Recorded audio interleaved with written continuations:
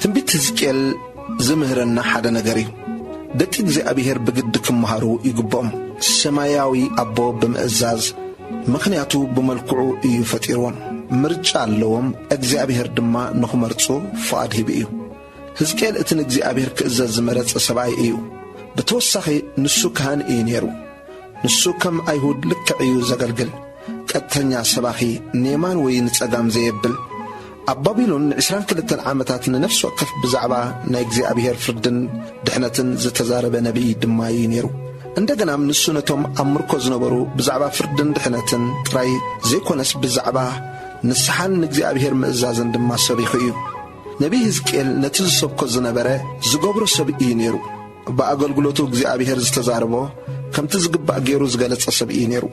እዚ ድማ ብሓደ ጎኑ ብምድቃስ ን390 መዓልቲ ንእሽቶ ብርኩታ እንዳበልዐ ብኻልኣይ ርእሱ ላጽዩ መላጥ ከም ዝኾነ ብሳልሳይ ሰበይቱ ሞይታ ከም ሕዙን ወይ ከም ጉሂ ከይመሰለ ንሱ ንእግዚአብሔር ብእሙንነት ብምእዛዝ ብምልኣት ናይ እግዚአብሔር ድምፂ ዘኽበረ ሰብ እዩ ነይሩ። ነቢይ ሕዝቅኤል ናይ ገዛእ ርእሱ ሃገር ብሄራዊ ባህሊ ጥራይ ዘይኮነስ ዓለም ለኻዊ ጉዳያት ታሪኽን ኩሉ ዝተገንዘበ ሰፊሕ ፍልጠት ዝነበሮ ሰብ እዩ ነይሩ። ካብ ናይ መርከብ ስራሕ ጀሚሩ ስጋብ ኣብ ናይ ስነ ጽሑፍ ብኣጠቓላሊ ዝነበሮ ፍልጠት ብዙሕ ዝድነቕ እዩ። እዚ ነቢይ ብጽኑዕ ኣብዚ ናይ ምርኮ ጊዜ ዝተነበየሉ ዝሃቦ ተስፋን ኣብዚ ናይ ምርኮ ጊዜ ንሓድሕዶምን ከምኡውን ምስ እግዚኣብሔር ብሰላም ንኽነብሩ እዩ ነይሩ። ስለ ናይ ኢየሩሳሌም ውድቀት ሓደ ጊዜ ምስ ተዛረበ ናይ ሕዝቅኤል መልእኽቲ እግዚኣብሔር ዘሎ ናይ ምጽንናዕ ተስፋ ቃል ዝተመልከተ እዩ ነይሩ። እዚ ናይ ተስፋ ቃል እስራኤል ኣብ ዓለም ውሽጢ ዝተበጀወት ፍጹም ናይ እግዚአብሔር መንግስቲ ብምዃን ተሓድሶ ዝለማመድሉ ናብቲ ክቡር ህይወት ዝመለሱሉ ጊዜ ንምምልካት እዩ። ዝተጻሕፈሉ ዕላማ ናይ እግዚአብሔር ፍርዲ ኣብ እስራኤልን ካልእ ህዝብታት ንምሕባርን ንናይ እግዚአብሔር ህዝቢ ርጉጽ ምድሓንን ንምግላጽ እዩ ተጻሒፉ። እቲ ቀንዲ ቃል ኣብዚ ትንቢት ሕዝቅኤል ምዕራፍ 36 ቁጽሪ 24 ስጋብ 26 ዘሎ ኮይኑ ካብ ህዝብታት ከምጻእኩም ካብ ኩሉ ሃገራት ከዓ ከኣኻኽበኩም ናብ ሃገርኩም እውን ክመልሰኩም እየ። ጽሩይ ማይ ክነጽገልኩም እየ እሞ ክትጸሪ ኢኹም። ካብ ኩሉ ርኽሰትኩምን ካብ ኩሉ ጣዖታትኩምን ከጽርየኩም እዩ። ሓድሽ ልቢ ድማ ክህበኩም፣ ሓድሽ መንፈስ ከዓ ክሕድረልኩም፣ ናይ እምኒ ልቢ ካብ ስጋኹም ከውፅእ ናይ ስጋ ልቢ እውን ክህበኩም እዩ። እዚ ዝረአናዮ ቀንዲ ቃል ናይ ትንቢት ሕዝቅኤል ክኾን ከሎ ናይ ሕዝቅኤል ትንቢት ተንቢብና ነቢይ ሕዝቅኤል ብዘይ ፍርሃት ናይ እግዚአብሔር ቃል ምስባኹ ነቶም ኣብ ምርኮ ዘለዉ ህዝቢ ኣይሁድ ኣብ ጎደናታት ባቢሎን ካብ ጊዜ ወፃኢ ዝኾነ ናይ እግዚአብሔር ፍቕርን ሓይልን እዩ ገሊጹ። ንሕሰብ ብዛዕባ ውልቀ ሰብ ሓላፍነትን ኣብ እግዚአብሔር ምውካል ከምኡውን እቲ ርጉጽ ናይ እግዚአብሔር ፍርዲ ኣብ ልዕሊ ጣዖት ኣምለኽትን ዓመፅን ካልእ ዝተፈላለዩ ነገራትን እዩ። ሓወይ ሓፍተይ ንስኻ እውን ንርእስኻ ወፊ ንእግዚአብሔር ንምእዛዝ ዝኾነ ነገር ኣብ ዝኾነ ቦታን ሰዓትን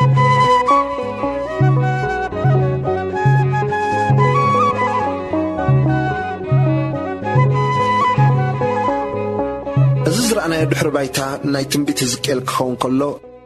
ምዕራፍ 1 ዝፋን እግዚአብሔር ቁጽሪ 1 ኮነ ድማ ኣብ መበል 30 ዓመት ኣብታ 4ይቲ ወርሒ ካብታ ወርሒ ድማ ኣብ 5ይቲ መዓልቲ ኣብ ሩባ ኪባር ኣብ ማእከልቶም ምሩኻት ከለኹ ሰማያት ተኸፊቱ ራእይ እግዚአብሔር ርኢኹ። ኣብ 5ይ መዓልቲ ናይቲ ወርሒ ካብቲ ንጉሥ ያቄን እተማረኸሉ ኣብ 5ይ ዓመቱ ቃል እግዚአብሔር ናብቲ ካህን ሕዝቅኤል ወዲ ኩዚ ኣብ ሃገር ከለዳውያን ኣብ ሩባ ኪባር መጽእ። ኣብኡ ኸዓ ኢድ እግዚአብሔር ኣብ ልዕሊኡ ነበረት። ቁጽሪ 4 እነሆ ኸዓ ካብ ሰሜን ህቦቡላ ንፋስ ብርቱዕ ደመና ምስ ናይ ሃልሃልቲ ሓዊ ኣብ ዙርያኡ ኸዓ ጸላል ብርሃን ክመጽእ ከሎ ርኢኹ። ከም ፍሕፍሕ ዝብል ኣስራዚ ድማ ካብ ማእከሉ ካብ ማእከል እቲ ሓዊ ወጽእ። ካብቲ ማእከሉ ኸዓ መልክዕ 4 እንስሳ ወጽእ። ትርኢቶም ድማ እዚ እዩ፣ ሰብ የምሰልስሉ። ነፍሲ ወከፎም 4 ገጽ፣ ነፍሲ ወከፎም ድማ 4 ክንፊ ነበሮ። ኣእጋሮም ትኽ ዝበለ ኣእጋር ነበረ። ከብዲ እግሮም ከዓ ከም እግሪ ሸኾና ምራኽ ነበረ። ከም ርሱን ኣስራዚ ከዓ ፍሕፍሕ ይብል ነበረ። ብ4 ወገኖም ኣብ ትሕቲ ኣኽናፎም ኢድ ሰብ ነበሮም። 4ቲኦም ገጽን ክንፍን ነበሮም። ኣኽናፎም ነንሓድሕደን ጉጡማት እየን። ክኸዱ ከለዉ ኣይምለሱን። ነፍሲ ወከፍ ኣቕኒዑ ንቕድሚ ይኸይድ ነበረ። ምስሊ ገጾም ገጽ ሰብ ይመስል። 4ቲኦም ከዓ በቲ የማናይ ወገኖም ገጽ ኣንበሳ أربعتهم دما بتتصقاماي وغنم قص بعراي أربعتهم ون قص نسري نبرم بالعلك قصمن أخنافهم فلي نبرأ ناي نفس وكف كل التخم في اتحنتي مستا نايتي حدا اتلاقب اتن كل التدما نسقهم زخدناين نفس وكفهم أغنيعون قدمي يخيد اتمنفسنا بزخدو يخدو كخدو خلو دما أي ملسون نبرو ترئيت اتم انسسا كم جهور حاون كم زندد شغن نبره اتحو خا اما كل اتم انسسا يزورن ينصبارق نبره كاب تحوون برقي وص نبره اتم انسسا خا كم برقي ويون يملسون نبرو قطري 15 امبارسينتم انسسا خطمت كلخو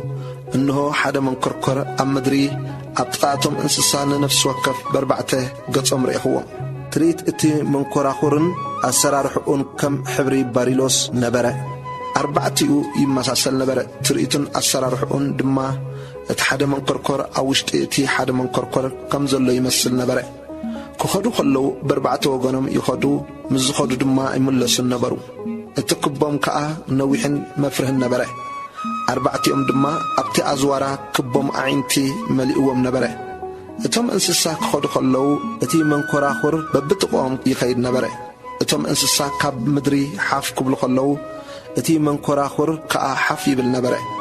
نبتي اتي منفس زخدو نساتمون يخدو نبرو منفس اتم انسسا ابتي من كراخور نبره مو اتي من كراخور ببتقوم حافي بالنبره منفس اتم انسسا ابتي من كراخور سلاز نبره نساتم كخدو خلو يخيد نساتم دو كبلو خلو دو يبل نساتهم كام مدري حاف كبلو خلو اتي من كراخور كا ببتقوم حافي بالنبره قطر إسران كلتن أبلع أرأس اتم انسساقا كم قرم زخونا كريستال تفر سماي زمسل أبلع أرأستم تزرقحو نبره أبتحتي اتي تفر دما أخنافهم أمن تصرنا حدن تخ إلى النبره نفسك كفم دما سقوم زخدنلو كتلتكم في نبرم كخدو خلو خا دهاي أخنافهم كم همام بزح مايات كم دمت كل زخل دهاي تعتع كم دهاي سراويت سمعخو دو كبلو خلو أخنافهم يعقلوا نبرو كابللتي أبلع رأسهم زنبره أفر دما دمت تسمعه دو كبلو كلون أخنافهم يعقلوا نبرو قطر عسران شدشتن أبلعلتي أبلعلي رأسهم زنبره أفركا أمنسي فرس زمسل مثل زفان نبره أبلعلتي زفان زمسل دما أرأي سب زمسل تقمته كابت حقو زمسل حيزو نلعلي رسونا سرازي زحورو كم حوز ترئيتو أوشتون زريعون رئيخو كابت حقو زمسل نتحتقا كم حوي زترئيتو رئيخو أب زريعون بانا برهان كبيبو نبره كم تب معلت زناب أب دمنا زخون ترئيت كاست دمنا كمو ترئيت بانا اتبرهان أب زريعون نبره ترئيت كبري اتمسلي اجزي أبهر كمو نبره مسري اخوه خا بغصاي ودقو دمص حدا ززاربون سمعخو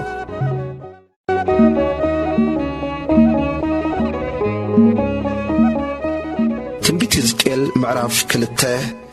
اغزابير نحزقيل نبي كخون كم زصوعو قطري حدا نسخا اتودسب بغرخا دوبل ما كزاربكا ايبلني كزاربن كلخا منفس اتوني بغريد ما دو ابلني نتزاربنون سمعخو بلنون اتودسب نبدك اسرائيل نبتم كباي زعلو علونياتات حزبتات الفكا اللخو نساتم ابوتاتومن كسعزا مالت زيا تصاريرو من الله ناب ازم قصم زترره لبم زحرنه دقي اسدك اللخو نسخا دما اغزابير املاك كمزي بلالو بلم نساتم علاويت بيت ايوم امو انت سميعم انت ابيوم اما كلهم نبي كم زنبره كفلطيوم أتود سب نقوم أي تفرحيهم نقالاتهم كا أي تفرحيو من مقامس أمعن شخون انتخونكا أما كل أنكربيتات تأميتكا كنسخاص علاويت بيت إيام أمو نقالاتهم أي تفرحيو قطمون آسم بدكا علوتي إيام أمو انت سميع مخا انت أبي مخا قاليسي نقرم دا قطر الشمانتا نسخا قنا أتود سب زبلكا زلخو سمع كم تعلاويت بيت علاوي أي تكون أفكا خفت إزيزه بكا زلوخ دما بالعيو تأمتكو مو إنه إدنا باي أبيلا تزرقها إنه أبقى تغلل تمتصحف نبرت نسخة أبكن مي قنصلا وشتان بقدامان تصحف وانبره أبقى أدوغ عن ብኽያትን ዋይ ዋይታን ተጻሒፍዋ ነበረ።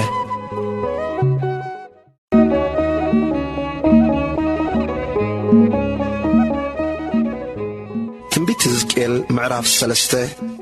ቁጥሪ 1 ንሱኻ ኣታ ወዲ ሰብ ዝረኸብካዮ ብላዕ ነታ ጥቕልልቲ መጽሓፍ ብልዓያ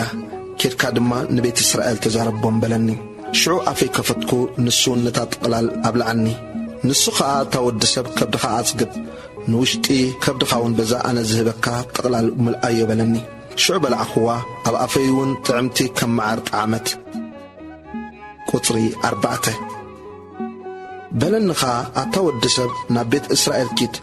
ብቓላተይ ከኣ ተዛረቦም። ናብ ቤት እስራኤል እምበር ናብ ሓደ ቋንቁ ዘይስትውዓል ዘረብኡ ዝኸቢድ ሕዝቢ ናብ ቋንቋኦም ዘይስትውዓል ዘረብኦም ዝኸቢድ ቃላቶም ዘይተስተውዕሎ ብዙሓት ሕዝብታት ኣይትልኣካን።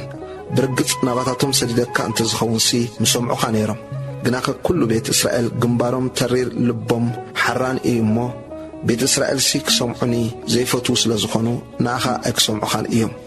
እንሆ ንገጽካ ኣንጻር ገጾም ኣትሪረዮ ንግንባርካውን ኣንጻር ግንባሮም ኣትሪረዮ እየ። ግንባርካ ከም ኣልማዝ ካብ ብላድ ዝብርትዕ ገይረዮ እየ። ዓላዊት ቤት እዮም እሞ ኣይትፍራህ እዮም፣ ኣብ ቅድሚኦም ከዓ ኣይትሰንብድ። መሊሱውን በለኒ ኣታ ወዲ ሰብ ንኹሉ እቲ ዝነግረካ ቃላት ኣብ ልብኻ ዕቖሮ ብእዛንካ ድማ ስምዓዮ። ናብቶም ምሩኻት ናብ ደቂ ሕዝብኻ ኪድ እሞ እንተኸሰምዑኻ እንተኸኣዊኻ እግዚኣብሔር ኣምላኽ ከምዚ ብል ኢልካ ንገሮምን በሎምን። ቁጥሪ 12 እቲ መንፈስካ ኣልዓለኒ ብድሕረይ ድማ ክብሪ እግዚኣብሔር ኣብቲ ቦታኡ ይባረኽ ዝብል ብርቱዕ ደሃይ ምንቅጥቃጥ ሰማዕኹ። ኣነ ከዓ ሕማም እቲ ናሓድሕዱ ዝጋጮ ዝነበረ ኣኽናፍ እቶም እንስሳን ደሃይ እቲ ኣብ ጥቓኦም ዝነበረ መንኰራኹርን ደሃይ ዓብዪ ምንቅጥቃጥን ሰማዕኹ። እቲ መንፈስካ ኣልዓለኒ ወሰደኒውን ብኹራ መንፈሰይ መሪሩኒ ከድኩ። ኢድ እግዚኣብሔር ድማ በርቲዓ ኣብ ልዕለይ ነበረት። ናብቶም ኣብ ጥቓርባ ኬባር ኣብ ቴል ኣቢብ ዝነበሩ ምሩኻት ናብቲ ዝነብሩሉ ዘለዉ ከዓ መጻኹ። ኣብኡውን እናስቈርቈርኩ 7 መዓልቲ ኣብ ማእከሎም ተቐመጥኩ። እግዚኣብሔር ንሕዝቅኤል ሓላዊ ከም ዝገበሮ። ቁጥሪ 16 ኮነ ድማ ኣብ መወዳእታ 7 መዓልቲ ከዓ ከም ዝብል ቃል እግዚኣብሔር መጸኒ። ኣታ ወዲ ሰብ ኣብ ቤት እስራኤል ሓላዊ ገይረካ ኣለኹ። ካብ ኣፈይ ቃል ስማዕ እሞ ኣብ ክንዳይ ኮንካ መዓዶም። ኣነ ነቲ ረሲ እሞት ክትመውት ኢኻ ምስ በልክዎ እንተ ዘይመዓድካዮ ካብ መገዲ ረሲእነቱ ተመሊሱ ነፍሱ ክትድሕን እንተ ዘይተዛረብካዮን እንተ ዘይመዓድካዮንሲ እቲ ረሲእ ብሓጢኣቱ ክመውት እዩ። ደሙ ግና ካብ ኢድካ ክደልዮ እየ። ግና ኸ ነቲ ረሲእ እንተ መዓድካዮ ንሱ ኸዓ ካብ ረሲእነቱን ካብ መገዲ ረሲእነቱን እንተ ዘይተመልሰ ንሱ ብሓጢኣቱ ክመውት እዩ። ንስኻ ግና ነፍስኻ ኣድሓንካ። ጻድቕ ካብ ጽድቁ እንተ ተመልሰ ሓጢኣትካ እንተ ገበረ መዕንቀፊ ኣብ ቅድሚኡ እንተ ኣንበር ኩሉ ክመውት እዩ። ስለ ዘይመዓድካዮ ብሓጢኣቱ ክመውት እቲ ዝገበሮ ጽድቂ ድማ ኣይክዝከርን እዩ። ደሙ ግና ካብ ኢድካ ክደልዮ እየ። ንስኻ ግና እቲ ጻድቕ ሓጢኣት ከይገብር ነቲ ጻድቕ እንተ መዓድካዮ እሞ ንሱ ሓጢኣት እንተ ዘይገበረ ምዕዶ ስለ እተቐበለ ብሓቂ ብሕይወት ክነብር እዩ። ንስኻውን ነፍስኻ ተድሕን። ሕዝቅኤል ምዝራብ ከም ዝሰኣነ። ቁጥሪ 22 ኢድ እግዚኣብሔር ከዓ ኣብኡ ኣብ ልዕለይ መጸት እሞ ተንስእ ናብ ጐልጐል ውፃእ ኣብኡ ምስኻ ክዛረብ እየ በለኒ። ሽዑ ተንስእየ ናብ ጐልጐል ወጻኹ። እነሆ ከዓ ክብሪ እግዚኣብሔር ከምቲ ኣብ ሩባ ኬባር ዝርኢኽዎ ክብሪ ኣብኡ ቆይሙ ነበረ። ብገጸይ እውን ወደቅኩ። እቲ መንፈስ ከዓ ኣተወኒ ብእግረይ ድማ ደው ኣበለኒ እሞ ኪድ ኣብ ቤትካ ተዓጾ ኢሉ ተዛረበኒ። ኣታ ወዲ ሰብ እንሆ መእሰሪ ክገብሩልካን ክኣስሩኻን እዮም፣ ኣብ ማእከሎም ድማ ኣይክትወፅን ኢኻ። ንሳቶም ዓላዊት ቤት እዮም እሞ ምእንቲ ክትዕበስን ዘላፊኦም ከይትኸውንንሲ ልሳንካ ኣብ ትንሓትካ ኸጥብቕ እየ። ምስ ዝዛረበካ ግና ንኣፍካ እኸፍቶ። ንስኻውን እግዚኣብሔር ኣምላኽ ከምዚ ይብል ኣሎ ክትብሎም ኢኻ። ዓላዊት ቤት እዮም እሞ ዝሰምዕ ይስማዕ፣ ዝኣቢ እውን ይእበ።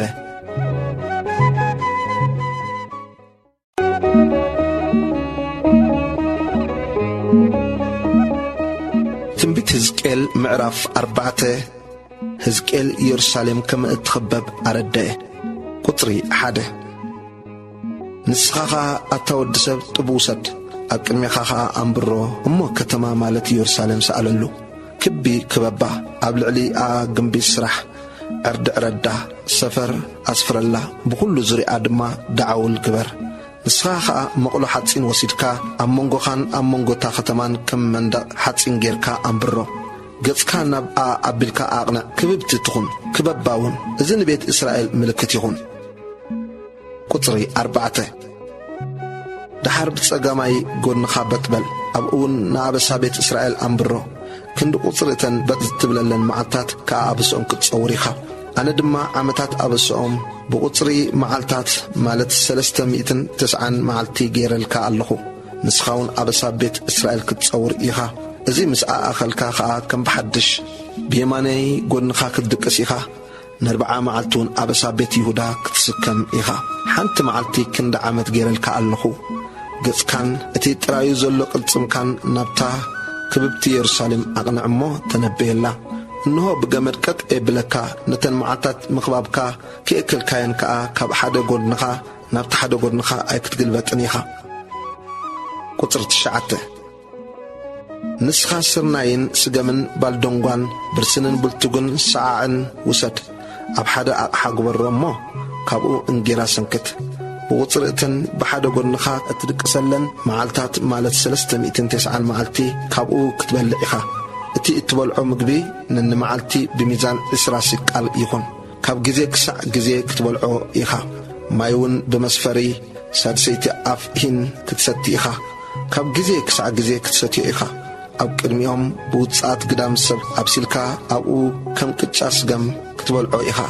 اجزي أبير كا دك إسرائيل سي أما كالئتهم أنا نابهم فحزبلهم هزبتات كوينهم كمو رخص انجيرهم كبال عيهم بله شعو أنا ويو أتاك زي أبير أملاخ أنه نفسي كتو أي رخصتن كم نسنتي جميره كسعلومي زي حلقان أراوي زقطلون أي بلاخن فنفن سقاد ما أبقى في كتو أي أتون بلكو نسخة أنه أبكندو تسعات قدام سبسي عبا مال هيبكال له بو جيركا انجيرخا خطب السليخا بلني مليسون أتود سب إنه أبي يرسالم نمركس انجيراخ صبره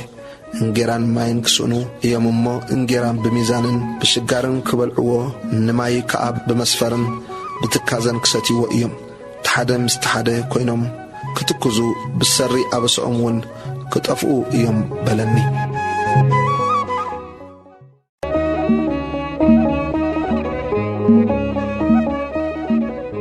تنبيت هزكيل معراف حموشته هزكيل رؤسو كمستلاته قطري حدا نسخة دما أتاود سب بليح سيف وسد كم ملاته لاته زباله وسد امو رأسخان حمخان تلاته يلو ميزان وسيد كاون نتي تصغري مقلو معالتات مخباب مستفتسمه نتي سيسو أما أكل اتا ختما بحويان ددو نتي سيسو دما وسد دمو أبتو زريعو بسيفي وقعيو نتحدث يسون أب نفاس زرو أنا دما تدحريهم سيفك ملحه كباتاتن كا حيدت زغصرن وسدمو أب زفر كدانكا قاصرن كابزياتن كا مليسكا وسد أما كل حوي دما دربيين بحوون أنددن كابزنا كل بيت إسرائيل حو هو تصيب قطري حمشته እግዚአብሔር አምላክ ከምዚ ብላሎ ዚያስ ኢየሩሳሌም እያ أنا أما كل هزبتات أمبركوا هجراتون أب كبابئة ألو نفردين عقام كم حقاقاتي أي تملالسون يومما نسابرس إنت كاب أحزاب جديدة نفردي تسعرتو كابتن كبيبنا أزلوا هجر جديدة دما نحقاقاتي أفرستو سلازيك زي أبيهر أملاك كم زي بلالو كابتم أبزريهم زلوا هزبتات جديدكم سد سلازخونكمن كم حقاقاتي سلازي تملالسكمن فردي سلازي جوركمن كم فردي اتم أو كابيكم زلو هزبتات اقوى سلازي قبركم سي سلازي زي أبيهر أملاك كم زي بلالو أنه أنا أمتأكي الله أبكرمي انتي هزبتات كا أماكل كي فرد كوتسيه بسر كل تسياف كي خا جيريو زي فلت دحرزي كا كتو زي قبرو قبرك إيه سلازي أماكل كي ولدين ولدهم ولد مان ولدهم كبال عيام فردي أباخخ فتسم نقولاتهم زترفخون أب كل نفاسات كزروم إيه سلازيك زي أبيهر أملاخ يبلع له أنا هيهو إيه برقص نمقدسي بكل فنفن نقركن بكل صياف كن أركسكيو سلزي أنا دما كان إسكي عيني بزين دنقات كباخي كمالس أكم حركنون إيه سيسوخي بفيراكموتو أما كالكي كعب بتميت كودو إيام اتحدث يسو دما أبو زرياقي بسيفه ودو إيو اتحدث يسو خاء أب كل نفاسات كزارو ددحري أمون سيفي كمالحيه كوراي هاناو كواتس ندري كعا أب لليوم كزحل إيو أنا ونحنك فديوم إيه ندري أباتاتهم مس أزحلكو شعو أنا جزي أبهر بساعتي كمز اتزاربكو فلتيوم أبتم كبيبا مخزلو هزبتاتن أب عيني اتم بو زحلفو كلاتومن كعب مدربدان متصارفن كجبركيه بخوران بندرن بمعات ندرن مسفرد كوخي زي أبتم أب كبابي خزلو هزبتات نمصرفن نملاقصن نملبمن نمسكحن كخون إيو أنا جزي أبهر تزاربها اللخو لتفعتم زخون نايت ميت كفو فلاتسا أبرئسهم مسردكو من تخطفأكم كصدو إيه نتتميتكم كقددو إيه نمركوس انجيراخمون كصبرو إيه تميتن ندقهم زغطلو أراويتن كصدلكم فيران دمن كأ بمأكلك كحلف إيو سيفون كتنسألك إيه أنا جزي أبهر تزاربه اللخو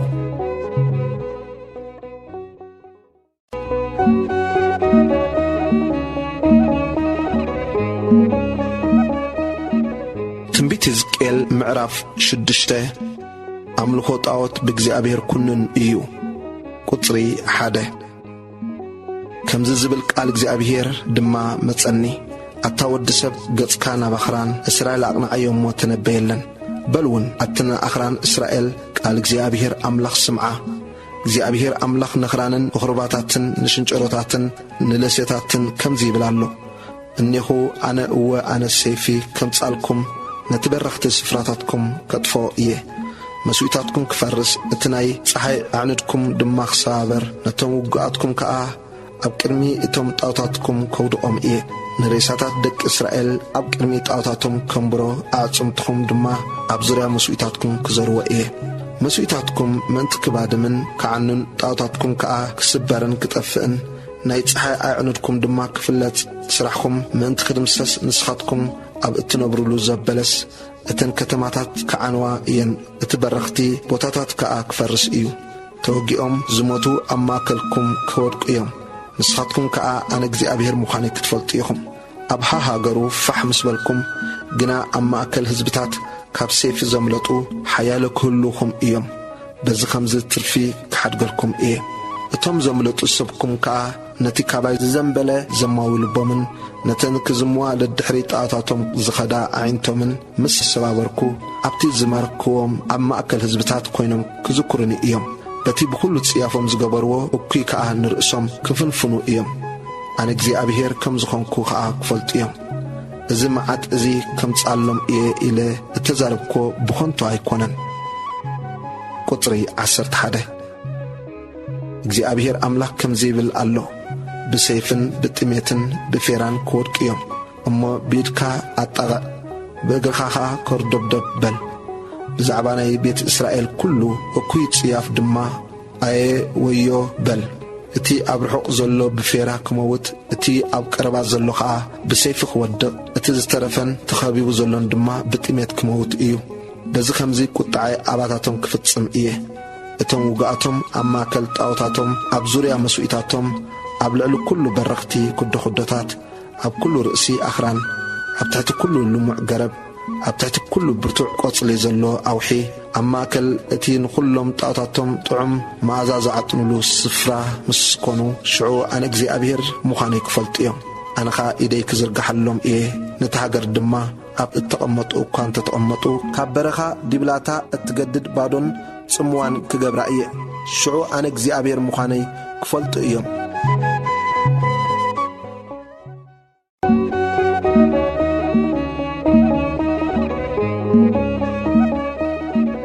تنبيت ሕዝቅኤል ምዕራፍ 7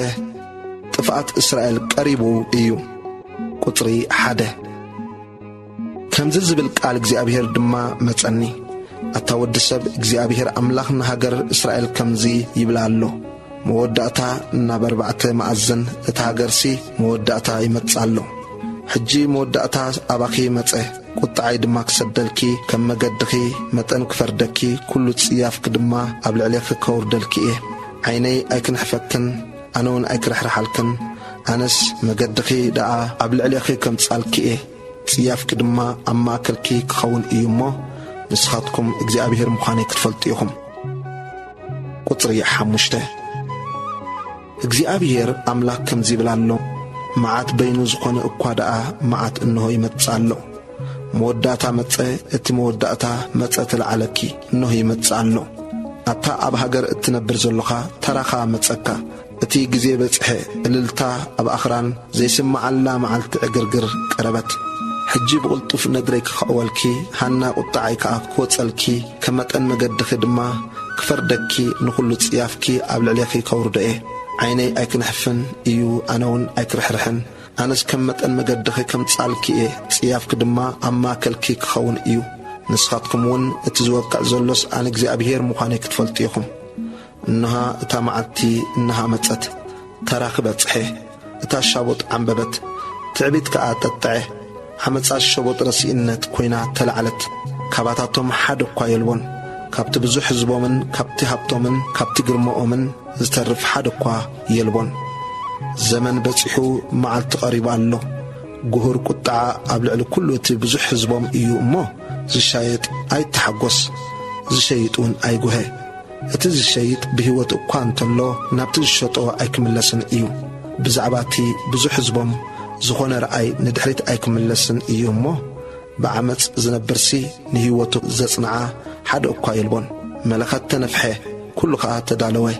قطعي قنا قبل على كل تي بزح حزبهم اللومو أو زخيد حد أقوى يلبون أب وطعي سيفي أو اشتقاء فيران تميتنا اللو اتي أمرر زلو بسيف كموت اتي أب كتما زلوون فيران تميتن كوحط أيو تم كباتاتهم زملوت قنا كمتن رقبتات شنجرو نفس وكف بأبسهم إنو أزمو أبخران كخوني إيام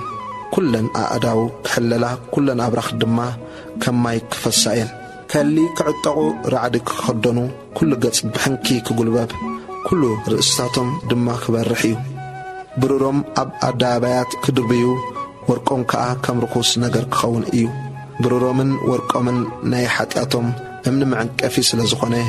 بتامعت قطعة أجزي أبير كدحنهم أي تخالون نتميتهم أي كتصقبون نخبدهم ون أي كمل ألمن إيو ملكع سلماتهم نتعبيت كونم مسلي رخصتهم اتم زفن فنوت اوتاتهم قبرلو سلزي انا ناتاتهم نرخصت قبركو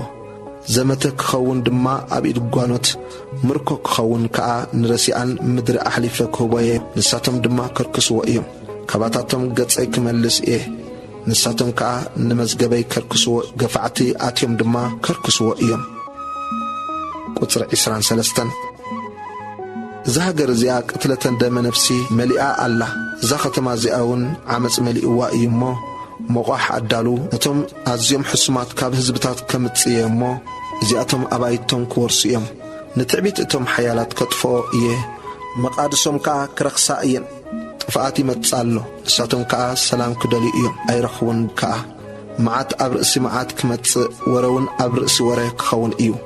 كاب نبي رأي كداليو كناخ حقي كاب كهن مخريون كاب أرغو تخطفيو اتنقوس كتكز اتمسفن دما حزن كغدن أعداو اتم هزبي اتهاجر رعرع قبل إيو كمت أن مقدم كفرديوم ككمز قبهم كا كفردهم إيه أنا اجزي أبيهر مخانيون فلت إيو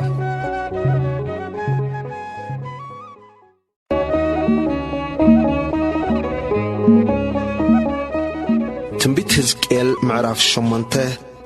هزكيل نخال أي جزير أي زي أبيهر كمزر أي قطري حاده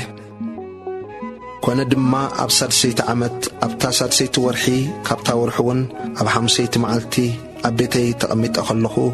اتم عبيتي يهوداون أبكلمي تقميت أمكالو أبقو إيدك زي أبيهر أملاخ أبل عليه وردت شعوري أخو إنه تريد حوي زمسل مسلي كابت مسلك حقوق نتحت حوي كاب حقوق نلعل دما دموء برهانا زنت صبار أسرازن زمسل إيو نسخة إيد تمثل زرقحي بتصغر رأسي دما حزني منفسون أب منقو سماين مدرن العلني برأي أملاخ دما نبي رسالة وسدني نابتي وشتاوي عصد بتي نسمين أبيلو زرقي أفدقى نابتي أنا نقنعت زلعة المسلي قنعت زنبرو أمتعني إنه خا كمتي أبقول زرقه تريد كبري أملاخ إسرائيل أو نبره نسخة أتودسب أو وجن سمين أبلكا عينتخا البلني أنا خا نفس سمين أبيله عينتي العلكو إنه دما أب سمين اتدقى مسوئي أبتمتوي اتمسلي قنعت نبره نسخة أتودسب اتي زقبرو زلو تريودو اللخا أنا كاب بيت مقدسي من تكرحق إلهم اتي بيت إسرائيل أبزز قبرو زلو عبيد سيافدو تري اللخا أرجنا كابزز عبيد سيافون كتري إخا بلني قطر الشوعته نسخة نبدأ تأتصد وسدني نهون أبتي من حد نخال الرئيخو نسخة أتودسب نتي من قعدت بلني نتي من مسقعتكو دما نهو أفدق غير خوكو نسون اتو امو نتي أبزيز قبرو زلو حسم سياف رأيو بلني أتوخن رئيخن إنه خا بزح مسلي أتوم زتصيفو لمم زبلون رخصات انسسان كلهم طاوتات بيت إسرائيل أوسن وسن اتمندق تسائلو نبره أبقرميهم كأ 7 سبعي كاب عبيتي بيت إسرائيل أما كلهم دما يا زانيا ود شافان قيمو أبئيد نفس وقفهم دما صنها حزام أبو دو إلهم نبرو اتما أزا اتانون حب إلو وطه شعو نسو أتودسب اتم عبيتي بيت إسرائيل زيابير أيرئينان زيابير نزهاجر حديقوا إيو إلهم سي نفس وقفهم أبسلمات أبششر قوانا مسلطاتهم كوينهم زقورو زلودو رئيخايو اللو خابلني قطر 13 نسخة إيري كابز زقدد زقورو زلو سيافون كترئي خابلني نابتي نابسمين أبيل زلو أفدق بيت إجزابير وسدني إنه خا أبو أنستي تقميتن نتموز يبخيالو نبرا شعود دما أتودسب رئيخايدو جنا كابز زقدد رخصتون كترئيخا بلني نابتوش تاوي أتصد بيت إجزابير وسدني إنه خا أتدق مقدس إجزابير أمونغو قبلان مسوئن أستات إسران حمشتن سبعي زبانهم ناب مقدس إجزابير قصم دما نام مبرا أبيلهم نبرو نام مبرا أبيلهم نتصحي يسجدو نبرو نسخة أتودسب ريخادو نتهاجر بعمس ملي أموا من مليسهم دما كراي زلع علوس بيت يهودا زي أبزيز قبرو زلو تيافدو يحيدوهم إيو إنه نساتهم تنفر أبعفنشهم يقربوا اللو بلني سلازي أنا دما بندري كقبر إيه عيني أكتنحفن إياه أكرحرحن كأيه أب إذني عوئلهم انت تجرحوا قوا أكسمعوا من إيه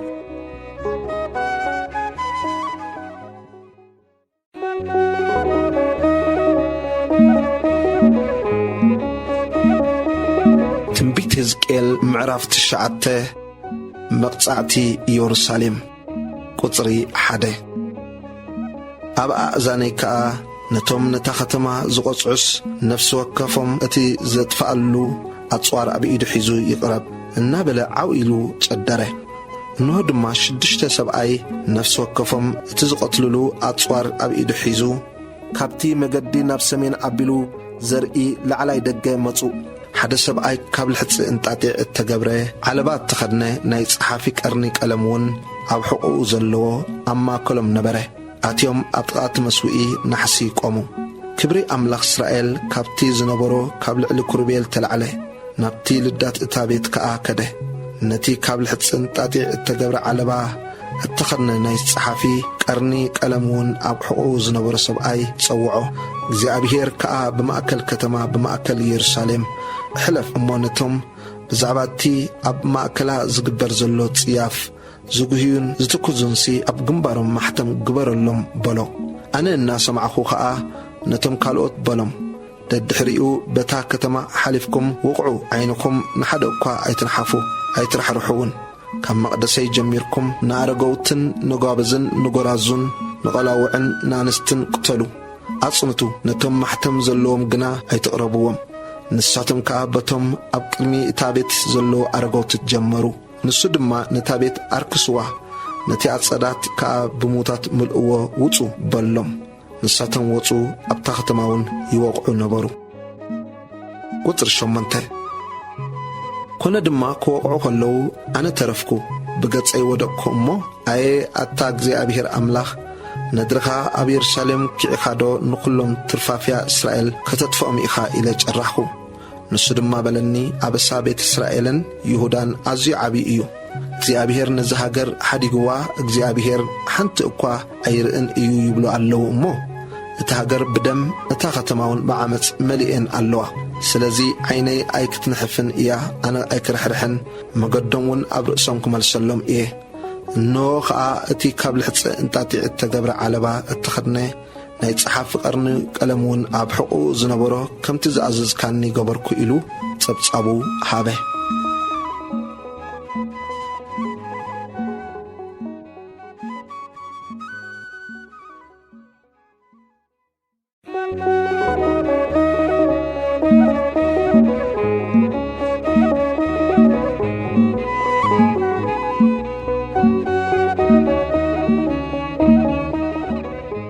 ትንቢት ሕዝቅኤል ምዕራፍ 10 እግዚአብሔር ንቤተ መቅደስ ከም ዝሓደጎ ቁጽሪ 1 ሽዑጥ ጠመትኩ እነሆ ድማ ኣብ ልዕሊ እቲ ርእሲ ኩሩቤል ዘለዎ ጠፈር ከም እምኒ ሲፈሮስ ኮይኑ ትርኢት ዝፋን ዝመስል ኣብ ልዕሊኦም ተገልጸ ንሱኻ ነቲ ብልሕፂ እንጣጢዕ እተገብረ ዓለባ እተኸድነ ሰብኣይ ኣብ መንጎ እቲ መንኰራኹር ኣብ ትሕቲ ኩሩቤል እቶ ካብቲ ኣብ ማእከል ኩሩቤል ዘሎ ነዳዲ ፈሓም ድማ ብእዳውካ ሓፊንካ ኣብ ልዕልታ ከተማ ንዝሓዮ ኢሉ ተዛረቦ ንሱን እናርኢኽዎ ኣተወ እቲ ሰብኣይ ከኣቱ ኸሎ እቶም ኩሩቤል ብወገን የማን እታ ቤት ደው ኢሎም ነበሩ እቲ ደበና ኸዓ ነቲ ውሽጣዊ ኣጸድ መልኦ ክብሪ እግዚኣብሔር ድማ ካብ ልዕሊ እቶም ኩሩቤል ተላዕለ ናብ ልዳት እታ ቤት ከኣ ከደ እታ ቤት ድማ ብደመና መልአት እቲ ኣጸድ እውን ብባና ክብሪ እግዚኣብሔር መሊኡ ነበረ همام أخناف كوربيل كأكم دمتسيت كل زخيل أملاخ كزارب كله كينو كساعتي قداماوي أتصد تسمعه كونخا نتي قبل حتى تاتي التجبره على بعض تخدنا سبعي كم منجو أتي من كراخر كم منجو أتي كوربيل حوي وسد إلو مس عززون السؤاتوه أبتقى من كركر دماغ أمه أتي كورب دماغ كم منجو أتم كوربيل نبتي أم منجو كوربيل زل حوي يرزرجحو كأو وسده أب أداو أتي قبل لحظة انتاتي التجبر علبا اتخذنا دما أنبرو نسون تقبل ووطئ قطري شمانته أبتحتي أغناف كوربيل كا يتسب زمسل ترأي طمتكو النوخا أبتغاتهم كوربيل 4 من كراكر حانتي من كركر أبتغى نفس وكف كوريب نبره ترئيت اتم من كراكرن دما كم حبري امني كروسيليت نبره تريت 4 كأ يمساسل نبره اتحاد من كركر أوشت اتي حاد من كركر كم زاتو يمسل نبره كخدو خلو دما بربعتو غنم يخدو مز خدو خا اي ملسون نبرو اترئسي ناب زبلو سفراي صعبو نبرو امبر كخدو خلوس اي ملسون نبرو كل سقومن زبانومن اعداومن اخنافومن اتي من كراخورن 4 من كراخورومن بكل بزرياومن اعين تملئوم نبره نتمن كراخو كأ أنا الناس معكو أنكر كرتي إلهم يسمي ونبرو نفس وكف 4 قطع نبرو اتقدامي قطع ناي كوريب قطع اتكالاي قطع ناي سب قطع اتسالساي كأ قطع أنبسا اترابعي دما قطع نسرئيو اتم كوربيل كأ تلعلو نساتم ون اتم قدم أبربا كبار زريخوهم انسسايهم اتم كوربيل خدو خلو اتم من كراخو دما قوقوبهم يخيد نبره اتم كوربيل كاب مدري كل عالوس أخنافهم انتزرقحو اتم من كراخورن كاب تقوم ايقلسن نبره منفس اتم انسسا ابقوم سلز نبره اتي اتم دو كبلو خلو ازدما دو يبل نبره اتي اتم كل عالو خلو ازون يلعل نبره قطري 10 شمنته كبرك زي أبير كابل علي لدات اتابيت وطه قبل علي كوربيل كاقومه اتم كوربيل دما أخنافهم زرقحو كنقولو خلو خا اتي من كراخور بتقاوم كوينو اب قدمي عيني كاب مدري تلعلو ابتناي مبرا اف دغبيت እግዚአብሔር ድማ ቆሙ ክብሪ አምላኽ እስራኤል ውን ኣብ ልዕሊኦም ነበረ እዚኦም ከአቶም ኣብ ትሕቲ አምላኽ እስራኤል ኣብ ጥቃ ሩባ ኪባር ዝርእኽዎም እንስሳ እዮም ኣነውን ኩርቤል ምዃኖም ኣለለኽዎም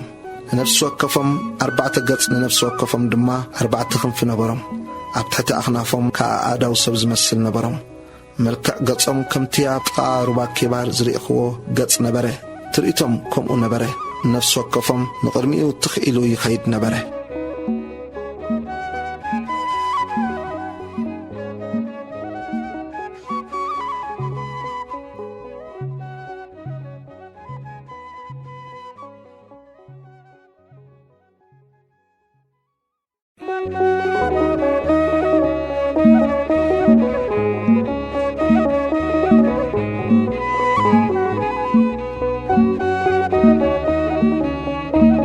ትንቢት ሕዝቅኤል ምዕራፍ 11 ፍርዲ ኣብ ልዕሊ ኢየሩሳሌም ቁጽሪ 1 መንፈስ ኣልዓለኒ ናብቲ ወገን ምብራቕ ናብቲ ናብ ምብራቕ ኣቢሉ ዝርኢ ደገ ቤት እግዚኣብሔር ድማ ወሰደኒ እነሆ ኸዓ ኣብቲ ደገ ኣፍ 25 ሰብኣይ ነበሩ ኣብ ማእከሎም ድማ ነቶም መሳፍንቲ ህዝቢ የኣዛንያ ወዲ ዓዙርን ፈላጥያ ወዲ ባንያን ሪእኽዎም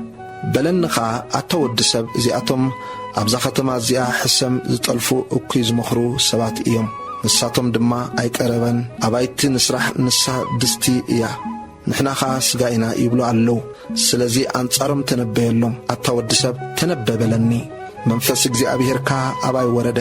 እሞ እግዚኣብሔርሲ ኣቱም ቤት እስራኤል ንስኻትኩም ከምዚ ትብሉ ኣለኹም ኣነ እውን ሓሳባት ልብኹም እፈልጦ እየ ኣብዛ ኸተማ እዚኣ ብዙሓት ቀተልኩም ነዳባያታ ኸዓ ብቁትላት መልእኹምዋ ይብል ኣሎ ኢልካ ንገሮም በለኒ ስለዚ እግዚኣብሔር ኣምላኽ ከምዚ ይብል ኣሎ እቶም ኣብ ማእከላ ዘንበርኩምዎም ቁትላት ንሳቶም ስጋ እዮም ንሳ ኸዓ ድስቲ እያ ንስኻትኩም ግና ካብ ማእከላ ክትወፁ ኢኹም ሰይፊ ፈራህኩም ሰይፊ ድማ ከምጻልኩም እየ ይብል እግዚኣብሔር ኣምላኽ ካብ ማእከላ ክወጻእኩም ናብ ኢድ ጓኖት ከዓ ክሕልፈኩም ፍርድውን ኣባኻትኩም ክገብር እየ ብሰይፊ ክትወድቁ ኢኹም ኣብ ወሰን እስራኤል ክፈርደኩም እየ ንስኻትኩም እውን ኣነ እግዚኣብሔር ምዃነይ ክትፈልጡ ኢኹም እዛ ኸተማ እዚኣ ድስቲ ኣይክትኮነልኩምን ንስኻትኩም ድማ ኣብ ማእከላ ስጋ ኣይክትኮኑን ኢኹም ኣብ ወሰን እስራኤል ክፈርደኩም እየ ንስኻትኩምሲ ፍርዲ እቶም ኣብ ዙርያኹም ዘለዉ ኣሕዛብ ገበርኩም እምበር ከም ትእዛዛተይ ኣይተመላለስኩምን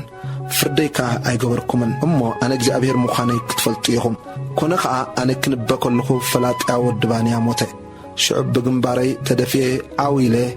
ኣየ ኣታ እግዚኣብሔር ኣምላኽ ነቶም ትርፋፍያ እስራኤል ዶ ብጥራስ ከተጥፎም ኢኻ ኢለ ጨራሕኹ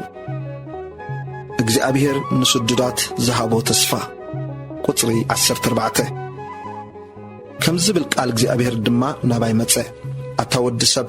እቶም ኣብ ኢየሩሳሌም ዝነብሩ እዮም ንሕዋትካ እወ ንሕዋትካ ነቶም ኣዝማድካን ንቤት እስራኤል ዘበሉ ኩሎምን ካብ እግዚኣብሔር ረሓቑ ዝሃገር ንኣና ነርስቲ ተዋሂባትና እያ ዝበልዎም ስለዚ ኸዓ እግዚኣብሔር ኣምላኽ ናብ ማእከል ህዝብታት እኳ እንተ ኣርሓቅክዎም ኣብ ማእከል ሃገራትውን እንተ ዘረኽዎም ኣብቲ ዘዝመጽዎ ሃገራት ንቕሩብ ጊዜ መቕደስ ክኾኖም እየ ይብል ኣሎ ኢልካ ንገሮም ስለዚ ድማ እግዚኣብሔር ኣምላኽ ካብቶም ህዝብታት ክእክበኩም ካብቲ ፋሒልኩምዎ ዘለኹም ሃገራት ከዓ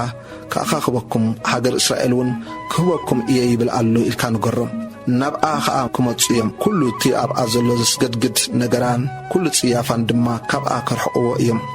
ብትእዛዛተይ ምእንቲ ክመላለሱ ንፍርደይ ከዓ ክሕልውን ክገብርውን ሓደ ልቢ ክህቦም ሓድሽ መንፈስ ድማ ኣብ ውሽጥኹም ክሕድረልኩም እየ ካብ ስጋኦም ናይ እምኒ ልቢ ከውፅእ ናይ ስጋ ልቢ እውን ክህቦም እየ ንሳቶም ህዝበይ ክኾኑን እዮም ኣነ እውን ኣምላኾም ክኸውን እየ ግናኸ እቶም ልቦም ንልቢ እቶም ፍንፍናት ነገሮምን ጽያፎምን ዝስዕቡስ መገዶም ኣብ ርእሶም ክመልሰሎም እየ ይብል እግዚኣብሔር ኣምላኽ እግዚኣብሔር ንኢየሩሳሌም ሓደጋ ቁጽሪ 22 ሽዑቶም ክሩቤል ኣኽናፎም ኣልዓሉ እቲ መንኰራኹር ከዓ ጎጎቦኦም ነበረ ክብሪ ኣምላኽ እስራኤል ድማ ኣብ ልዕሊኦም ነበረ ክብሪ እግዚኣብሔርካ ካብ ማእከል እታ ኸተማ ተላዕለ እሞ ኣብ ልዕሊ እቲ ብወገን ምብራቕ እታ ኸተማ ዘሎ ከረን ቆመ መንፈስ ድማ ኣልዓለኒ በቲ መንፈስ ኣምላኽ ከዓ ብረኣይ ናብ ምድሪ ከለዳውያን ናብቶም ምሩኻት ወሰደኒ እቲ ዝርእዮ ዝነበርኩ ረኣይ ድማ ካብ ቅድመይ ህልም በለ ኣነ ኸዓ እቲ እግዚኣብሔር ዘርአየኒ ኩሉ ቃላት ነቶም ምሩኻት ነገርክዎም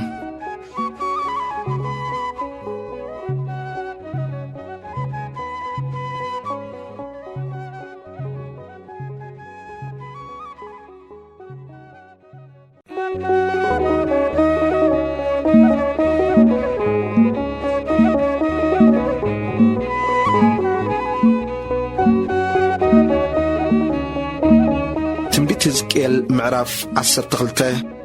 ነቢይ ሕዝቅኤል ከም ስደተኛ ቁጽሪ 1 ከምዚ ዝብል ቃል እግዚኣብሔር ድማ መጸኒ ኣታ ወዲ ሰብ ንስኻስ ኣብ ማእከል ዓላዊት ቤት ትነብር ኣለኻ ዓላዊት ቤት እዮም እሞ ዓይንቲ ንምርኣይ ዘለዎም ዘይርእዩ ኣእዛን ከኣ ንምስማዕ ዘለዎም ዘይሰምዑ እዮም ስለዚ ኣታ ወዲ ሰብ ከም ስደተኛ ኮንካ ተበትብ ኣዳሉ እሞ ኣብ ቅድሚኦም ብመዓልቲ ተበገስ ዓላዊት ቤት እዮም እሞ ምናልባሽ እንተ ኣስተንተኑ ኣብ ቅድሚኦም ካብ ስፍራኻ ናብ ካልእ ስፍራ ገዓዝ ከምቲ ተበትብ ስደት ንተበተብካ ኣብ ቅድሚኦም ብመዓልቲ ኣውጻእዮ ከምቲ ንስደት ዝወፅእ ሰብ ኮንካ ኣብ ቅድሚኦም ምሸት ውጻእ ኣብ ቅድሚኦም ነቲ መንደቕ ኣንኩሎ ብኡ ድማ ኣውጻእዮ ኣብ ቅድሚኦም ኣብ መንኩብካ ጽሮዕ ምስ ጸልመተ ድማ ኣውጻእዮ ንቤት እስራኤል መመሰሊ ጌርካ እሞ ንዛ ምድሪ ምእንቲ ከይትርእያ ገጽካ ተዓመት ከምቲ ዝኣዘዘኒ ገበርኩ ንተበትበይ ከም ተበትብ ስደት ጌረ ብመዓልቲ ኣውጻእኽዎ ምሸት ከኣ ነቲ መንደቕ ብኢደይ ኣንኰልክዎ ምስ ጸልመተ ድማ ኣብ መንኩበይ ጼረ ኣብ ቅድሚኦም ኣውጻእኽዎ ቁጽሪ 8 ንጽባሒቱ ከኣ ከምዚ ዝብል ቃል እግዚኣብሔር መጸኒ ኣታ ወዲ ሰብ ቤት እስራኤል እዛ ዓላዊት ቤትሲ እንታይ ደኣ እዩ እትገብሮ ዘለኻ ኢላዶ ኣይተዛረበትካን እግዚኣብሔር ኣምላኽሲ እዚ ጾር እዚ ነቲ ኣብ ኢየሩሳሌም ዘሎ መስፍንን ነቶም ኣብ ማእከላ ዘለዉ ኩሎም ቤት እስራኤልን እዩ ይብል ኣሎ ኢልካ ንገሮም በልውን ኣነ ምሳሌኹም እየ ከምቲ ኣነ ዝገበርክዎ ከምኡ ክገብርዎም እዮም ንሳቶም ብስደት ናብ ምርኮ ክኸዱ እዮም እቲ ኣብ ማእከሎም ዘሎ መስፍን ኣብ መንኩቡ ጸይሩ ምስ ጸልመተ ክወፅእ እዩ ምእንቲ ከውፅእዎስ ነቲ መንደቕ ከንኩልዎ እዮም ነታ ምድሪ ብዒንቱ ከይርእያ ድማ ገጹ ክዕመት እዩ መርበበይ ከኣ ኣብ ልዕሊኡ እዝርጋሓሉ ብመፈንጥራይ ድማ ይተሓዝ ናብ ባቢሎን ናብ ምድሪ ከለዳውያን ከምጾ እየ ግናኸ ኣብኣ ክመውት ክነሱስ ኣይክርእያን እዩ ንኹላቶም ክሕግዝዎ ኢሎም ዝኸብዎን ንኹሎም ሰራዊቱን ናብ ኩሉ ንፋሳት ትፋሕ ከብሎም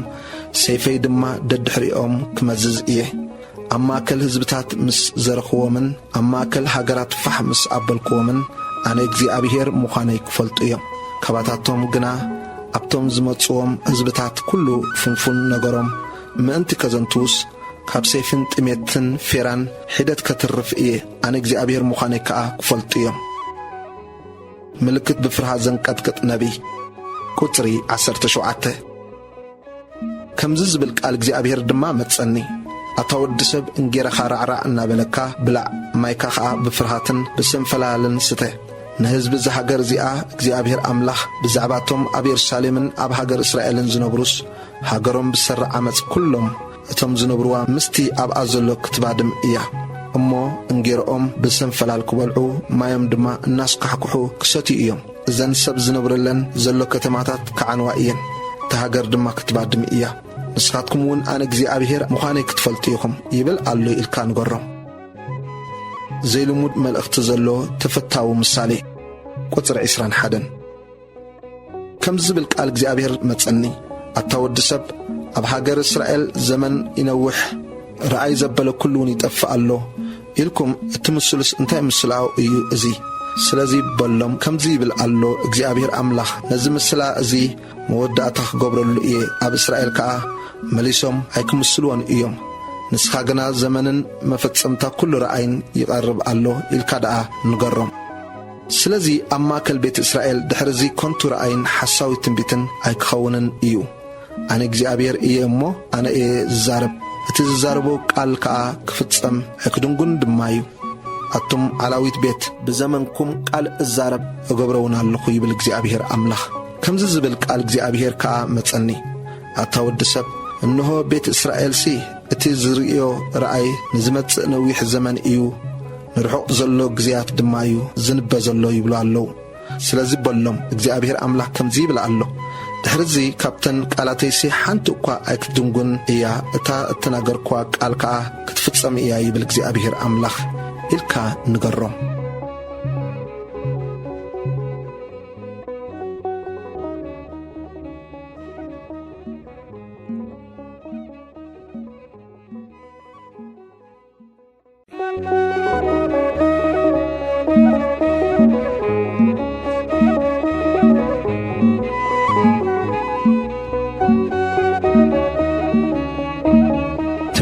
ሕዝቅኤል ምዕራፍ 13 ንነቢያት ሓሶት አንጻሮም ተነበየ። ቁጽሪ 1 ከም ዝብል ቃል እግዚአብሔር ድማ መጸኒ ኣታ ወዲ ሰብ ነቶም ዝንበዩ ዘለዉ ነቢያት እስራኤል አንጻሮም ተነበየሎም።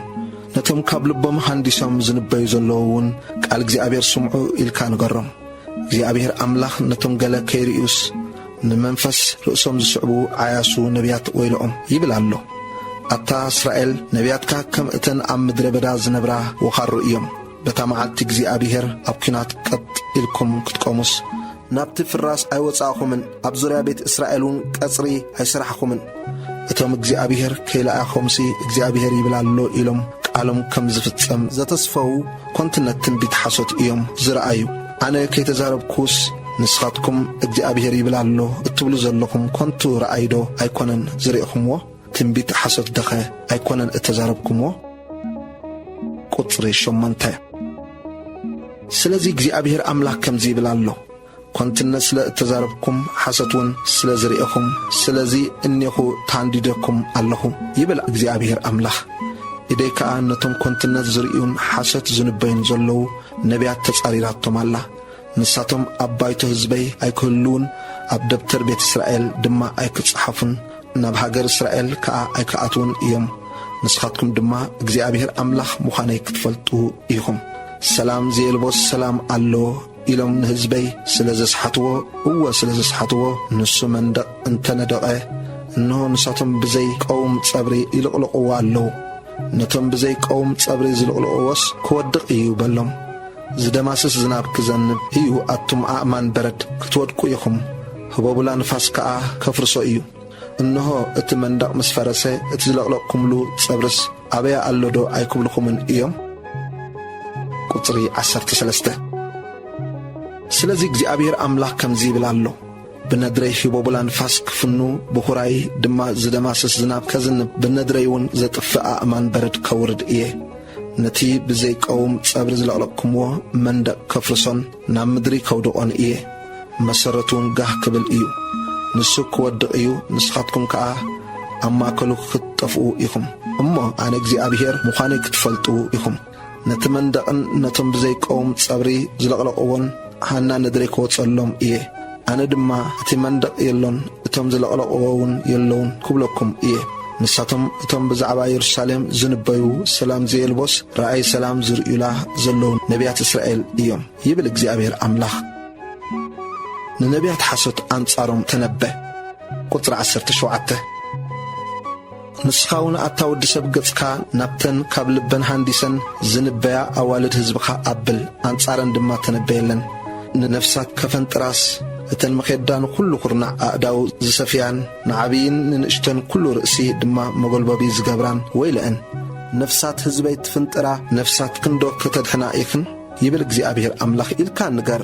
ንስኻትክን ነተን ዘይሞታ ነፍሳት ንሞት እናወፈኽን ነተን ብሕይወት ክነብራ ዘይግብአን ነፍሳት ከዓ ሕይወተን እናድሓንክን ነቲ ሓሶት ዝሰምዕ ሕዝበይ እናሓስኽናሉ መንቲ ዕሙኽቲ ስገምን ቁርራስ እንጌራን ኣብ ሕዝበይ ተርክሳኒ ኣለኽን። ስለዚ ከዓ እግዚአብሔር ኣምላኽ ከምዚ ይብል ኣሎ እንሆ ኣነ ነተን ንነፍሳት ከም ዕዋፍ እትፍንጥራለን መኼዳታትክን ተሃንዲደየን ኣለኹ። ካብ ቅርጽምክን ድማ ክቐደን ነተን ነፍሳት እወ ነተን ከም ዕዋፍ ዘፈንጠርክንአን ነፍሳት ተሓራ ኸውፀን እየ። ነቲ መጐልበቢታትክን ድማ ክቐዶ ንሕዝበይ ከዓ ካብ ኢድክን ከድሕኖ እየ። ከይተፈንጥሮኦም እውን ኣብ ኢድክን ኣይክኾኑን እዮም። እሞ ኣነ እግዚአብሔር ምዃነይ ክትፈልጣ ይኽን። ንልቢ ትጻድቕ ኣነ ክሕዝኖ ዘይደለኹስ ንስኻትክን ብሓሶት ስለ ዝሕዘንኩኖ እቲ ረሲእ ካብ መገዲ ረሲእነት ከይምለስ እሞ ከይድሕንሲ ኣእዳው ስለ ዘበርታዕኽን ስለዚ ኮንትነት ኣይክትርእያን ድሕሪዚ ከዓ ትንቢት ኣይክትንበያን ኢኽን። ንሕዝበይ እውን ካብ ኢድክን ከናግፎ እየ እሞ ኣነ እግዚአብሔር ምዃነይ ክትፈልጣ ኢኽን።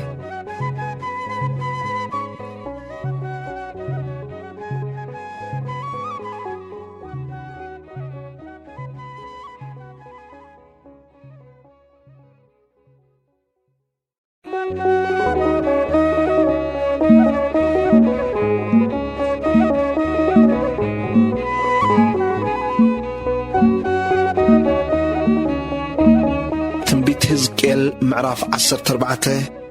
ኣምልኾ ጣዖት ብእግዚአብሔር ጽሉእ እዩ። ቁጽሪ 1 ሓያሎ ካብቶም ዓበይቲ እስራኤል ከዓ ናባይ መጽዮም ኣብ ቅድመይ ተቐመጡ ከምዚ ዝብል ቃል እግዚአብሔር ድማ መጸኒ ኣታ ወዲ ሰብ እዞም ሰባት እዚኣቶም ንጣዖታቶም ኣብ ልቦም ኣሓዲሮምዎም ኣለዉ ነቲ መዐንቀፊ ኣበስኦም ከዓ ኣብ ቅድሚ ገጾም ኣቒሞምዎ ኣለዉ ከመይ ኢለ ደኣ በዚኣቶም ክሕተት እየ ስለዚ ተዛረቦም እግዚአብሔር ኣምላኽ ሓደ እኳ ካብ ቤት እስራኤል ጣዖታቱ ኣብ ልቡ ዝሕድር ነቲ መዐንቀፊ ኣበሳኡ ከዓ ኣብ ቅድሚ ገጹ ዘቕውም ኣብ ነቢይውን ዝመጽእ ዘበለ ኩላቶም ብሰሪ ጣዖታቶም ካባይ ዘንቢሎም እዮም እሞ ንቤት እስራኤል ብልቦም ምእንቲ ክሕዞምሲ ኣነ እግዚአብሔር ከም መጠን ብዝሒ ጣዖታቱ ክምልሰሉ እየ ይብል ኣሎ ኢልካ ንገሮ ስለዚ ንቤት እስራኤል በሎም እግዚአብሔር ኣምላኽ ከምዚ ይብል ኣሎ ተመለሱ ካብ ጣዖታትኩም ተመለሱ ካብ ኩሉ ጽያፍኩም ከዓ ገጽኩም መለሱ ሓደ እኳ ካብ ቤት እስራኤል ወይስ ካብቶም ኣብ እስራኤል ዝነብሩ ዘሎ መጻእተኛታት ካባይ ዝርሕቕ ጣዖታቱ ኣብ ልቡ ዝሕድር ነቲ መዐንቀፊ ኣበሳኡ ድማ ኣብ ቅድሚ ገጹ ዘቕውም ንኣይ ክሓተሉ ኢሉውን ናብ ነቢይ ዝመጽእ ኣነ እግዚአብሔር ባዕለይ ክምልሰሉ እየ ነዚ ሰብኣይ እዚ ንምህንዳድ ኣነ ገጸይ ክመልሰሉ ንምልክትን ምሳሌን ከዓ ክገብሮ ካብ ማእከል ህዝበይ እውን ከጽንቶ እየ ንስኻትኩም እውን እግዚአብሔር ምዃነይ ክትፈልጡ ኢኹም ቁጽሪ 9-11 ቤት እስራኤል ህዝበይ ክኾኑ ኣነ እውን ኣምላኾም ክኸውን እምበር ድሕርዚ ካባይ ከይዝምብሉ ሕጊ ብምፍራሶም ዘበለ ኩሉ ከዓ ከይረኽሱስ እቲ ነቢይ እኳ ተጠቢሩ ቃል እንተ ተዛረበ ነቲ ነቢይ እቲ ኣነ እግዚአብሔር እየ ዝጠበርክዎ ኢደይ ናብኡ ክዝርግሕ እየ እሞ ካብ ማእከል ህዝበይ እስራኤል ከጥፎ እየ በደሎም ድማ ክጾሩ እዮም በደል እቲ ነቢይ ማዕረ በደል እቲ ሓታቲኡ ክኸውን እዩ ይብል እግዚአብሔር ኣምላኽ ኖህ ዳንኤል ኢዮብ ቁጽሪ 12 ከምዚ ዝብል ቃል እግዚአብሔር ድማ መጸኒ ኣታ ወዲ ሰብ ሃገር ኣዝያ ጠሊማ ኣባይ ሓጢአት እንተገበረት ኣንኻ ኢደይ እንተዘርጋሕኩላ ነቶም ምርኩስ እንጌራ ድማ እንተሰበርኩላ ጥሜት ከዓ እንተሰደድኩላ ሰብን እንስሳን እውን እንተጻጽነትኩላ እዞም ሰለስተ ሰብኣይ ኖህን ዳንኤልን ኢዮብን ኣብኣ እኳ እንተጸንሑ ንሳቶምሲ ብጽድቆም ነታ ነፍሶም ጥራይ ደኣ መናገፍዋ ይብል እግዚአብሔር ኣምላኽ ብሰሪ እቶም ኣራዊት ሓደ እኳ በኣ ምሕላፍ ክሳዕ ዝስእን ምድረ በዳ ገይሮም ክሳዕ ዘጥፍእዋ ኣነ ሕሱማት ኣራዊት ኣብ ማእከል እቲ ሃገር እንተፈነኹ እዞም ሰለስተ ሰብኣይ እኳ ኣብኣ እንተጸንሑ ኣነ ህያው እየ ይብል እግዚአብሔር ኣምላኽ ንሳቶምሲ ንርእሶም ጥራይ ደኣ መተናገፉ እምበር ነወዳት ወይስ ነዋልድ ኣይመናገፉን እቲ ሃገር ከዓ መባደመት ወይስ ንሰብን እንስሳን ካብኣ ከጽንሲ ሰይፊ ኣብ ማእከል እቲ ሃገር ይሕለፍ ኢለ ንሰይፊ ናብቲ ሃገር እንተ ኣምጻኹ እዞም ሰለስተ ሰብኣይ ኣብኣ እኳ እንተጸንሑ ኣነ ህያው እየ ይብል እግዚአብሔር ኣምላኽ ንሳቶምሲ ንርእሶም ጥራይ ደኣ መተናገፉ እምበር ነወዳት ወይስ ነዋልድ ኣይመናገፉን ወይስ ሰብን እንስሳን ካብኣ ከጽንሲ ፌራ ናብቲ ሃገር እቲኣ እንተሰደድኩ ቁጣዓይ ከዓ ብደም እንተኳዓኹ ኖህን ዳንኤልን ኢዮብን እኳ ኣብኣ እንተጸንሑ ንሳቶምሲ ብጽድቆም ንነፍሶም ጥራይ ደኣ መናገፉ እምበር ኣነ ህያው እየ ይብል እግዚአብሔር ኣምላኽ ወዲ ወይስ ጓል ኣይመናገፉን ቁጽሪ 21 ስለዚ እግዚአብሔር ኣምላኽ ከምዚ ይብል ኣሎ ሰብን እንስሳን ካብኣ ከጽንሲ ነተን 4 ብርቱዓት ፍርደይ ሰይፍን ጥሜትን ሕሱማት ኣራዊትን ፌራን ኣብ የሩሳሌም ምዝሰድድውን እንሆ ዘውፅእዎም ኣወዳትን ኣዋልድን ገለ ተረፍ ከምልጡ እዮም እንሆ ከዓ ንሳቶም ናባኻትኩም ክመጹ እዮም ንብረቶም ግብሮምን ድማ ክትርእዩ ኢኹም ንስኻትኩም እውን በቲ ኣነ ኣብ የሩሳሌም ዘውረድክዎ መዓትን በቲ ዘውረድኩላ ኩሉን ክትጸናንዑ ኢኹም ንብረቶምን ግብሮምን ምስ ርኢኹም ንምጽናዕኩም ክኾኑ እዮም ኩሉ እቲ ዝገበርክዎስ ብዘይ ምኽንያት ከም ዘይገበርክዎ ክትፈልጡ ኢኹም ይብል እግዚአብሔር ኣምላኽ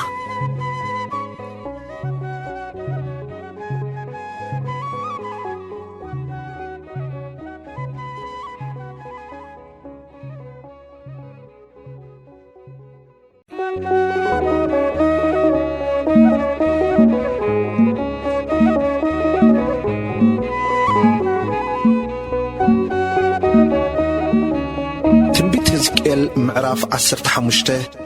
ምሳሌ ተኽሊ ወይኒ ቁጽሪ 1 ከምዚ ዝብል ቃል እግዚአብሔር ድማ መጸኒ ኣታ ወዲ ሰብ ኦም ወይኒ اتي أما كل أقوام درزلو حرقسي بمنتاي إيو كابتخال أقوام زبالت بقو سرح كغبروس كابودو انشايتي يوسدو إيوم أقحاق سأولولوس صواريتك كابودو يوسدو إيوم إنه مقبل أبحوي دربه اتحوي قاع نغلتي وچنفرو يبلعو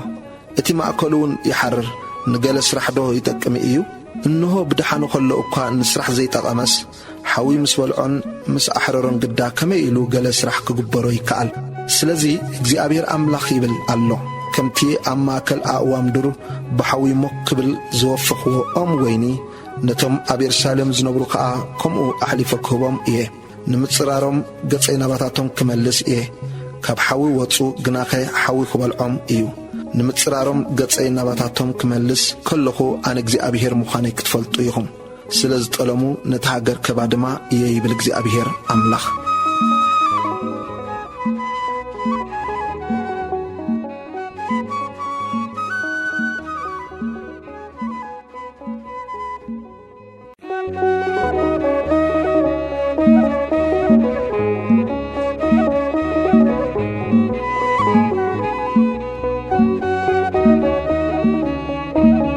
تنبيت هزقيل معرف 16 تلاميت يروساليم قطري حده قال እግዚአብሔር ናባይ መጸ በለንውን አታወድ ሰብ ንየሩሳሌም ጽያፋ ፍልጣ እግዚአብሔር አምላኽ ንየሩሳሌም ከምዚ ይብላ አሎ ኢልካውን በላ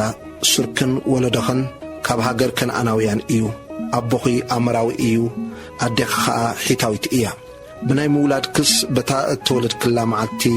اتبي حنبرتخي ايتأتبن من تختصريس بما يتحصبكن بچو ايتقباخن ايتتقللكنون بتا تولد كلا معلتس نفسخي سلا التنعقه ابتقاه الزبالة مرور دعا تدربخي حدا قزع كابزخ قبرلك إلو الرحرحو بلوهات كل حزبالكي عين يلبون بأخي حلفكو أبدمكي تنقل على قتل خلقي كاريخوخي أمو أتي أبدمكي زلقي بهوات نبري بالكوخي هو أبدمكي زلقي بهوات نبري بالكوخي كم بقولي قره ألافات غيره أبزحوخي نسخدم ما زلق بالكي عبيخي أزيخا ملكعخي أطبات قبركي تصغرخون بقوله كناخن السغس ترايكن رأتن نبركي بأخي حليفة ريخوخي نوغا قزيخي اتقزي فتوات نبره زفرك داني قبل عليك زرقحي أركانكي كولكو محل كلكي كيدان أتخلكي ناتيون كونكي يبلغ እግዚአብሔር أملاخ بما يحصبكوخي كابدمكي أصريخوخي بزيت دما قباخوخي بورق زبو التطلفه كدنكوخي بقربتي يبرارب ساني قزعخلكي بشاش أعطوكوخي بحريون كدنكوخي بسلما سلمكوخي أبقلات سمكي أمبار أبقسادكخا حنتلتل أسركلكي قلبيت أبافنشاخي كتشا أبأزانكي زود قرما دما أبرأسخي قبركلكي بزخمزي بورقن برورن تسلمكي شاشن حارن مرقفن تونزفكي كوكو سرناين معارن زيتن بلعخي أزيخي ملكعخي كسع نقست مخان كأ بتعخي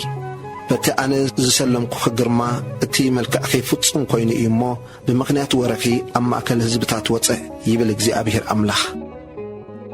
قطري 15 نسخنا بملكعخي تأمنكي سلنا أدا سمكي إلكي أمن زركي نمان نمحلاف مقدي نوو كتخوني من زرناخي أعرب كله كاب كداون تخي وسيدكي ورع برختي السفرة سرحكي أمو أو أمن زركي كمزز بلس أي تقبرن أي كقبرن كأيو أتي أنا زهب كخي تصبق سلماتكي ورقين برورين العالكي مسلتات سبعي ناخ قبركي مساتاتهم دما أمن زركي كدان ورقي زبخي العلكين كدنكيوم زيتين اتانين كا أبقميهم أعربكي نتي أنا زهبكو خوين جيراي اتي بقو زمقبكي زنبركو كوكو حارج سرناين زيتن معرن معزا الشتا أبقميهم كربكيو زي تغير إيو يبلغ እግዚአብሔር أملاخ نتوم نأي زولدكيوم أوداتكن أوالدكن كا مأنتكو حطوهم العلكي سوي كيوم ندك أي حريركي بحو أحلفكي زوفق يومسي إذا منزرنا خدوا وحدك إيو أب كل تصيافكن منزرنا خن كلخي نتترايكن رأتن كوينكي أبدمكي تنقل على أتبللو زنبرك الزمن نأسنتكي أيذكركن يرساليم أمزرنا زحلفتو زمن قطر 23 ድሕሪ ኩሉ እዚ ክፍኣትኪ ወይልኺ ይብል ኣሎ እግዚኣብሔር ኣምላኽ ንስኺ ልዕል ዝበለ ስፍራ ብኩሉ መተሓላለፍ መገዱን በሪኽ ስፍራ ሰራሕኺ ኣብ ኩሉ ወሰን መገዲ ክብ ዝበለ ስፍራ ገበርኪ ንመልክዕኺ ኣፈንፈንክዮ ንኩሉ ሓላፊ መገዲ ድማ ኣጋርኪ ኣርኢኺ ምንዝርና ኸውን ኣብዛሕኪ ምስቶም ስግኦም ዝገዚፍ ጎረባብትኺ ግብፃውያን ዘሞኺ ኩራይ ንምልዓዓል ከዓ ዝሙትኪ ኣብዛሕኺ ስለዚ እንሆ ኢደይ ኣብ ልዕሊኺ ዘርጋሕኩ ንመግብኺ ከዓ ኣጉደልክዎ ንፍቓድ እተን ዝጸልኣኺ በትርኩስ መገድኺ ዝሓፍራ ዘሎ ኣዋልድ ፍልስጥማውያን ወፈኹኺ ኣይጸገብክን እሞ ምስ ደቂ ኣሰራውያን ዘሞኺ ምሳታቶም ድማ ዘሞኺ ኣይጸገብክን ከዓ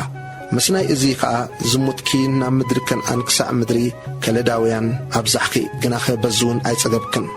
ኩሉ እዚ ግብሪ እታ ዘይተሓፍር ኣመንዝራ እትገብሪ ኣብ ኩሉ ወሰን መገድታት ልዕል ዝበለ ስፍራ ኣብ መተሓላለፍ መገድውን በሪኽ ስፍራ እትሰርሒ ዋጋ ስለ ዝነዓቂ ከም ካልኦት ኣመናዝር ኣይነበርክን ከመይ ዝበለ ብልሹ ኾን እዩ እትልብኺ ይብል እግዚኣብሔር ኣምላኽ ኣብ ክንዲ ሰብኣያ ጓኖት እተእቱ ዘማዊ ሰበይቲ ኾንኪ ንኹለን ኣመናዝር ህያባት ይወሃበን ንስኺ ግና ንኹሎም ፈተውትኺ ህያባት ሃብኪዮም ካብ ኩሉ ወገን መጺኦም ምሳኺ ክዝምዉ ብህያብ ሓባበልኪዮም ንምምንዛር ዝስዕበኪ ዘበልክስ በቲ ምምንዛርኪ ካልኦት ኣንስቲ ዘይገበራኦ ገበርኪ ንስኺ ኣብ ክንዲ ናይ ምንዝርናኺ ህያብ መቕባልሲ ምእንቲ ኽተመንዝሪ ህያብ ሃብኪ ካልኦት ዘይገበርኦ ገበርኪ ፍርዲ እግዚኣብሔር ኣብ ልዕሊ ኢየሩሳሌም ቁጽር 35 ስለዚ ኣቲ ዘማዊት ቃል እግዚኣብሔር ስምዒ እግዚኣብሔር ኣምላኽ ከምዚ ይብል ኣሎ ብምንዝርናኺ ምስ ፈተውትኺ ረኽሰትኪ ስለ እተኸዓወ ነውርኺ ከዓ ስለ እተቐልዐ ብሰሪ ኩሎም እቶም ፍንፍናት ጣዖታትክን ብሰሪ እቶም ናታቶም ዘወፍኽዮም ደቅኽን ስለዚ እንሆ ንኹሎም እቶም ባህ ዘበሉኺ ፈተውትኽን ንኹሎም እቶም ዝፈትኽዮምን ንኹሎም እቶም ዝጸላእኽዮምን ክእክቦም እየ ካብ ኩሉ ወገን ንምጽራርኪ ክእክቦም እየ ኩሉ ዕርቃንኪ ምእንቲ ክርእዩ ንዕርቃንኪ ኣብ ቅድሚኦም ክቖልዖ እየ ኣነውን ከምቲ ዘመውትን መፍሰስቲ ደምን እተፈርዳሉ ገይረ ክፈርደኪ ናይ ነድርን ናይ ቅንኣትን ደም ከውርደልኪ እየ ኣብ ኢዶም ኣሕሊፈ ክህበኪ እየ ንሳቶም ከዓ ነቲ ልዑል ዝበለ ስፍራኺ ከፍርሱ በረኽቲ ስፍራኺ ድማ ክፍንጥሱ ክዳውንትኺ ክገፉ ጽቡቕ ስልማትኪ ክቕምጥጡ ጥራይክን ዕረቕትን ገይሮም ክሓድጉኺ እዮም ብዙሕ ሰብ ናባኺ ከውፅኡ እዮም ንሳቶም ከዓ ብዳርባ እምኒ ክቐትሉኺ ብሰይፎም ድማ ክቖራርጹኺ እዮም ነባይትኪ ብሓዊ ከንድዱ ኣብ ቅድሚ ብዙሓት ኣንስቲ ከዓ ክፈርድኹ እዮም ኣነውን ምንዝርናኺ ክሕድገኪ እየ መሊስኪ ድማ ዋጋ ኣይክትህብን ኢኺ በዚ ከምዚ ሃና ነድረይ ክወጸልኪ ቅንኣተይ ከዓ ክርሕቐልኪ እዩ ክሃድእ ብድሕሪዝውን ኣይክኹርን እየ ዘመን ንእስነትኪ ኣይዘከርክን ብኹሉ ዝነገር እዚ ከዓ ኣኾሪኽኒ ኢኹ እሞ እንሆ ኣነውን ኣብ ልዕሊ ኩሉ ጽያፍኪ እዝነውሪ እዙ ከይትውስኽስ መገድኺ ኣብ ርእስኺ ክመልሶ እየ ይብል እግዚኣብሔር ኣምላኽ እታ ጓል ከም ኣዲኣ ቁጽሪ 44 እንሆ እቶም ዝምስሉ ኩላቶም ከምታ ኣደ ከምኡውን እታ ጓላ ኢሎም ብኣኺ ክምስሉ እዮም ንስኺ ጓል እታ ንሰብ ኣያን ደቃን ዝጸለት ኣዲኺ ኢኺ ንስኺ ሓብቲ እተን ንሰብኡተንን ደቀንን ዝጸልኣ ኣሓትኪ ኢኺ ኣዴኺ ሒታዊት ኣቦኺ ከዓ ኣሞራዊ ነበሩ እታ ምስ ኣዋልዳ ኣብ ጸጋምኪ ዘላ ዓባይ ሓብትኺ ሰማርያ እያ እታ ምስ ኣዋልዳ ኣብ የማንኪ ዘላ ንእሽቶ ሓብትኺ ከዓ ሰዶም እያ ንስኺ ግና ብመገደን ኣይከድክን ከምቲ ፍንፉን ነገረን ከዓ ኣይገበርክን እዚ ቀሊሉክስ ብኹሉ መገድኺ ደኣ ካብአን ገደድኪ ኣነ ህያው እየ ይብል እግዚኣብሔር ኣምላኽ ሰዶም ሓብትኺ ንሳን ኣዋልዳን ከምቲ ንስኽን ደቅኽን ዝገበርክንኦ ኣይገበራን እንሆ እቲ ኣበሳ ሰዶም ሓብትኺ እዚ ነበረ ትዕቢትን ጽጋብ እንጌራን ትህኪትን ኣብኣን ኣብ ኣዋልዳን ነበረ ግናኸ ኢድ እቲ ጭንቑን ድኻን ኣይደገፈትን ዕቡያት ነበራ ኣብ ቅድመይ ከዓ ፍንፉን ነገር ገበራ እዚ ምስ ርኢኹ ድማ ኣጥፋእክወን ሰማርያስ ፍርቂ ሓጢኣትኪ እኳ ኣይገበረትን ንስኺ ግና ጽያፍኪ ካብአን ኣብዛሕኺ ብኹሉ እቲ ዝገበርክዮ ጽያፍክውን ንሓትኪ ኣጽደቅኪየን ንስኺ ከዓ ነቲ ንኣሓትኪ ዝፈረድ ኩሉ ነውሪ ተሰከሚ በቲ ካብአን ዝረክስ ዝገበርክዮ ሓጢኣትኪ ንሳተን ካባኺ ጸድቃ ንሓትኪ ኣጽዲቅኪየን ኢኺ እሞ ሕፈሪ ነውርኽውን ጽሪ ሰዶምን ሰማርያን ክሕደሳ እየን። ቁጽሪ 53-54 ነውርኺ ክትጾሪ በቲ ዝገበርክዮ ኩሉ ከዓ ክትሓፍሪ በዚ ከምዚ ድማ ክትጸናንዕ እየንሲ ምርኮአን ምርኮ ሰዶምን ኣዋልዳን ምርኮ ሰማርያን ኣዋልዳን ምርኮ እቶም ኣብ ማእከለን ዘለዉ ምሩኻትኪ ክመልስ እየ። ኣሓትኪ ሰዶምን ኣዋልዳን ናብቲ ናይ ቀደም ሓለዋተን ክምለሳ እየን። ሰማርያ ኣዋልዳን ናብቲ ናይ ቀደም ሓለዋተን ክምለሳ እየን። ንስኽን ኣዋልድክን ድማ ናብቲ ናይ ቀደም ሓለዋትክን ክትምለሳ ኢኽን። ከምቲ በዋልድ ሶርያን ኣብ ከባቢኣ ዘሎ ኩሎምን በተን ኣብ ኩሉ ወገን ዘነውራኺ ዝነበረ ኣዋልድ ፍልስጤማውያንን እተጸረፍ ኩሉ ጊዜ ክፍኣትኪ ከይተቐልዐ ከሎ በቲ መዓልቲ ኩርዓትኪ እቲ ሓብትኺ ሰዶም ብኣፍኪ እኳ ኣይተረቑሐትን። ኪዳን ዘለዓለም ቁጽሪ 58-59 እግዚአብሔር ኣምላኽሲ ኪዳን ብምፍራስኪ መሓላ ዝነዓጥኪ ኢኺ ኣነውን ከምቲ ዝገበርክዮ ክገብረኪ እየ ይብል ኣሎ እሞ ምንዝርናኽን ጽያፍክን ትጾሪ ኣለኹ ይብል እግዚአብሔር። ቁጽሪ 60 ኣነ ግና ነቲ ብዘመን ንእስነትኪ ምሳኺ ዝኣትዎ ኪዳን ክዝክሮ ዘለዓለማዊ ኪዳን ከዓ ከጽንዓልኪ እየ። ንሓትኪ ነተን ካባኺ ዝዓበያን ዝንእሳን ኣሓትኪ ክትቅበልየን ከለኺ ብኪዳንኪ ዘይኮነስ ኣዋልድኪ ክኾና ክህበኪ ከለኹ ሽዑብ መገድኺ ክትዝክርን ክትሓፍርን ኢኺ። ኩሉ እቲ ዝገበርክዮ ይቕረ ምስ በልኩልኪ ንእኡ ዘኪርኪ ክትሓንክኒ ካብ ሕንኪ እተላዕለ ኣፍኪ ከቶ ከይትኸፍትስ ኪዳነይ ከጽንዓልኪ እየ። ንስኽውን እግዚኣብሔር ምዃነይ ክትፈልጢ ኢኺ ይብል እግዚኣብሔር ኣምላኽ።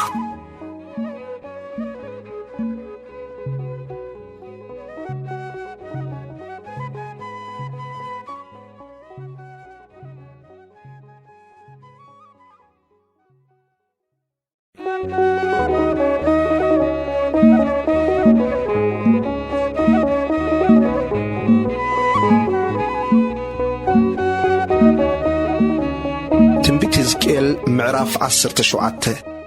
ምስላ ንስርን ተኽሊ ወይንን ቁጽሪ 1 ከምዚ ዝብል ቃል እግዚኣብሔር ናባይ መጸ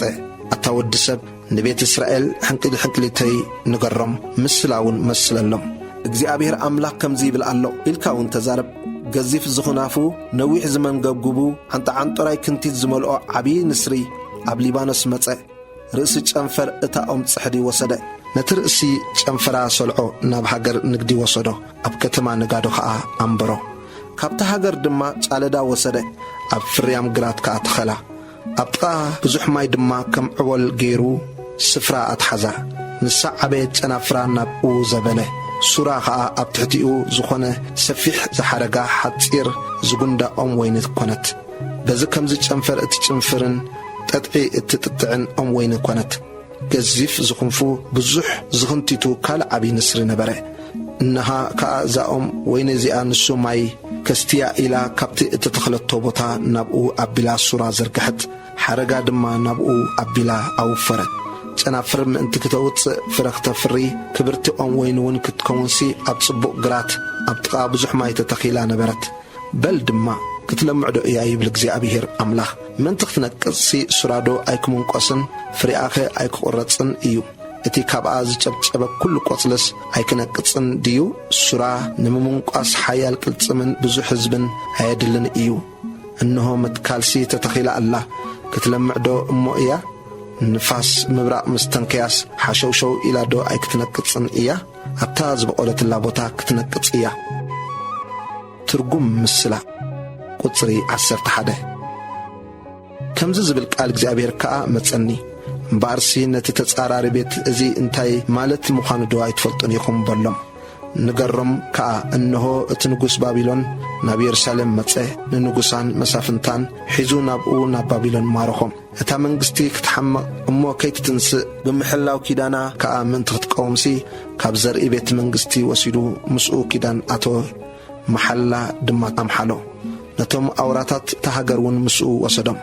ግናኸ ንሱ ካብኡ ዓለወ። ኣፍራስን ብዙሕ ሕዝብን ክህብዎ ልኡኻቱ ናብ ግብፂ ሰደደ። ክሰልጦ ዶ እሞ እዩ? ከምዚ ዝበለ ዝገብርሲ ከምልጥ ዶ እዩ?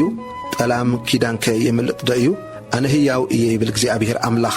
أبتا أتنقو زنقصو زنبرلا زلو بوتا نايتي محلاقو زتألملو كيدان زفرسلو نقص مسؤو كوينو أما أكل بابلون أبقى كموت إيو بزح سب كقتلو إلوم عردي كعردون جنبيك سرحن كلو فرعون كا مستبرتع سراويتون بزح حزبن كوينو أوج أكردون إيو نتكيدان بمفراسو محلاني إقو إدقعوس إذا كله غير إيو ما أكملتن إيو سلزي أنا هياو إيه اتزنع أو محلاين اتزفرسو كيدانين برقص نابرسو كوردلو إيه يبلغزي أبيهر أملاخ مرببي كزرقحلو إيه بمفن ترايكا كتحاز إيو ناب بابلون دماك وسدو أبقون بتنا أي زعمتسلو عمت آمسؤو نافردي كأتو إيه كلهم هدماتو مس كلهم تفرقو بسيفك ودكو اتم استرفقا أب كلو نفاسات كزرو إيهم أنا اجزي أبيهر كم اتزارب كدما كتفلطيهم اجزي أبيهر زهابو تصفى قصر إسران كلتن اجزي أبيهر أملاك كم زيبلالو أنا خاء كاب رأسي اتنويح صحدي وسيده كم برؤيه كابتل علي تتعي حانت لولو اتبل السليعي أب كبزبل بريخ كرن كتخلعيه أب تبريخ كرن إسرائيل كتخلعيه كتنفرن كتفرن قرم زخانة صحدون كتقون إياه كلن أعوافن كنفيز اللون زبلان أب تحتئاه كنبرا أب تحت تصلال تنافرا كنبرا إين كلن أعوام مرركا نتانوح لطق زبلكو نتا لطق زبلت كا كب زبلكو نتا لمعت زنقصكو نتا نقصت كا زتطعخو أنا جزي أبير كم زخونكو خفلتاين أنا جزي أبير تزاريبا اللخو كقبرو دمائي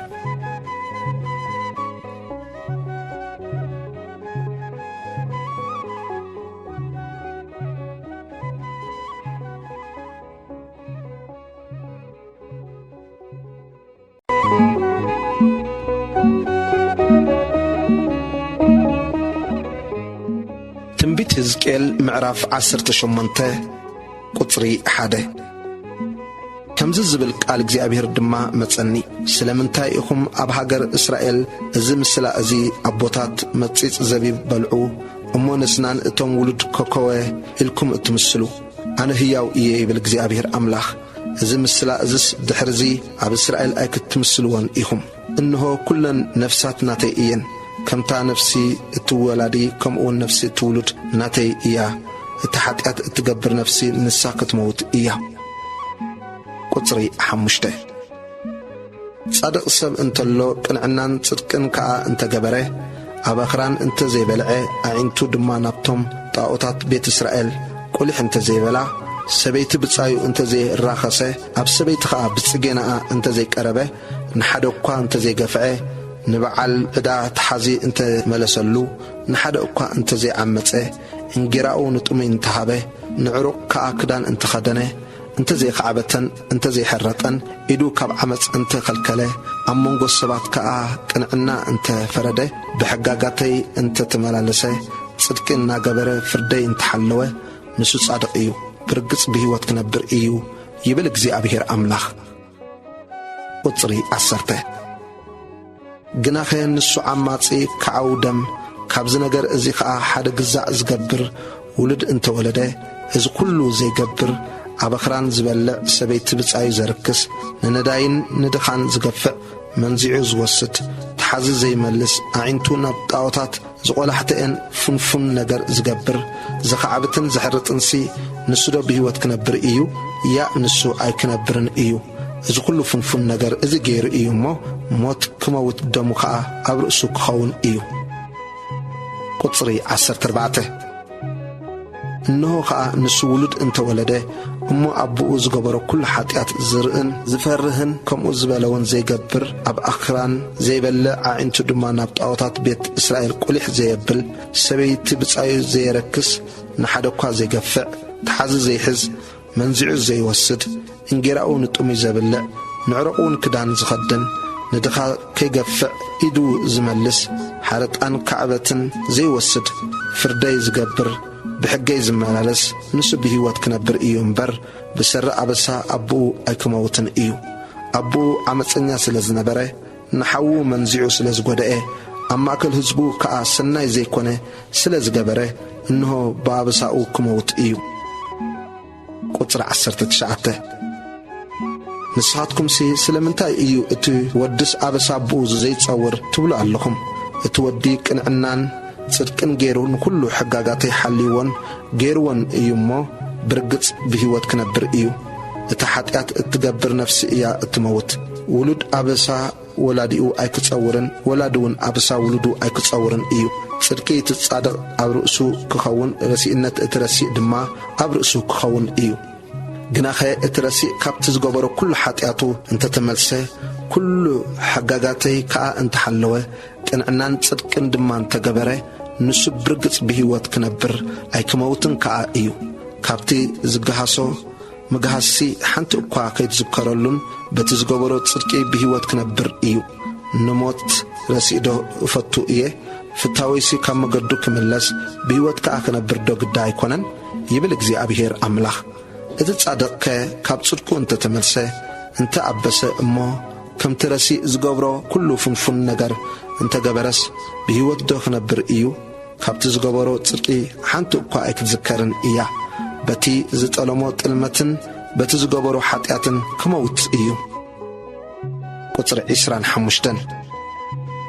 ንስኻትኩም ግና መገዲ እግዚኣብሔር ቁኑዕ ኣይኮነን ትብሉ ኣለኹም። እምበኣርሲ ኣቱም ቤት እስራኤል ስምዑ፣ ካንዶ መገደይ እዩ ዘይቁኑዕ? ዘይቁኑዕሲ መገድታትኩም ዶ ግዳ ኣይኮነን? ጻድቕ ካብ ጽድቁ እንተተመልሰ እሞ እንተኣበሰ ብኡ ከዓ እንተሞተ ብሰሪ እቲ ዝገበሮ ኣበሳኡ እዩ ዝመውት። ግናኸ እቲ ረሲእ ካብቲ ዝገበሮ ረሲእነቱ እንተተመልሰ፣ ቅንዕናን ጽድቅን ከዓ እንተገበረ፣ ንሱ ንነፍሱ ብህይወት ከንብራ እዩ። ካብ ኩሉ እቲ ዝገበሮ ግህሰቱ ኣስተንቲኑ ስለ እተመልሰ፣ ንሱ ርግጽ ብህይወት ክነብር ኣይክመውትን እዩ። ግናኸ ቤት እስራኤልሲ መገዲ እግዚኣብሔር ኣይቁኑዕን እዩ ይብሉ ኣለዉ። ኣቱም ቤት እስራኤል ካንዶ መገድታተይ እዩ ዘይቁኑዕ? ዘይቁኑዕሲ መገድታትኩም ዶ ግዳ ኣይኮነን? ስለዚ ኣቱም ቤት እስራኤል ንነፍሲ ወከፍ ከከም መገድኹም ክፈርደኩም እየ ይብል እግዚኣብሔር ኣምላኽ። ተመለሱ፣ ኣበሳኹም መዕንቀፊ ከይኮነኩምሲ ካብ ኩሉ ግህሰትኩም ተመለሱ።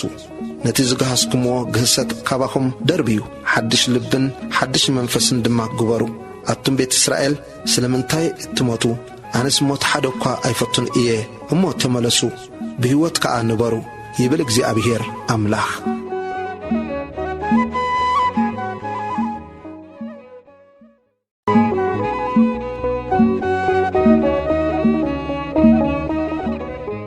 ትንቢት ሕዝቅኤል ምዕራፍ 19 ድጓዓ ቁጽሪ 1 ንስኻ ከዓ ንመሳፍንቲ እስራኤል መልቀስ ኣልቅሰሎም በል ድማ ከመይ ኮን ኣዴኻ ኣንስተይቲ ኣንበሳ ነበረት፣ ኣብ ማእከል ኣናብስ ተጋደመት፣ ኣብ ማእከል ሽደናት ኣናብስ ንኾራኹራ ኣዕበየት። ሓደ ካብቶም ኰራኹራ ኣዕበየት፣ ሽደና ኣንበሳ ኸኣ ኮነ። ምምንጣል ግዳይ ተማህረ ሰብውን በልዐ። ሕዝብታት ብዛዕባኡ ሰምዑ፣ ኣብ ጉድጓዶም ከዓ ተተሓዘ። ሳንቃ ፍንጫ ገይሮም ናብ ሃገር ግብፂ ወሰድዎ። ትጽቢታ ኮንቱ ምዃኑ ምስ ረአየት፣ ተስፋ ከዓ ምስ ቀበጸት፣ ካብ ኰራኹራ ሓደ ካልእ ወሰደት፣ ሽደን ኣንበሳውን ገበረት። ኣብ ማእከል ኣናብስ ተመላለሰ፣ ሽደን ኣንበሳ ኸኣ ኮነ። ምምንጣል ግዳይ ተማህረ ሰብውን በልዐ። ኣዳራሻቶም ገሰሰ፣ ከተማታቶም ኣዕነወ። ዕር ኢሉ ምስ ጓዘመ፣ ምድርን ኣብኣ ዘሎ ኵሉን ራዕራዕ በለ። ሽዑ ካብቲ ከባቢ ዘሎ ሃገራት ሕዝብታት ኣኽተትሉ፣ መርበቦም ዘርግሕሉ፣ ኣብ ጉድጓዶም ድማ ተታሕዘ። ሳንቃ ገይሮም ኣብ ቀፎ ኣእተውዎ፣ ናብ ንጉሥ ባቢሎን ድማ ወሰድዎ። ድምፁ ኣብ ኣኽራን እስራኤል ድሕርዚ ከይስማዕ ኣብ ጽኑዕ እምባ ኣቐመጥዎ። ቁጽሪ 10 ኣዴኻ ከማኻ ኣብ ጥቓ ማያት እተተኽለት ኦም ወይኒ ነበረት። ብሳላ ብዝሒ ማያት እትጭብጭብ ሓረግ ፈራይቲ ኦም ወይኒ ኾነት። ንዘንጊ መንግሥቲ ዝኸውን ድልድል ጨንፈር ኣውጸት። ጉንዳ ኣብ ማእኸል ጽቡቕ ኣውጻል ነውሐ። ነዋሕን ሓረግ ዝመልኣን ስለ ዝነበረት እትርአ ኰነት። ግናኸ ብቝጣዓ ተመንቈሰት፣ ኣብ ምድሪ ኸኣ ተደርበየት። ንፋስ ምብራቕ ድማ ፍሪኣ ኣንቀጸ። ድልዱል ጨናፍራ ተሰብረን ነቐጸን፣ ሓዊውን በልዖ። ሕጂ ኣብ ምድረ በዳ ኣብ ደረቕ ምድሪ ኣጻምእ ተተኺላ ኣላ። ካብ ጨንፈር ሓረጋ ሓዊ ወፀ፣ ፍሪኣ ኸኣ ሞኽ ኣበለ። ዘንጊ ገዛኢ ዝኸውን ድልድል ጨንፈር የብላን። እዚኣ ለቕሶ እያ፣ ከም ድጓዓ ትደጓዕ።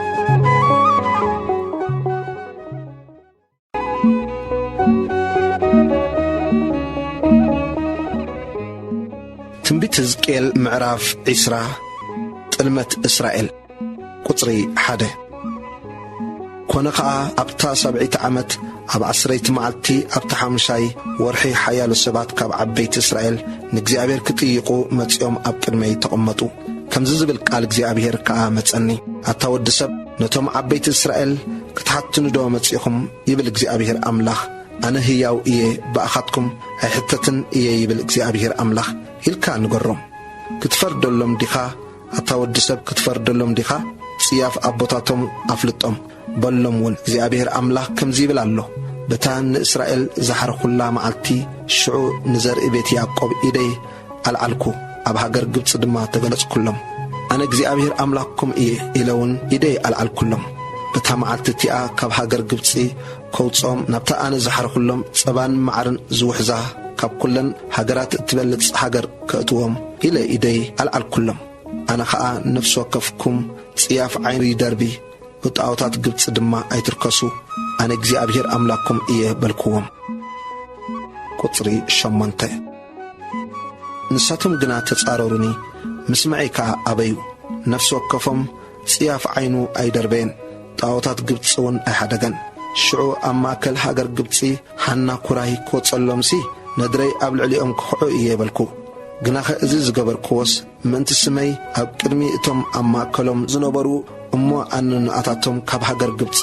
ብምውፀይ ኣብ ቅድሚኦም እተፈለጥኩሎም ህዝብታት ከይተሓስር ኢለ እየ ዝገበርክዎ። ቁጽሪ 10 ካብ ሃገር ግብጺ ከዓ ኣውጻእክዎም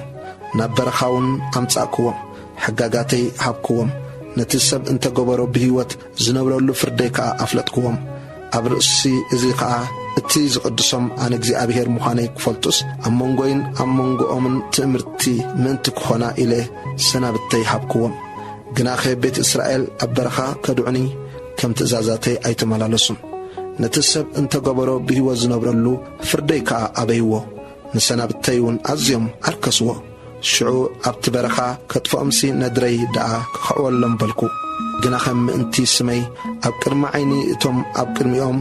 ዘውጻእኽዎም ህዝብታት ከይተሓስር ኢለ እየ ዝገበርክዎ። ልቦም ንጣታቶም ስለ ዝሰዓበ ፍርደይ ኣብዮም ከም ሕጋጋተይ ከዓ ኣይተመላለሱን። ሰናብተይ ድማ ኣርኪሶም እዮም እሞ ናብታ ዝሃብክዎም ጸባን መዓርን እተውሕዝ ካብ ኩላተን ሃገራት ከዓ እትበልጽ ሃገር ኣይከእትዎምን እየ ኢለ ኣብ በረኻ እኳ ኢደይ ኣልዓልኩሎም። ግናኸ ዓይነይ ንሓፈቶም እሞ ኣየጥፋእኽዎምን ኣብቲ በረኻ ጠሪሰ ኣይወዳእኽዎምን። ቁጽሪ 18 ኣብ በረኻ ከዓ ንደቆም ከምቲ ሕጋጋት ኣቦታትኩም ኣይትመላለሱ ፍርዶም ድማ ኣይትሓልዉ ብጣዖታቶም እውን ኣይትርከሱ በልክዎም። ኣነ እግዚአብሔር ኣምላኽኩም እየ ከም ሕጋጋተይ ተመላለሱ ፍርደይ ከዓ ሓልዉ ግበርዎውን። ንሰናብተይ ቀድሱ ኣነ እግዚአብሔር ኣምላኽኩም ምዃነይ ክትፈልጡስ ኣብ መንጎይን ኣብ መንጎኹምን ትእምርቲ ክኾና እየን። ግናኸ እቶም ደቂ ከድዑኒ ከም ሕጋጋተይ ኣይተመላለሱን ነቲ ሰብ እንተገበሮ ብህይወት ዝነብረሉ ፍርደይ ክገብርዎ ኢሎም ኣይሓለውዎን። ንሰናብተይ እውን ኣርከሱ። ሽዑ ኣብቲ በረኻ ሓና ቁጣዓይ ክወጸሎም ነድረዩን ክኽዕወሎም እየበልኩ። ኣነ ግና ኢደይ መለስኩ ምእንቲ ስመይ ኣብ ቅድሚ ዓይኒ እቶም ኣብ ቅድሚኦም ዘውጻእኽዎም ህዝብታት ከይተሓስር ኢለ እየ ዝገበርክዎ። ሕጋጋተይ ኣበዩ ሰናብተይ ኣርከሱ። ኣዒንቶም ንጣዖታት ኣቦታቶም ሰዓባ እምበር ፍርደይ ኣይገበሩን እዮም እሞ ኣነ ኣብ ህዝብታት ፋሕ ከብሎም ናብ ሃገራት ክዘርዎም እየ ኢለ ኣብቲ በረኻ እኳ ኢደይ ኣልዓልኩሎም። ምስ ናይ እዚ ኣነ እውን ጽቡቕ ዘይኮነ ትእዛዛት ብህይወት ክነብሩሉ ዘይከኣሎም ፍርድታት ሃብክዎም። ኣነ እግዚአብሔር ምዃነይ ምእንቲ ክፈልጡስ ከባድሞም ኢለ በቲ ማሕፀን ኣዲኡ ዝኸፈተ ኩሉ ብሓዊ ዘሕለፍዎ መባኦም ገይረ ኣርከስክዎም። ቁጽሪ 27 ስለዚ ኣታ ወዲ ሰብ ንቤት እስራኤል እግዚአብሔር ኣምላኽ ከምዚ ይብል ኣሎ ኢልካ ንገሮም። በዚ ድማ ኣቦታትኩም ንኣይ ብምጥላሞም ጸረፉኒ ናብታ ክህቦም እየ ኢለ ኢደይ ዘለዓልኩላ ሃገር ምስኣ እተኽዎም። ኣብኡ ንኩሉ በሪኽ ቁርባን ንኩሉ ልሙዖምን ጠመቱ። መስዋዕቶም ድማ ኣብኡ ሰውኡ። ኣብኡ ከዓ ዘኾሪ መባእ ኣቕረቡ። ኣብኡ ድማ ጥዑም ማእዝኦም ዓጠኑ። ኣብኡ እውን መስዋዕቲ መስተኦም ከዓዉ። ኣነ ከዓ እዚ ናብኡ እትኸድዎ ዘለኹም በሪኽ እንታይ እዩ በልክዎም። بزي خمزي سمو كسعلومي باما يسميو ألو سلازي نبيت إسرائيل إجزابير أملاك كمزي بالألو إلكا نقرم نسخاتكم كم مجدي أبوتاتكم إن أخدكم رخصكم نتفنفن نقرم الناس عبكم زمكم مباقكم كتقربوا ولدكم دما بحاول كتحلفوا كلكم كسعلومي بكل طاقاتكم ترخصوا ألكم أتم بيت إسرائيل أمخي أنا دو بأخدكم كحتت إيه أنا هياو إيه بالإجزابير أملاك بأخدكم أي كحتتن إيه نحنا كمتم هزبتات عليتات حجرات نعجن امنن كنملخ إلكم أب حسابكم تبلح زبلكم كتو أي خونن إيو زغطس كنا زمحر إجزابير إيو كتر 33 أنا هياو إيه بالإجزابير أملاخ ببرتو عيدن بالتزرقحت كل سمن بالتخعوة ندرن رقص كنقصكم إيه ببرتو عيدن بالتزرقحت كل سمن بتخعون ندرن كابتم هزبتات كوتساكم كابتي اتزرخمو هاجراتم كوكم إيه نابرخا هزبتات كاك وصدكم أبون قدس نقدس نافردي كنعطو إنا كمتي مس أبوتاتكم أبرخا هاجر قدسي اتفاردكو كمودما مسخاتكم كفرارد إيه بالكزي أبيهر أملاخ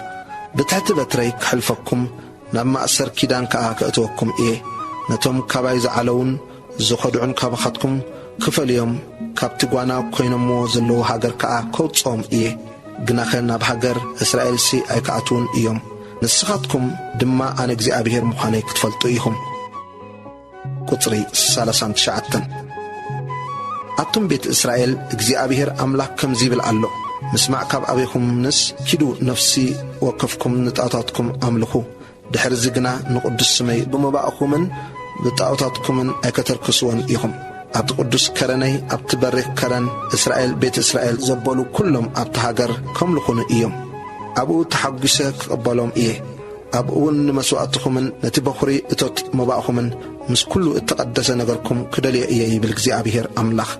كابزبتات مس أوتصاكم كابتفح إلكمو زنبركم هاجرات دما مس أكبكم كم مؤذ شتا بأخذكم بحكبل أبت المعيني إتم هزبتات كا بأخذكم كقدس إيه نسخاتكم ون ناب هاجر إسرائيل نابتين نبوتاتكم كهبم إيه إله إيدي زل على كله هاجر مسعى أتخوكم إجزابير مخانيك تفلتيهم أبوخا أن مجدتاتكم نتزرخصكم له جبركم كتذكروا إيكم بتزجبركم وزبل كله أوكي دمع نفسكم كسك حكح إيو أتم بيت إسرائيل كم تأكي مجدكم كم تلبلشوا جبركم زي كونس ما أنت سمي إله مسجبر كلكم شعو عن إجزابير مخانيك تفلتيهم يبل إجزابير أملاخ بوغن دبو زل على الحوي قطري 45 كم زبل قال إجزابير دما متصني أتود سب جز كان نبدو أبل كاملس نبدو بكا قالكا أنتبتب نتي أبدو بزل الدر مرر دما تنبيلو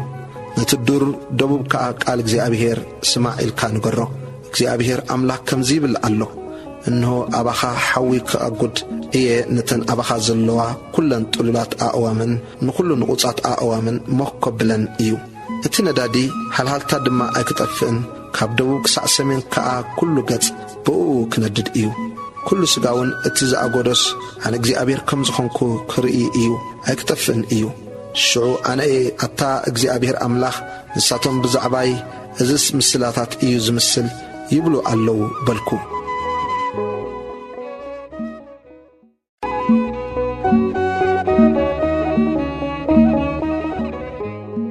تنبيت هزكيل معراف 21 سيفي إجزابير قطري حده كم زبل قال إجزابير دما متصني أتود سب قد كان بيرسالم أبل كاملس قال كخا نبت قدس سفراتات أنتبتب نهاجر إسرائيل كا أنصار تنبيلو نتهاجر إسرائيل إجزابير كم زبل الله إلكا نجرة إنه أنصار كإيه سيفي كا كابس جباؤه كملحو كباخون صار كأن رسي أنن كتفئه نصار كأن رسي أنن كباخي كتفهم إيامو سلازي نقول السجا كوقتع كاب دبوب كسع سمين سيفي كاب سجباؤه كملح إيو سجا زبلو كلهم كا أنا إجزابير سيفي كاب سجباؤه كم زملحو كفلت إيام أي كملسن دمائيو سلازي أتود سب قزم بمسبار حقاقوخا بمريرك أنزاب كنا عينتم قزم كخون كأيو انتي كونكات أزم إلم انت حتتخا نسخا بتزمت ورا كله لبيك مكخ كلن أعداو دما وللكبلا كل منفسك كحلال كل أبرخون كم ما يكفسس إيو الكامل سلم إنه يمتصالو كفتسم دما إيو بالإግዚአብሔር أملاخ قطري شمانتا كمز بالقال እግዚአብሔር كا متصني أتود سب تنبأ بلون እግዚአብሔር كمزي بلالو سيف بليحون تولويلون علو بل من تكحرد بليحو من تمحمح كبل تولويلو مبار سبقو دوخن حقوسينا بتر ودي نخلنا أعطاو تنعقنا الله بيد من تكتحاز كل والأحبو اتسيفنا بإيد كتالي من تخوفه تسحلن تولولن أتود سب زي أب هزبين أب كل مسافنت إسرائيلن كخون إيومو شرح واي كعبل مس هزبين عددا سيفتو هايبوم إيوم سلزي سلف كاوقع معزاب متى تاتناق بطريق قواكاب زيتولوس انتاي دا أيو يبل እግዚአብሔር أملاخ أتود سب تنبه بأداوكا كا أطاغ أتسيف سلسة جزء يخعبت أتسيف نايتهم كسعمت زوصلو أتسيف نايتك كسعمت زوصل عبي إيو ناب بيتهم زاتو لبم من تكمكخ انقفاتهم كا كبزحسي أم في سيفي ناب كله أفدقتاتهم أبيل أنبركو آية كم بركي مسمسيبل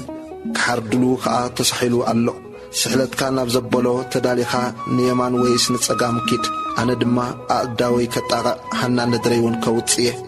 أنا እግዚአብሔር تزاريبيو زلخو سيف نقص بابيلون قطر 18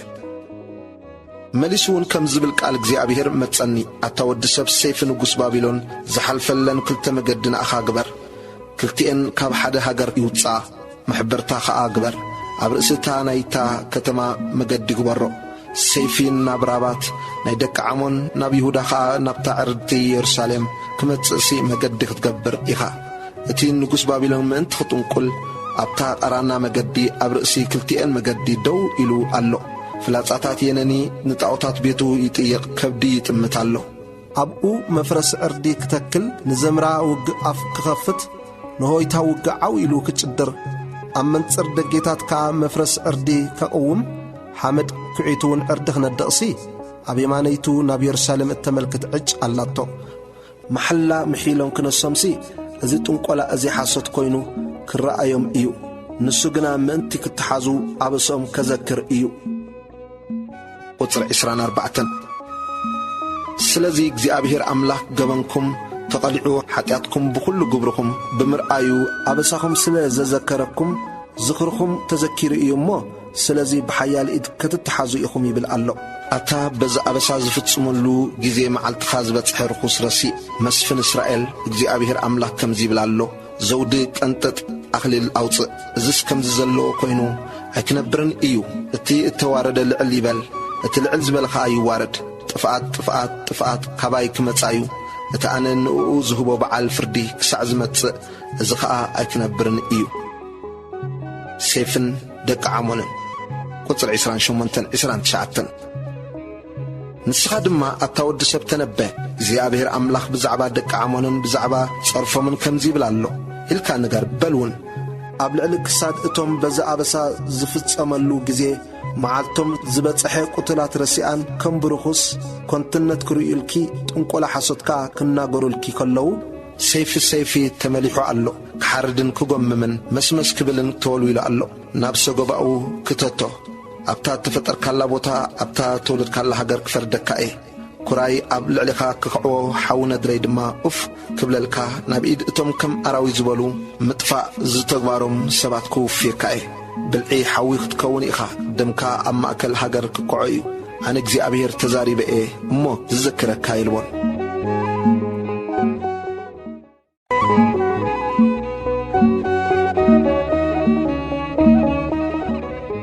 تنبيت حزقيل معراف 22 جبن يروساليم قطري حاده كمز زبل قال እግዚአብሔር دما متصني أتاود سب كتفرد دو إخا نزاخة مادم دو كتفرد إخا مبارس كله صيافة فلتا እግዚአብሔር أملاك كمزي يبل اللون بل جزيئة من تخبتصح أما أكلات دم كتكعو نرأسا كتركس حكات أوطات اتقبر كتمايا بتزغ عقيو الدم كبدلكي بتزغبر كيوت أوطات دمار خسكي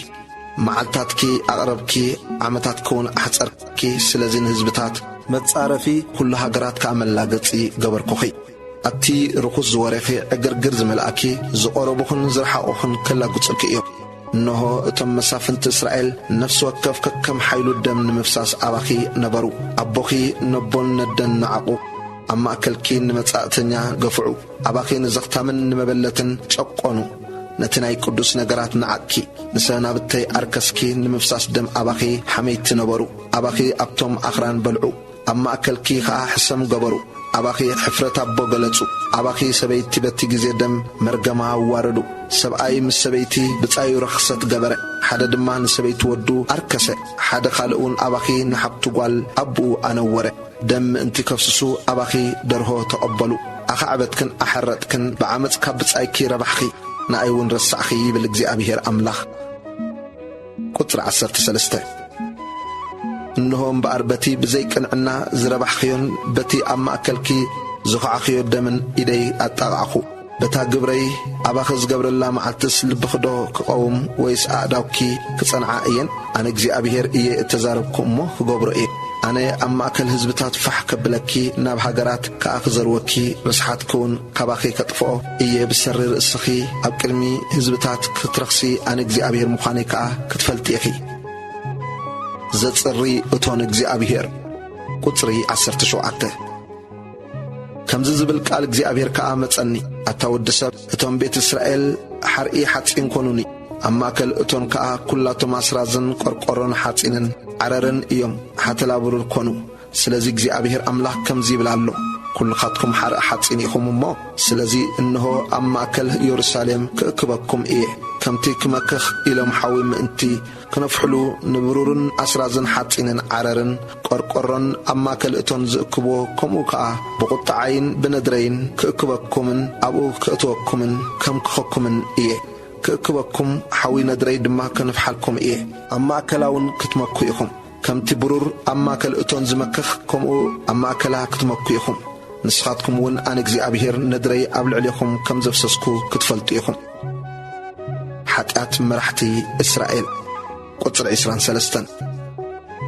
كم زبل قال جزي أبيهر دما متصني أتود سب نا نسخي زي ترخي بمعالتو قراون زناب زي زنبكي حجر إخي إلكا نقرأ أوشت أزلو نبياتا تمحاحيلهم ألو كمتي نقبداي السلاليعو زغازمان بسا نفسات وحطو مزقبن كبر نقرن وصدو أما كلاون مبلالو أبزحو كانتا حقاي أفرسو نتي قدس نقرات أركسو نتي قدس كابتي زي قدس أيفلين أمانغور خصن نصهن زلو لينت أيفلتون كابسنا بتاي أعينتم عمتو أنون أما أكلم رخصكو مسافنتا أوشتا بزيكن عنا كروحس دم النفسسو نفسات نطفو كمتم نقداي زسلالعو تخالو يوم نبياتها كنتنت النار أيو حسوت النات تنقلو لهم اجزيابيهر زي تزاربس اجزيابيهر أملاك كم زيبل ألو النابلو بزي قوم تصبري لقلقو لهم اتهزبي تهاجر عمتسه كتره نشقرن دخان قفعه نمسعتن ياون بزي فردي أجنقه أنا كيت فاس نتيك أصري زتات منتي اتهاجرون أب قدمي أبت منقع زقوم أما أكلهم حد سب أيدلخو جناخه حدوكا أيرخبكن سلازخا كراي أبل عليهم أفسسكو بحاول ندري أدفعكم مقدم أبل الرسم ملس كلهم يبل إجزي أبيهر أملاخ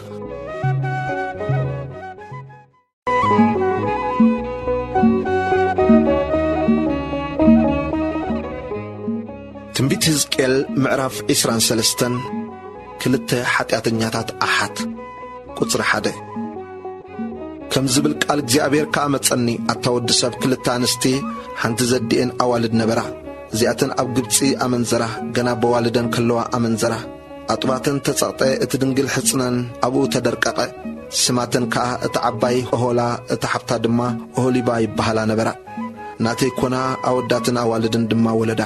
ስማተን ከዓ ኦሆላ ሰማርያ እያ ኦሆሊባ ድማ ኢየሩሳሌም እያ ቁጥር 5 أهلا خا ناتي كلاس زموت فتوتا أبتم فتوتا أب أسراويان قربا بالتخوني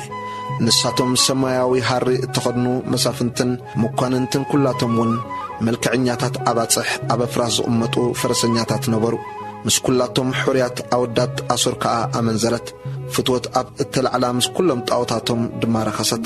مسنا يزيخا نتي مستم بقوالا خلا مس أزدق أصن دنجل هتسنا زدرقون زمتهم زخعولان قبصاوين مزموا أحدقتن سلازي أب إيد اتهم فتوتا بفتوت مساتاتهم نديدا زنبلت أب إيدا ودات أسر متقوا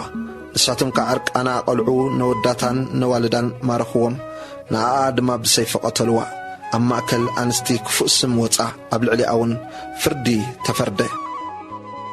قصر عسرت حده أهوليبا حتى خا زي رأيت بفتوتا كاب آقاددت منزرنا أدما كاب منزرنا حتى بزحي مستم قروا بتادك أصر مسافنتن مقواننتن زحبن كداونت اتخدنو أبا فراس اتقمتو فرسنياتات كلهم ملكعنياتات أبا تصح بفتوت نددت نساون كم زرخاصة ريخو كلتين حدا مقد خدا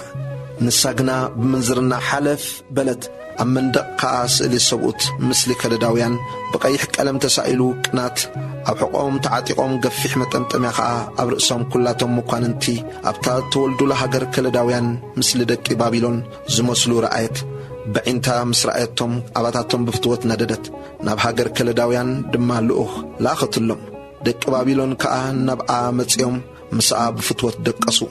بمنزرنا دما أركسوا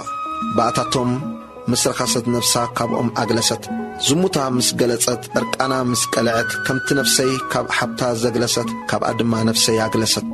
كناخ بزمن سنتا أب هاجر قبطين زمن زرتو زكيراس منزرنا أبزحت مستم زموتي سجا كم ناي أرجي سجا زر كم زرئي أفراس زخون خاء بفتوة نددت كم أتم قبطاوين أطبات برزنت كاللوكي زدرق أخي رخصت نسنتكي ذكركي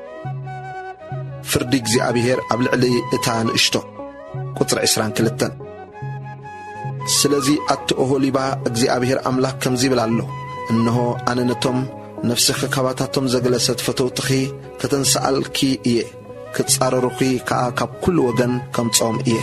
بابيلناويانن كلهم كلداويانن أكودن شعان قوعان مسوم كأكلهم أسراويانن ملكعنياتات أباتصح مسافنتن مقاننتن كلاتهم أب أفراس التقمطو حلقون ورياتن نساتهم أتصوارن سرقلاتاتن منكراخورن حيزم مسبزوح كوتتي هزبتات كتصاررخي كمتصيهم قلبن والتن قرع رأسن حيزم بزورياخي قومخي إيهم أنا كأفردي كهوبهم إيه نساتهم ون كم فردون كفردوخي إيهم كنا أتي كوردلكي إيه نساتهم كأبندري كمعاتوخي إيهم أفنشاخن أعزانكن كورتسيهم اتي كاباخي زترف دما بسيفخ ودقيو نوداتكن نوالدكن كمارخوهم اتي كاباخي زترف ون بحاوي كخمم ايو كداون تخي كونتطوخي كبر سلماتكي كوسدلكي ايوم عين تخي ناباتاتهم قلح كي تبلن دحر زخاء قبطسي كي تذكرنسي نتي كاب قبطس زجمر رخصتكن منزرناخن موداتاخ قبرلو ايه اكزي ابيهر املاك كمزي بلالو انه انا ناب ايد اتم اتسأل ايوم ناب ايد اتم نفسك كاب زغلست كوفيك ايمو بتصلئي كايدوكي كلهم صامد خمكي كوسدلكي رقتن نولقخن غيرم كحدغوخي ايم ناي منزرنا خرقان رخصتكن منزرنا خن كغلص ايو ددحري حزبتات علعل نابلك سلا زمن زركي بطاعتاتهم كاسل زرخسكي از نجر ازي كوردكي ايو بمجد حبتخ كيدكي سلا زخا انا ناتا صوا ابيدكي كهبكي ايه እግዚአብሔር አምላክ ከምዚ ብላሎ ንስኺ እተዓማቕን ገፋሕን ዝኾነት ጽዋዕ ሓብትኺ ክትሰትዮ ኢኺ ብዙሕ እትሕዝ እያ እሞ መስሓቕን መላገፅን ክትኮኒ ኢኺ እታ ጽዋዕ ሓብትኺ ሰማርያስ ጽዋዕ መስክሕን መጥፋእትን እያ እሞ ብስኽራንን ብሓዘንን ክትመልኢ ኢኺ ኣነ እየ እትዛረብኩ ይብል እግዚአብሔር አምላኽ እሞ ክትሰትያን ክትጽንቅቕያን ገልዑ ከዓ ክትነኽስን ኣፍ ልብኺ ድማ ክትሰንጥቕን ኢኺ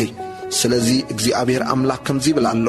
نسخ رسعكني بدحر زبانك دما دربيخني إخمو نسخون رخصتكن منزرناخن صوري فردك زي أبيهر قبل علقلتين أحد قطري 36 زي أبيهر كقبلني أتاود سب نؤهولان نؤهوليبان كتفردلن ديخا مبارس سيافن نقرن زمين إيانمو أبقى داون دم اللون مستوعاتن زمين نتوم نعيز ولدهم دكان حوي كوال عمسي بو أحلفهم أبرئسيون إذا جبراني بتام عالتتيا مقدسي أتصيفة سنبتيك أركسة ደቀን ጣዖታትን ምስ ሓረዶኦም በታ መዓልቲ እቲኣ ክርክስኣ ናብ መቕደሰይ መጻ ኖ ኸኣ ኣብ ማእከል ቤተይ ከም ዝገበራ ኣብ ርእሲ እዚ ድማ ነቶም ካብ ርሑቕ ዝመፁ ሰብኡት ለኣኻሎም ልኡኽ ተለኣኾም እንሆውን መፁ ተሓጸብ ኩሎም ኣዒንትኸ ተኹሓል ኩሎም ብስልማቱን ተሰለም ኩሎም ኣብ ጽቡቕ ዓራት ተቐመጥኪ ኣብ ቅድሚኡ ኸኣ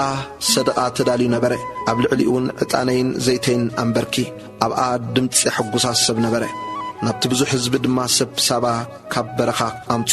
ንሳቶም ከዓ ኣምባር ኣብ ኣእዳወን እጹብ ዘውዱን ኣብ ኣራእስተን ገበሩ ቁጽሪ 43 ሽዑ ኣነ ብዛዕባ እታ ብዝሙት ዝኣረገት ሎሚ ድማ ምስኣ የመንዝሩ ኣለዉ በልኩ ከምቲ ናብ ኣመንዝራ ዝኣቱ ናብኣ ኣተው ከምኡውን ናብተን ርኩሳት ኣንስቲ ኦሆላን ኦሆሊባን ኣተው ጻድቃን ሰባት ከዓ ዘመውቲ ስለ ዝኾና ኣብ ኣእዳወን ድማ ደም ስለ ዘለወን ከምቲ ንዘመውቲ ከምቲ ነተን መፍሰስቲ ደም ዝፍረደን ገይሮም ክፈርድወን እዮም ስለዚ እግዚኣብሔር ኣምላኽ ከምዚ ይብላ ኣሎ ኣኼባ ህዝቢ ከውፅኣለን እየ እሞ ንምምራኽን ንዘመተን ኣሕሊፈ ክህበን እየ ኣኼባ ከዓ ብዳርባ እምኒ ክቐትልወን በስያፎም ክቖራርጽወን ነወዳተንን ነዋልደንን ክቐትልዎም ኣባይተን እውን ብሓዊ ከንድዱ እዮም ኩላተን ኣንስቲ ከምቲ ምንዝርናኽን ከይገብራ ምእንቲ ክመዓዳስ ንምንዝርና ካብቲ ሃገር ከጥፍኦ እየ ምንዝርናኽን ኣብ ልዕልየኽን ከንብሩልክን እዮም ሓጢኣት ጣዖታትክን ድማ ክትጾራ ኢኽን ኣነ እግዚኣብሔር ኣምላኽ ምዃነይ ከዓ ክትፈልጣ ኢኽን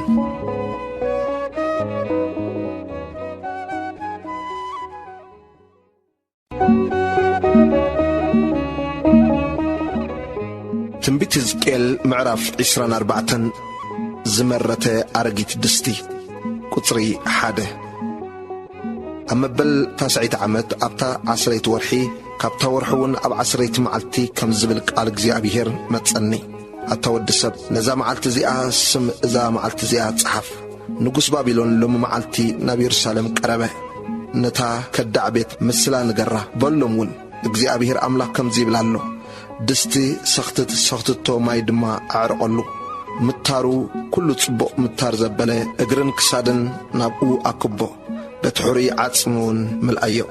ካብቲ መጓሰ ከዓ ሕሩይ ውሰድ ነቲ ዓጽሚ ድማ ኣብ ትሕቲኡ ኮሚርካ እቲ ኣብ ውሽጢ ዘሎ ዓጽምቲ ምእንቲ ክበስል ኣጸቢቕካ ኣፍልሓዮ ቁጽሪ 6 ስለዚ እግዚኣብሔር ኣምላኽ ከምዚ ይብላ ኣሎ ነታ ምምራታ ዘይለቅቕ ብምምራት ዝዘዓገት ድስቲ በዓልቲ ደም ዝኾነት ከተማ ወይለኣ ነቲ ምታር ብምታሩ ኣውጻዮ ዕጫ ይወድቆን ደማ ማእከላ እዩ እሞ ኣብቲ ልሙፅ ከውሒ ሓደገቶ ብሓመድ ክትከድኖ እኳ ኣብ ምድሪ ኣይከዓወቶን ንምልዕዓል ነድርን ንምፍዳይሕነን እቲ ደማ ምእንቲ ከይክወል ኣብ ልሙፅ ከውሒ ኣኽዓኽዎ ቁጽሪ 9 ስለዚ እግዚኣብሔር ኣምላኽ ከምዚ ይብላ ኣሎ ኣነ እውን ብርቱዕ ምግሃር ከኣብ ጉድ እየ እሞ ነታ በዓልቲ ደም ዝኾነት ከተማ ወይለኣ ኣዕጻው ከምር ሓዊ እጐድ ነቲ ሥጋ ጸቢቕካ ኣብስሎ ነቲ መረቕ ኣዚኻ ኣፍልሓዮ ነቲ ኣዕጽምቲ ኸዓ ኣሕርሮ ምንቲ ክውዕን እቲ ኣስራዚኡ ድማ ክረስንን ኣብ ውሽጢ ዘሎ ዛዕጉ ክመክኽን እቲ ምምራቱ ኸዓ ክጠፍእንሲ ጥራዩ ኣብ ልዕሊ ጓህሪ ሰኽትቶ ጻዕራ ኾንቲ እዩ ምምራታ በርቲዑ እዩ እሞ ብሓዊ እኳ ኣይለቅቕን እዩ ኣብ ርስሓትኪ ርኽሰት ኣሎ ኣጽረየክስ ኣይጸረኽን ኢኸም እሞ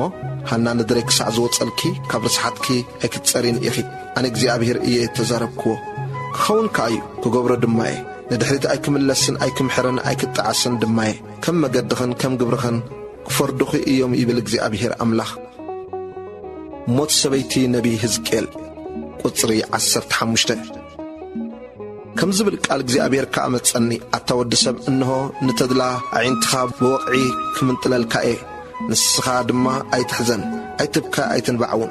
ስቕኢልካ እህህበል ንምውታት ከም ዝልቀሶም ጌርካ ኣይተልቅስ ርእስኻ ድማ ብመጠምጠምያ ጠምጥም ኣሳንካ ኣብ ኣጋርካ ኣእቱ ጽሕምኻ ኣይትኽደን እንጌራ ሓዘንቱውን ኣይትብላዕ ቁጽሪ 18 ነቲ ህዝቢ ንግሆ ተዛረብክዎ ንምሸትኻ ሰበይተይ ሞተት ነጽባሒቱ ድማ ከምቲ እተኣዘዝክዎ ገበርኩ እቲ ህዝቡን እቲ እትገብሮ ዘለኻስ ንኣና እንታይ ማለት ምዃኑ ዶ ኣይትገልጸልናን ኢኻ በለኒ ኣነ ድማ ከም ዝብል ቃል እግዚኣብሔር መጸኒ ኢለ መለስኩሎም ንቤት እስራኤል እግዚኣብሔር ኣምላኽ ከምዚ ይብላ ኣሎ በሎም እኖ እታ ሓበን ሓይልኹም እታ ተድላ ኣዒንትኹም እታ ናፍቖት ነፍስኹም ቤተ መቕደሰይ ከርክሳኤ እቶም ድሕሪኹም ዝሓደግኩምዎም ኣወዳትኩምን ኣዋልድኩምን ብሰይፊ ክወድቁ እዮም ንስኻትኩም ከዓ ከምቲ ዝገበርክዎ ክትገብሩ ኢኹም ጭሕሙኹም ኣይክትከድኑን እንጌራ ሓዘንቱን ኣይክትበልዑን መጠምጠምያኹም ኣብ ርእስኹም ኣስኣንኩም ኣብ ኣጋርኩም ክኸውን እዩ ዋይ ዋይ ኣይክትብሉን ኣይክትበኺዩን ከዓ ኢኹም ግናኸ ብሰር ኣበሳኹም ክትማስኑ ንሓድሕድኩም ከዓ ክትብሉ ኢኹም ሕዝቅኤል ከዓ ኣርኣያ ክኾነልኩም እዩ ከምቲ ንሱ ዝገበሮ ዘበለ ኩሉ ክትገብሩ ኢኹም እዚ ምስ መፀ ኣነ እግዚኣብሔር ኣምላኽ ምዃነይ ክትፈልጡ ኢኹም ቁፅሪ 25 ኣታወዲ ሰብ ከዓ በታሕና ሓይሎም ንሓጎስ ክብረቶም ንተድላዒንቶም ነቲ ናፍቆት ልቦም ኣወዳቶምን ኣዋልዶምን ኣነ ካብኦም ዝወስደላ መዓልቲ በታ መዓልቲ እቲኣ እቲ ዘምለጠ ኣብ እዝንኻ ከስማዓካ ክመፀካ እዩ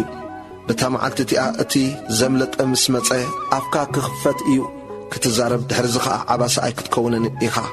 ከምኡ ንስኻ ኣርኣያ ክትኮኖም ኢኻ ኣነ እግዚኣብሔር ምዃነይ እውን ክፈልጡ እዮም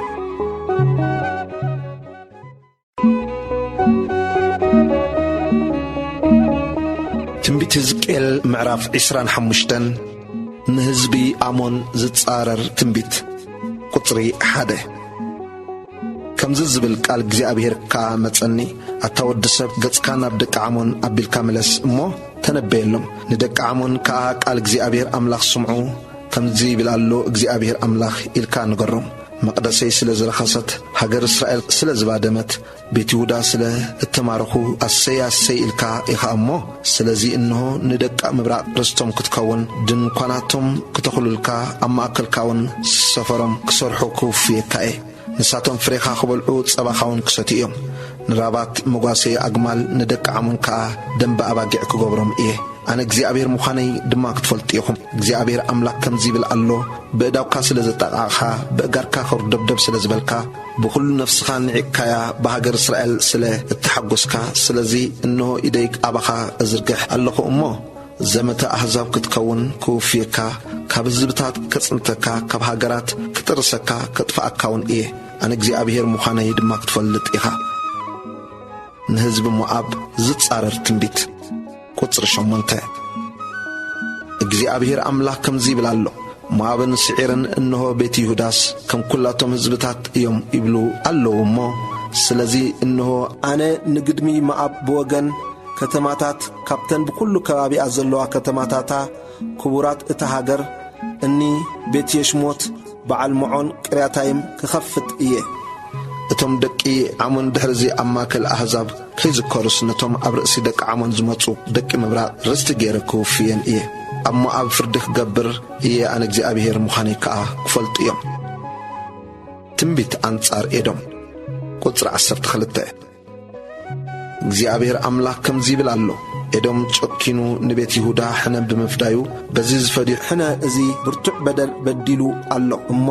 ስለዚ እግዚአብሔር አምላኽ ኢደይ ናብ ኤዶም ክዝርግሕ ሰብን እንስሳን ድማ ካብኣ ከጽንት እየ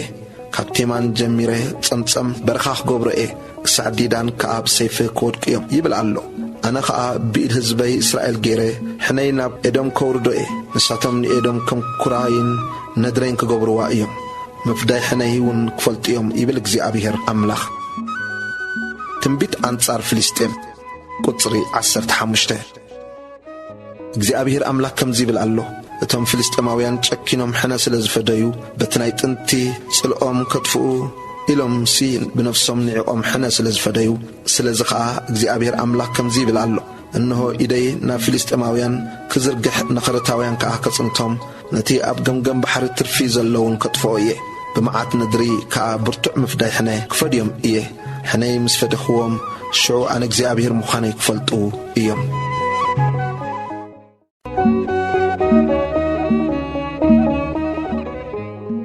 تنبيت ሕዝቅኤል معرف 26 تنبيت أنصار حزب طيروس قصري 1 كونخ أمبل 11 عمت بتقدمت معلتي تاورحي كمز زبل قال እግዚአብሔር መጸኒ ኣታወዲ ሰብ ጢሮስ ብዛዕባ ኢየሩሳሌም ኣሰይ ኣሰይ እታደገ ህዝብታት ፈሪሳ ናባይ ተመሊሳ ንሳባዲማ እያ ኣነ ክመልእ ኢላ ኣላሞ ስለዚ እግዚአብሔር ኣምላኽ ከምዚ ይብል ኣሎ ኣቲ ጢሮስ ታንዲደኪ እንይኹ ከምቲ ባሕሪ ንማዕበሉ ዘልዕሎ ከምኡ ገይረ ብዙሓት ህዝብታት ከተንስኣልኪ እየ ንቕፅርታት ጢሮስ ከጥፍእዎ ንግንብታታ ኸዓ ከፍርስዎ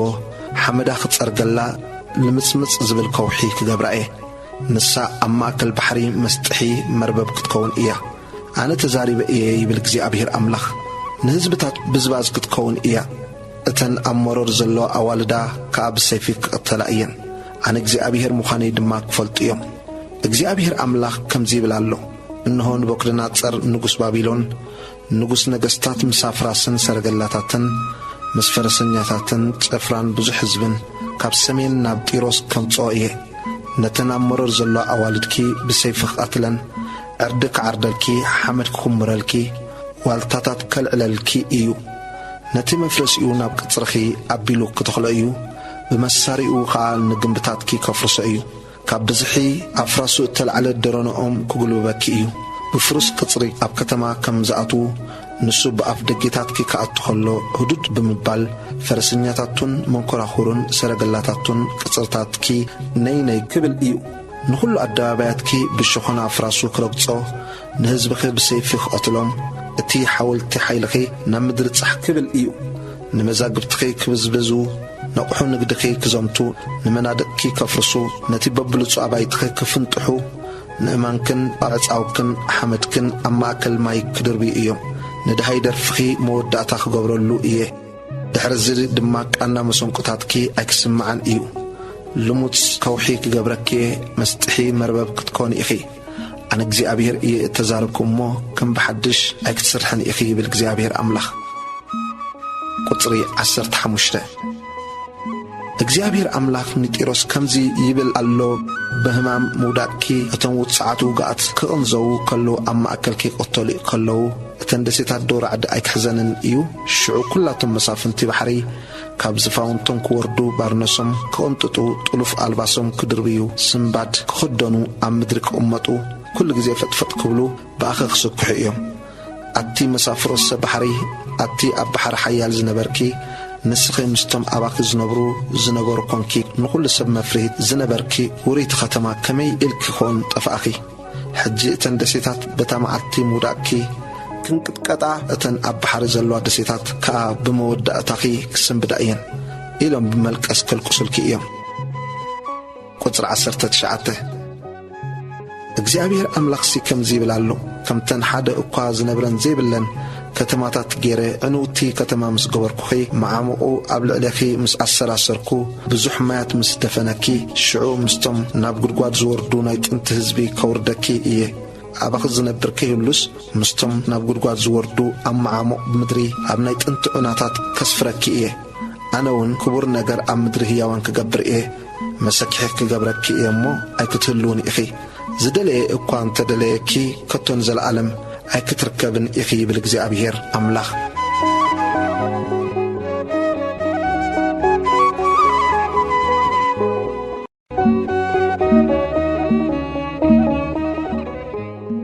تنبيت حزقيل معراف 27 اب انوت ጢሮስ ዝተገብረ መልቀስ ቁጽሪ 1 كمز زبل قال እግዚአብሔር ካ መጸኒ አታወድሰብ ንጢሮስ መልቀስ አልቅሰላ ንጢሮስ በላ አቲ ኣብ ምእተዊ ባሕሪ እትነብሪ ምስቶም ኣብ ብዙሕ ደሴታት ዘለው ህዝብታት ካ እትነግዲ ከምዚ ይብል እግዚአብሔር አምላኽ አቲ ጢሮስ በዓልኺ በመልክዕ ፍጽምቲ ኣነ እየበልኪ ወሰንኪ ኣብ ልብ ባሕሪ እዩ እቶም ሃነጽትኺ ነቲ መልክዕኪ ፈጸምዎ ንጎበታትኪ ብጽሕዲ ሰኒር ሰርሕዎ ደቐል መራኽብ ክገብሩልኪ ካብ ሊባኖስ ኣእዋም ወሰዱ مقذفيتاتكي كاب أوحي باسان قبرو كوف مباليتاتكي بسن حرما سليمهم بتي كاب دسيتات كتيم زمت أعوام قبرو أتي نسندق علامة زخونكي غانت اللخي بالحدس انتاتي التقبره كتين اتتألف علبا كاب قبس نبره كاب دسيتات إلشا سماياوي حرن جخون مقارجاخي نبره أتي تيروس اتوم زقصفلكس سب سيدونان سب أروادن نبرو اتوم أباخ زلو طيبانكي مراحت مراكبكي كونو اتوم شماغلتات جبالن اتوم طيبانن نتي التسبره كتاتوس اماكلكي نبرو كلاتن مراكب بحرنياتاتن نقدون كلواو طخي أباخ نبرو فارسن لودن فاتن أبسراويتكي عقيتكي نبرو ولاتن قرع رأسن سأولولكي نساتم جيتس هابوخي دكي أروادن سراويتكن أب كبابي كسرخ سب جماديخا أب جنبتات كي نبرو والتؤم أوسن وسن منادق كي سقلو ملكعكي فتسموه كرسس سلاز بزح عينت حبت مساخي تنقل نبرت ببرورن حتسينن قرقرن عررن جيرا واقو فديتكي يوانن توبالن مسكن نغادوخ نبرو نابعداغاخي باروتن أوحو نحاسن أمصو كابت توغارما بفراسن بفرس وقن بباقلن جيرم لوتي نقدخي حوخي دك إديدان أباخي نغادو بزحد دسيتات بيدكي نقدم أم حلالفو سن حرمازن زبن كأقص برخت أمصولكي سلبزحي قبريس بالحكي سوريا مساخي نقدت بخبر عنقن بجخن بتتلف علبان بلحس انتاتيع التقبر علبان بزعقولن بريبونيسن جيرم لوطي نقدخي حابوخي يهودان حقر إسرائيلن مساخي نقدو نعداقاخي بتي كامنيت زمت سرناين بحبستن معارن زيتن كديتن ملقوع دماسكو ببزح اتواتكن سلاتي بزح ببعينة زخانة هابتن بنبيت كاب هلبونن بسأمرن مناقد كي نبرت وادانن يوانن مزالن نعداقاخي بسرح حتسينن شتن قارفان أعمرو ديدان بخبور مارشاتات مساخي نقدا نبرت عربن كلاتن مسافنتي كدارن بيدكي نقدو مساخي نقدوس كنشالن دعولن أتقالن أمتو اتم نقادو سابان رعمان مناقد كي نبرو وبلوص كمامن بخبر أأمانن زبلن بوركن تلواوطوخي كارانن كانين إدنن نقادو سابان أسورن كلماتن نقادوخي نبرو ببلوص ألباساتن بالسماء وحارن بورك زبو اتتألف بارنسن بأم ليبانس اتقبر بقمات اتأسرن كبر على باز ملئي ساتساون جيرم مساخي نقدو نبرو مراكب ترسيس كا أفلاي نقدخي نبرو ملاكي أمو أبلبي بحري أزيخي كبركي قطري 26 اتم زقزفلكي نابزح مات وصدخي نفاس مبرقكا أبلبي بحري سبركي حبتخن من نقاقديخن ملواوتخن بحرنياتاتكن مرحت مراكبكن متأتأتي سوركن نقادوخن أباخ زلو كلهم تفرا وقخن اتم أباخ زلو كلهم سبؤتن بتامعالتي ودكتكي أبلبي بحري كودكيهم كاب آويات اتم مرحتي مراكبكي التلعل اتم أب كبابي خزلو رعرع كبل إيام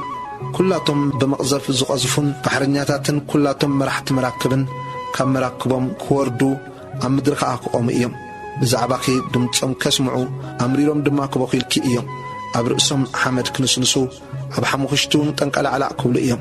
رئيسهم كلاتويلكي كل كعتقلكي بمرت نفسهم مرير بخيات كبوكيلكي إيام إن حزن زنو بؤزما كم تأب مأكل بحري تم زبلوا كم تيروس من نبرت إلون كأزم الكيم أوحو نقدقي كاب بحري مسوات نبزوحات إزبتات أصقب كيم بتبزوح حبتخن نقدخن نقستات مدري أهبتم كيم بتا أب بحري أب تعميق مات التسبر كلا جزي نقدخن كله هزبخن أب مأكل كي ودقي اتم أب دسيتات زنبرو كلهم بأخيخ سكحو نقستاتهم كرعد إيام قطعمون كخفئ إيو اتم نقادو هزبتات كفات إلكي إيام مسكحي كونكي نزال عالم أكتلون إيخي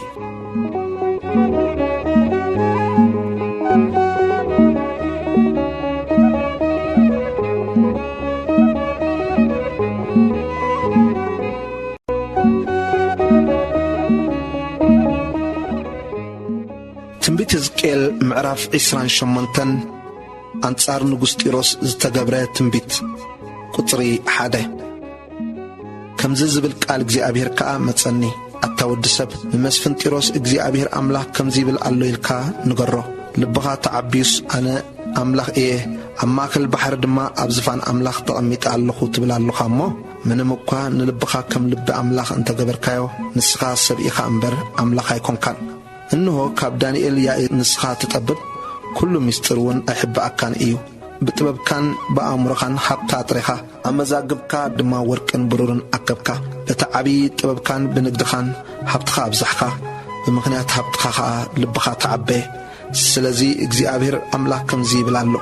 نلبخا كم لب أملاك سلز قبركا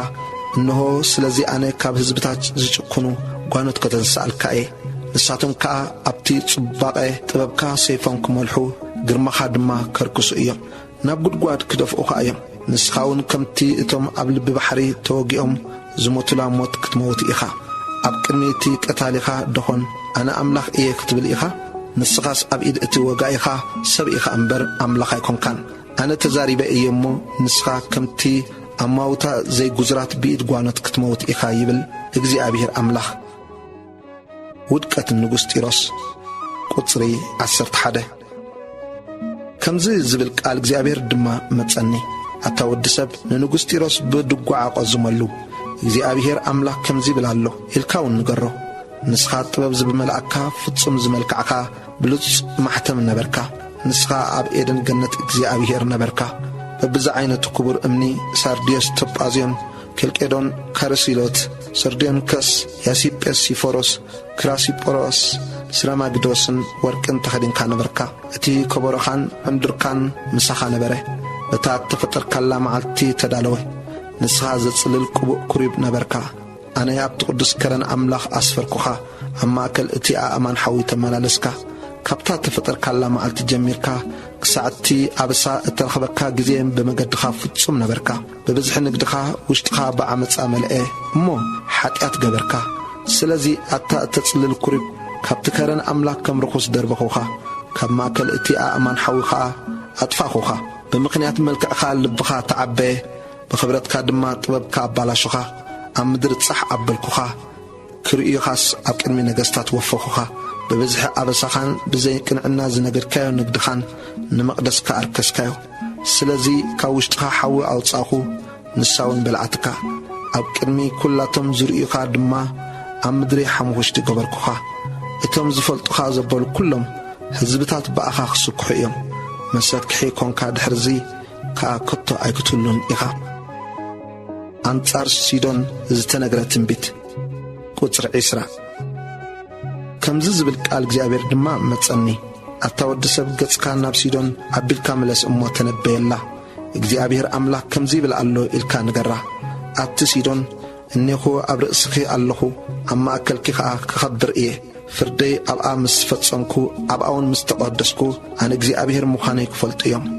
ፌራን ደም ኣብ ኣደባባያን ክሰደላ እየ በቲ ኣብ ከባቢኣ ዘሎ ሰይፍ ከዓ እቶም ውግኣት ኣብ ማእከላ ጻሕ ክብሉ እዮም እሞ ኣነ እግዚኣብሔር ምዃነይ ክፈልጡ እዮም ድሕርዚ ንቤት እስራኤል ኣብ ማእከል እቶም ዘቃለልዎም ጎደቦታቶም ዝወግእ እሾኽ ወይስ ዝሕምም ተኸርባ ኣይኩሉን እዩ ኣነ እግዚኣብሔር ኣምላኽ ምዃነይ ከዓ ክፈልጡ እዮም። ቁጽሪ 25 እግዚኣብሔር ኣምላኽ ከምዚ ይብል ኣሎ ንቤት እስራኤል ካብቶም ኣብ ማእከሎም ፋሕ ኢሎምዎም ዝነበሩ ህዝብታት ምስ ኣከብክዎም ሽዑ ኣብ ቅድሚ ዓይኒ ህዝብታት ኣባታቶም ክቕደስ ንሳቶም ድማ ኣብታ ንያዕቆብ ባርያይ ዝሃብክዎ ሃገር ክነብሩ እዮም ኣብኣ ብህድኣት ክነብሩ ኣባይትኻ ክሰርሑ ኣታኽልቲ ወይኒ ድማ ክተኽሉ እዮም ኣነ ኣብቶም ኣብ ዙርያኦም ኮይኖም ዘቃልልዎም ዘለዉ ፍርዲ ምስ ፈጸምኩ ሽዑ ብህድኣት ክነብሩ ኣነ እግዚኣብሔር ኣምላኽ ምዃነይ እውን ክፈልጡ እዮም።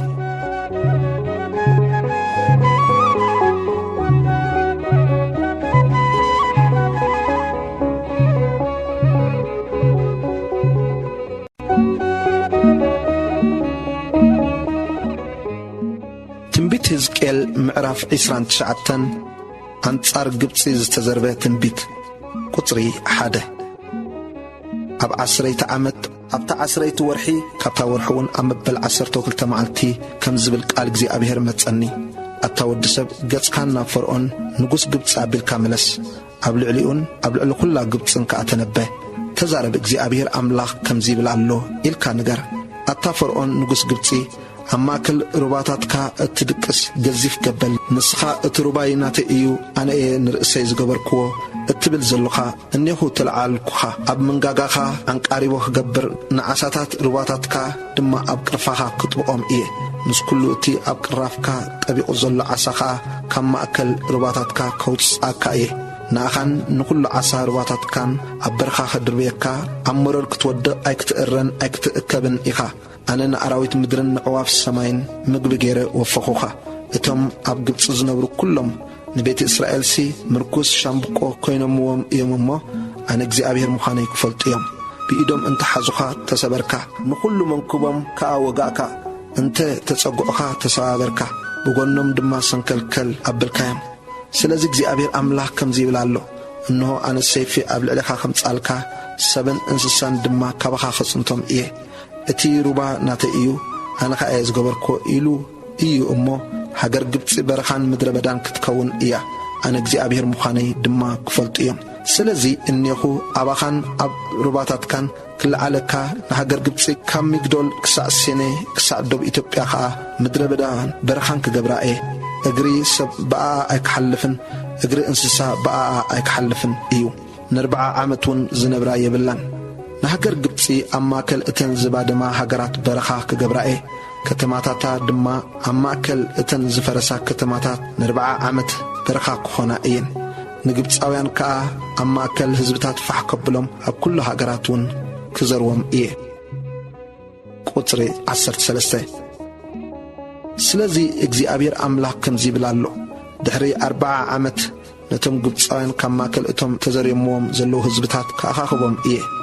ንምርኮ ግብፂ ክመልሶም ናብታ እተውልድላ ናብ ሃገር ጳጥሮስ ክመልሶም እየ ኣብኣውን ለጠቕ ዝበለት መንግስቲ ክኾኑ እዮም ካብ ካልኦት መንግስታት ለጠቕ ክትብል መሊሳ ኸዓ ኣብ ልዕሊ ህዝብታት ኣይክትዕበን እያ መሊሶም ኣብ ህዝብታት ከይገዝኡስ ከውሕዶም እየ ድሕሪ ቤት እስራኤል ባእታቶም ኣይክእመኑን እዮም ናባታቶም ቁሊሕ እንተበሉ ግና ኣበስኦም ከዘክርዎም እዮም ኣነ እግዚአብሔር ኣምላኽ ምዃነይ ከዓ ክፈልጡ እዮም ንጉስ ንበክደናጸር ንግብፂ ክስዕራ እዩ ቁጽሪ 17 ኣብ መበል 27 ዓመት ኣብታ ቀዳመይቲ ወርሒ ካብታ ወርሑውን ኣብታ ቀዳመይቲ መዓልቲ ከም ዝብል ቃል እግዚአብሔር መጸኒ ኣታ ወዲ ሰብ ንበክደናጸር ንጉስ ባቢሎን ንጢሮስ ክሕዚ ኢሉ ንጭፍራኡ ብርቱዕ ጻዕሪ ኣጻዕሮም ርእሲ ዘበለ ንኹዑ መንኩቡ ዘበለ ተመሊጡ ግና ኸበቲ ንጢሮስ ክሕዚ ኢሉ ዝጻዕሮ ጻዕሪ ንሱ ወይስ ጭፍራኡ ገለ ደመወዝ እኳ ኣይረኸቡን ስለዚ እግዚአብሔር ኣምላኽ ከምዚ ይብላሎ እንሆ ንበክደናጸር ንጉስ ባቢሎን ሃገር ግብፂ ክህቦየ ንሱ ሃብታ ክወስድ ዝዝረፍ ክዘርፍ ዝዝመት ከዓ ክዘምት እዩ እዚ ድማ ንጭፍራኡ ደመወዝ ክኸውን እዩ ንኣይ እዮም ዝገበርዎ እሞ ጻማ ጻዕሩ ሃገር ግብፂ ሃብክዎ ይብል እግዚአብሔር ኣምላኽ ቁጽሪ 21 በታ መዓልቲ እቲኣ ንቤት እስራኤል ቀርኒ ከብቁል ንኣኻ ድማ ኣብ ማእከሎም እተኸፍተ ኣፍ ክህበካየ ኣነ እግዚአብሔር ምዃነይ ከዓ ክፈልጡ እዮም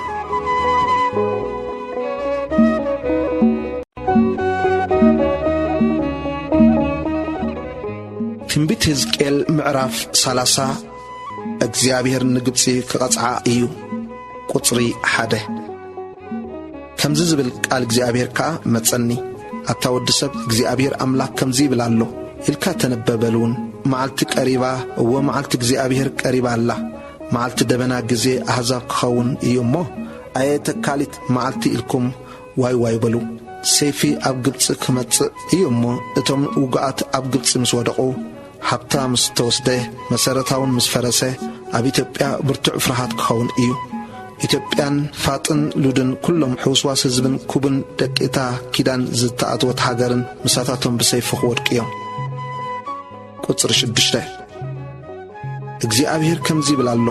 እቶም ንግብፂ ዝድግፉ ክወድቁ እዮም ትዕብይ ሓይላ ከዓ ክዋረድ እዩ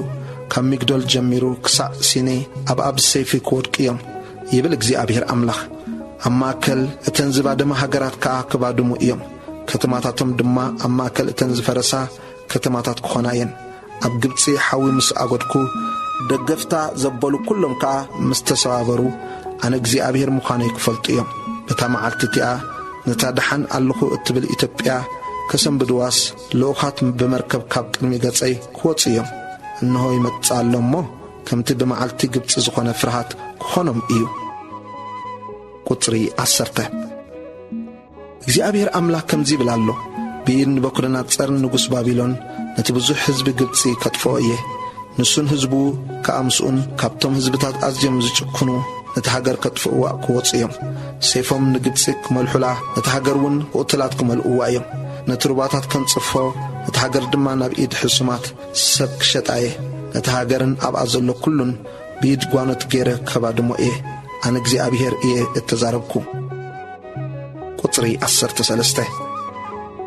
እግዚአብሔር ኣምላኽ ከምዚ ይብላሎ ንጣዖታት ከጥፍኦም ንጣዖታት ኮንቱ ካብ ኖፍ ክጥርሶም እየ ድሕርዚ ካብ ሃገር ግብፂ መስፍን ኣይክኸውንን እዩ ናብ ሃገር ግብፂ ከዓ ፍርሃት ከምጽእ እየ ንጳጥሮስ ከባ ድማ ኣብ ፀዓን ሓዊ ከኣጉድ ኣምኖ ከዓ ፍርዲ ክገብር እየ ነድረይ ከዓ ናብ ሲን እታ ዕርዲ ግብፂ ክኽዑ ንህዝቢ ኖህ ድማ ከጽንቶ እየ ኣብ ግብፂ ሓዊ ከኣጉድ እየ ሲን ክትጭናቕ እያ ኖ ከዓ ክትጠፍእ እያ ንኖፍ ከዓ ጸላእቲ ብመዓልቲ ክሕዝዋ እዮም ኣጉባዝ ኣቤንን ፌቤሲትን ብሰይፊ ክወድቁ እዮም ንሳተን ከዓ ክህማረኻ እየን ኣርዑት ግብፂ ኣብኣ ምስ ሰበርኩ ሓበን ሓይላውን ምስ ተጠረሰ ኣብታ ፊነስ መዓልቲ ክትጽልምት እያ ደመና ክጉልብባ እዩ ኣዋልዳ ድማ ክማረኻ እየን ከምዚ ገይረ ኣብ ግብፂ ፍርዲ ክፈርድ እየ ንሳቶም እውን እግዚኣብሔር ምዃነይ ክፈልጡ እዮም ዝተሰብረ ሓይሊ ንጉስ ግብፂ ቁጽሪ 20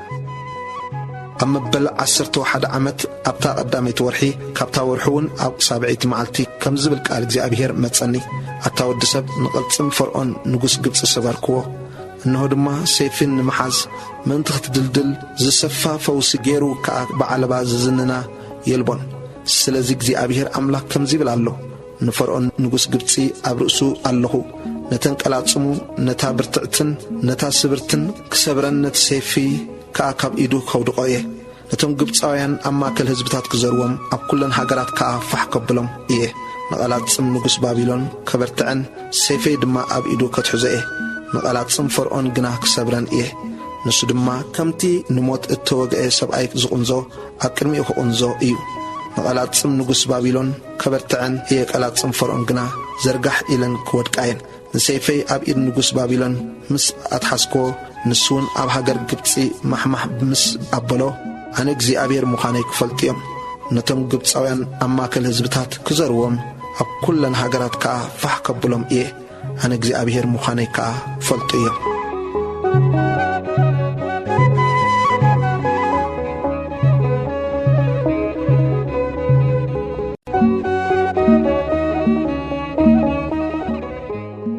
ትንቢት ሕዝቅኤል ምዕራፍ 31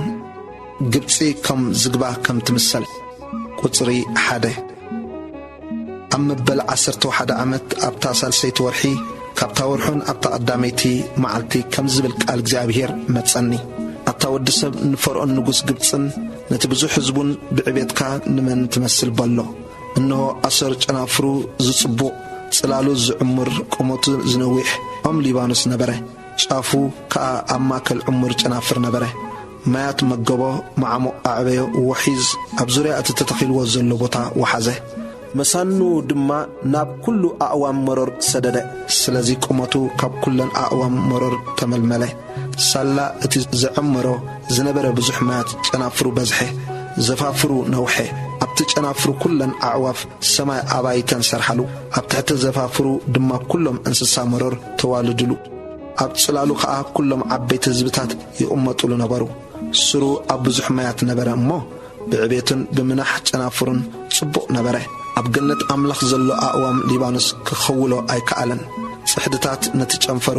ኣይተተኻኸሎን ጸሊሞ እኳ ከም ጨናፍሩ ኣይነበረን ኣብ ገነት ኣምላኽ ካብ ዘሎ ኦምሲ ሓንቲ እኳ ብጽባቐ ኣይተመዓራረዮን ኣነ ብብዙሒ ጨናፍሩ ጽቡቕ ገበርክዎ ኣብ ገነት ኣምላኽ ዘለዎ ኣእዋም ኤደን ከዓ ኩላተን ቀናኣሉ ቁጽሪ 10 ስለዚ እግዚኣብሔር ኣምላኽ ከምዚ ይብል ኣሎ ብቁመት ክብ ስለ ዝበልካ ጫፍ ኣብ ማእከል ዕሙር ጨናፍር ስለ ዝገበረ ብምኽንያት ቁመቱ ልቡ ስለ እተዓበየ ኣነ ኣብ ኢድ እተሓያል ናይ ህዝብታት ከም ድሌቱ ክገብሮስ መጠኽዎ ብሰሪ ረሲእነቱ ደርበኽዎ እቶም ጓኖት ናይ ህዝብታት ጭካናት ቆረጽዎን ደርበይዎን ጨናፍሩ ኣብ ኣኽራንን ኣብ ኩሉ ርባርባን ወደቐ ጸንገፋ ኣብ ኩሉ ኣጻድፍ እቲ ሃገር ተደርቀመ ኩሎም ህዝብታት ምድሪ ከዓ ካብ ጽላሉ ተዛሕጡ ሓደገዎውን ኣብ ልዕሊ እቲ ውዱቕ ጉንዲ ኩለን ኣዕዋፍ ሰማይ ተቐመጣ ኩሎም እንስሳ መሮር ድማ ኣብ ጨንገፋ ሰፈሩ እተን ኣብ ማይ እተተኽላ ዘበላ ኣእዋም ብቑመተን ከይዕበያን ጻፍን ኣብ ማእከል ዕሙር ጨናፍር ከየልዕላን ኩላቶም ምስቶም ናብ ጉድጓድ ዝወርዱ ዘለዉ ውሉድ ሰብ ንማዕሞቕ ምድሪ ንሞት ተወፍዮም እዮም እሞ እተን ማያት ዝሰትያ ዘበላ ኩለን ሓያላት ብትዕቢት ከይቆማስ እዚ ኾነ ቁጽሪ 15 እግዚአብሔር ኣምላኽ ከምዚ ይብል ኣሎ በታ ንሱ ናብ ሲኦል ዝወረደላ መዓልቲ ሰብ ከም ዝቕዝሙ ገበርኩ بسرو نمعمو أقلببكو نوحايزو كالكالكو عبيت مايات تعقته بسرو نليبانوس أصلمكو بسرو كلن أعوام مرر حزان كونا مستم ناب قدقوار زوردو ناب سيول مساوردكو كابدهاي موداقو التلعالي نهزبتات رعرا عبالكوهم كلاتن اتناي ليبانوس حرياتن صبواتن أعوام إيدن ما يزستيا زنبرا زبلا كلن أبتي معمو مدري تسانانعا نساتم دما نابتون قلات سمو خوينم أما كل هزبتات عبصلالو تقميت أم زنبرو بسيفي اتقتلو مسؤو ناب سيول وردو قطري 18 امباري بخبرتن ابيتن اما اكل اعوام ايدنسي نمن اخا تمثل كم اخا نسخا مستن اعوام ايدن نمعمو مدرك دربيخا اما كلتهم زيت بزرو اما كلتهم سيف زقتلمون كتدقس اخا ازي فرعون كلهم حزبون ايو يبل اجزي ابير املاح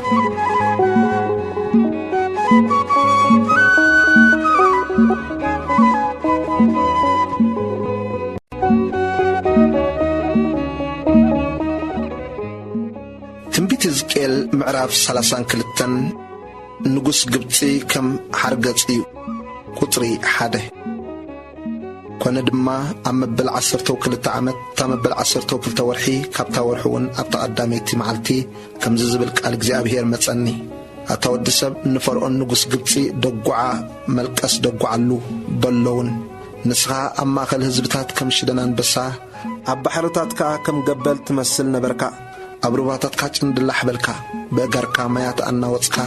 نتمسانو دما زرقكايو اجزي أبهير أملاك كم زيبلالو بوكوبات بزحات هزبتات غيري أنا مرببي كزرق حلكاي نساتم كا بمرببي كسحبو خايم قبل علم مدرد صح كبلكا أمرر كدربيكا كلنا عواف سماي كعسلالكاي أراويت كلا مدرد ما بأخا كتصقبهم إيه نسقاخا قبل علم أخران كنبرو نشنجروتات كا بتي عسكرين كا خمولو إيه نتا اتمحسلا زلوخا مدرك ساع أخران بدمكا كستياي اتي رباطات كا بأخا كمل إيو كتفاكا خلوه نسمايا كقلببو نخواخبتو كا كتصلمتهم نتصحي بدمنا كخولا إيه ورحون برهانا أي كتبن إيه نقول برهانات السماي بسرخا كتصلمتو أبها قركاون تصلمات كزرقحيه يبلغزي أبهير أملاخ ورد فاتكا ناب هزبتات ناب زيت فلطو هاجرات دما مس أبصحكو لبوزحات أحزاب كحزن إيه نسيفي أب كلميهم محمح كبلو كلهو نبوزحات هزبتات بأخا كسكحهم إيه نجستاتهم دما أزيم كرعدو إيهم بمعالتود كتكا خاء نفس وكف كل جزيه سلهي وتور عرع كبل إيو سلزي جزي أبيهر أمله كم زي بلالو سيف نقص بابلون كل علكا إيو نتبزح هزبخا بسيفتهم حيالات كودقويه نساتهم كلاتهم كبزبتات زتكونوا إيام نحابن قبطي كفرسوه إيام كله اتي بزح حزبو كا كتفئيو نتهم أبطاء بزح مايات زنبارو كلهم انسساو كتفئيه دحرزي اقرسب ايك زرقون شخونا انسساون ايك زرقون إيو شعور نماياتهم كتريه نرباطاتهم دما كم زيتي كوحزو إيه يبلغ زي أبيهر أملاخ نتهاجر قبطي برخا مس قبركوا اتي نتهاجر ملحوا زنبر مس بادمه نتم ابقى زنبرو زلو كلاتهم مسوقعكوم شعان اجزي أبهير مخاني كفلطيهم اتي دقوعة ملكس ازيو اوالد هزبتات كالقصو بزعبا قبطن اتي بزح هزبان كالقصالا يعني بالجزي أبهير أملاخ عدي موتات قطر 17 كونا خاء أما بل 10 عمد كابتا ورحي خاء أبتا مبل 15 معلتي كم زبل قال እግዚአብሔር መጸني أتودسب نتي بزو حزب قبطي ألقصلو نعان نتن أوالد كبرات حزبتاتن مستمنا قدقوار زوردو نمعمق مدري أوردن بتصباقس كابمن تبلتي وردي مستم زي قزرات كادكسي أما كالئتم بسيف تقتلو كود قيام أتي سيفي تواهيبو ألو مستبزو حزبا قواتتوا كابتم جغانس اتم أوراتات حيالات كاوشتي سيول نؤون ندقفتن كمزيلم كزاربو إيام اتم زي قزرات بسيف التقاتلو وريدم أو بطئلم اللو قطر 22 أبو أسرن كل حزبان اللو أبزريعو مقابرو اللو كلاتم تقاتلو بسيف ودقو مقابرم أمعامو قدقوات حزبا أبزريع مقابر اللو اتم اب هاجر هياوان زسكحو زنبرو كلاتهم تقاتلهم بسيف وديقوم إيام ቁጥሪ 24 አቡ ኢላምን ኩሉ ህዝባን ኣብቲ ዙርያ መቃብር ኣለው ኩላቶም ተቐትሉ ብሰይፍ ወደቁ ንሳቶም ኣብ ምድሪ ህያዋን ዘሰክሑ ዝነበሩ ዘይጉዝራት ናብ ማዓሞቕ ምድሪ ወረዱ ምስቶም ናብ ጉድጓድ ዝወረዱ ከኣ ነውሮም ተሰከሙ ንኣኣን ንኩሉ ህዝባን ኣብ ማእከል እቶም ቁትላት ኣንጸፋሎም መቃብራ ኣብ ዙርያ እዩ ኣብ ምድሪ ህያዋን ዘሰክሑ ነበሩ እሞ ኩላቶም ዘይጉዝራት ብሰይፍ ተቐትሉ እዮም ነውሮም ድማ ምስቶም ናብ ጉድጓድ ዝወርዱ ተሰከሙ ኣብ ማእከል ቁትላት ተነብረ ኣብኡ መሴክን ቱባልን ምስ ኩሉ ህዝቦም ኣለው ኣብ ዙርያ መቃብራ ኣሎ ኣብ ምድሪ ህያዋን መሰኪሕ ስለ ዝነበሩ ኩላቶም ዘይጉዝራት ብሰይፍ ተቐትሉ እዮም ንሳቶም ከኣ ምስቶም ካብቶም ዘይጉዝራት ዝወደቁ ምሳት ጻር ውግኦም ናብ ሲኦል ዝወረዱ ኣብ ትሕቲ ኣራእስቶም ድማ ኣስያፎም ዘንበሩሎም ጀጋኑ ምሳታቶም ኣይድቁሱን እዮም ኣብ ምድሪ ህያዋን መሰክሕ ጀጋኑ ስለ ዝነበሩ ኣበሳኦም ኣብ ልዕሊ ኣዕጽምቶም እዩ ንስኻ ከኣ ኣብ ማእከል እቶም ዘይጉዝራት ክትሰባበር ምስቶም ብሰይፍ እተቐትሉ ድማ ክትድቅስ ኢኻ ቁጥሪ 29 ኣብኡ ኤዶምን ነገስታታን ኩሎም መሳፍንታን ኣለው እዚኣቶም ሓይሎም ምስቶም ብሰይፍ እተቐትሉ ተነብሩ ምስቶም ናብ ጉድጓድ ዝወረዱን ዘይጉዝራትን ደቂሶም ኣለው ኣብኡ እቶም ምስቶም ቁትላ ዝወረዱ ኩላቶም መሳፍንቲ ሰሜንን ኩላቶም ሲደናውያንን ኣለው ብሓይሎም ዝሰክሑ ክነሶም ነዊሮም ዘይጉዝራት ኮይኖም ምስቶም ብሰይፍ እተቐትሉ ይድቅሱ ኣለው ምስቶም ናብ ጉድጓድ ዝወረዱ ከኣ ነውሮም ይጸሩ ኣለው ቁጥሪ 31 ፈርዖን ክሪኦም ስለዚ ኩሉ ህዝቡ ከኣ ክትጸናናዕ እዩ ፈርዖንን ኩሉ ሰራዊቱን ብሰይፍ ተቐቲሎም እዮም ይብል እግዚአብሔር ኣምላኽ ኣነ ኣብ ምድሪ ህያዋን መሰኪሕ ዝኸውን ከምጽእ እየ እሞ ንፈርዖንን ንኩሉ ህዝቡን ኣብ ማእከል እቶም ዘይጉዝራት ምስቶም ብሰይፊ እተቐትሉ በጥ ከብልዎም እዮም ይብል እግዚአብሔር ኣምላኽ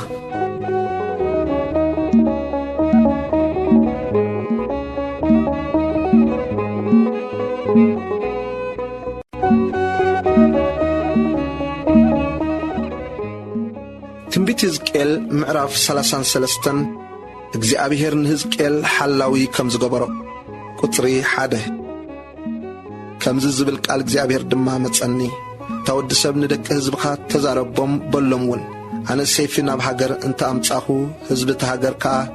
ከባታቶም ሓደ ሰብኣይ ሓላዊ ክኾኖም እንተ ኣመዘዝዎ ንሱ ኸኣ ሰይፊ ናብቲ ሃገር ክመጽእ እንተ ረኣየ እሞ መለኸት እንተ ነፍሐ ነቶም ህዝቢ ከኣ እንተ ኣጠንቀቖም ሓደ ነቲ ድሃይ መለኸት ሰሚዑ እንተ ዘይተጠንቀቐ ሰይፊ መጺኡ ከኣ እንተ መንኰሎ ደሙ ኣብ ርእሱ ክኸውን እዩ ድሃይ መለኸት ሰሚዑስ ኣይተጠንቀቐን እሞ ደሙ ኣብ ርእሱ ክኸውን እዩ እንተ ዝጥንቀቕሲ ንነፍሱ ምድሓና ነይሩ እቲ ሓላዊ ግና ሰይፊ ክመጽእ ከሎ እንተ ረኣየ መለኸት ድማ እንተ ዘይነፍሐ ነቶም ህዝቢ ከኣ እንተ ዘየጠንቀቖም ሰይፊ መጺኡን ንሓደ ኻባታቶም እንተ መንኰሎ ንሱ ብሰሪ ኣበሳኡ ይውሰድ ደሙ ግና ካብ ኢድቲ ሓላዊ እየ ዝደልዮ እምበኣርሲ ኣታወዲ ሰብ ኣብ ቤት እስራኤል ሓላዊ ገይረ ኣቒሞካ እየ ነቲ ቃል ካብ ኣፈይ ስማዕ እሞ ኣብ ክንዳይ ኮንካ ኣጠንቅቆም ኣነ ነቲ ረሲእ ኣታረሲእ ብርግጽ ክትመውት ኢኻ እንተበልክዎ ንስኻ ኸኣ ነቲ ረሲእ ካብ መገዱ ክምለስ ኢልካ ክጥንቃቕ እንተ ዘይተዛሪብካዮ እዚ ረሲእ ብሰሪ ርእሲእነቱ ክመውት እዩ ደሙ ግና ካብ ኢድካ እየ ዝደልዮ ግናኸ ነቲ ረሲእ ካብ መገዱ ክምለስ እንታጠንቅቅካዮ ንሱ ኸኣ ካብ መገዱ እንተ ዘይተመልሰ ንሱ ብሰሪ ረሲእነቱ ክመውት እዩ ንስኻ ግና ንነፍስኻ ኣድሓንካያ ውልቃዊ ሓጢኣት ቁጥሪ 10 ኣታወዲ ሰብ ንቤት እስራኤል ንስኻትኩምሲ ኣበሳናን ሓጢኣትናን ኣብ ርእስና እዩ ንሕና ኸኣ ብሰሩ ንሕለል ኣሎና ከመይ ጌርና ደኣ ብህይወት ክንነብር ኢና ኢልኩም ትብሉ ኣለኹም በሎም ኣነ ህያው እየ ይብል እግዚአብሔር ኣምላኽ ረሲእ ካብ መገዱ ክምለስ እሞ ብህይወት ክነብር እምበር ብሞት ረሲእ ባህ ኣይብለንን እዩ ኣቱም ቤት እስራኤል ስለምንታይ ከ እትሞቱ ካብቲ እኩይ መገድኹም ተመለሱ በሎም ኣታወዲ ሰብ ንደቂ ህዝብኻ በሎም ጽድቂ ትጻድቕ በቲ ንሱ ዝእብሰላ መዓልቲ ኣይከድሕኖን እዩ ረሲእነት እቲ ረሲእ ኸኣ በታ ካብ ረሲእነት ዝምለሰላ መዓልቲ ኣይከውድቖን እዩ እቲ ጻድቕሲ በታ ዝእብሰላ መዓልቲ በቲ ጽድቁ ብህይወት ኣይክነብርን እዩ ነቲ ጻድቕ ብርግጽ ብህይወት ክትነብር ኢኻ እንተበልክዎ ንሱ ኸኣ ብጽድቁ ተኣሚኑ እንተ ኣበሰ ንሱ ብሰሪ እቲ ዝገበሮ ኣበሳኡ ክመውት እዩ እምበር እቲ ኩሉ ጽድቁ ኣይክዝከረሉን እዩ نترسي دما برقص موت كتموت إخا انت بالكوه نسخة كاب حتياتو انت تملسه فردن صدقن ون انت جبره رسيس اتحزي انت ملسه زمتو انت خحاسه قفعي كي جبره بحقاقات هيوت انت تملالسه نسو رقص بهيوت كنبر اي كموتن كأيو اتزقبرو زبالة كل حتياتو اي كذكرلن فردن صدقن غير ايمو رقص بهيوت كنبر ايو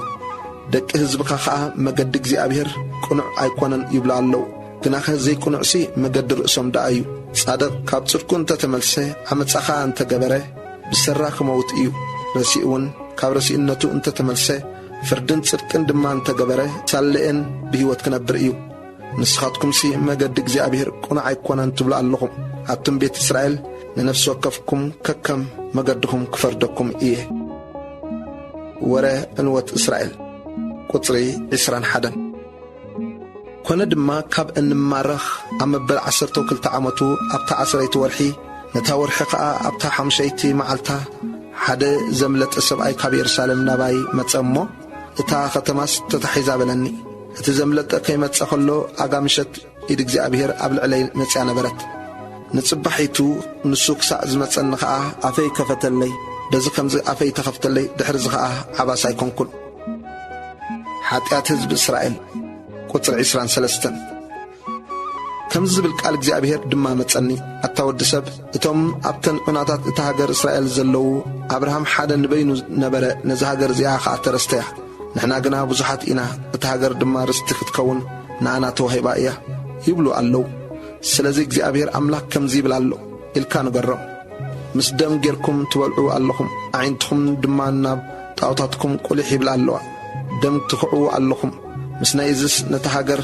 يا اي كتورسوا ايكم ابسيفهم كتصقعوا صياف تغبر اللهم نسوقفكم نسبيت بصاي يركسالو مسنا يزس نتهاجر يا اي كتورسوا ايكم እግዚአብሔር አምላክ ሲ ከምዚ ብላሎ ኢልካውን ንገረም አነ ህያው እየ ቶም አብናታት ዝነብሩ ብርግጽ በሰይፍ ኸወድቁ እዮም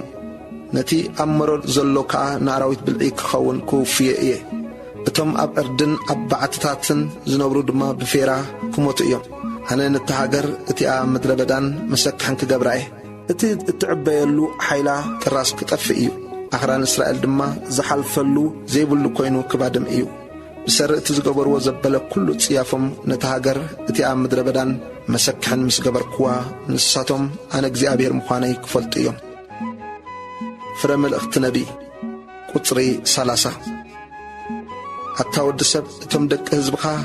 ابطا مندقن اب اف دقيتات ابايتن كوينم بزعبخا يزراربو الله نحد حدم نفس وقف نحو اسك نعناي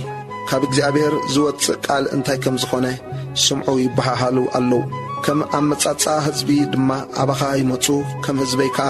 اقرميكا يقمطو قالات كاون يسمعوا الله غناخ ايغبرون ايوم فافم فقري يرئيو الله لبم غنا ددحري ربح راسهم يزخيد مبارسين سخا كم قنيه فقري كم تطعم دمص زلو مهرام مسنقو خا زخلكم كايم قال كاون يسمعوا الله غناخ ايغبرون ايوم مسزمت صغنا انه يمصالو شعو نبي اما كلهم كم زنبرك فلطيوم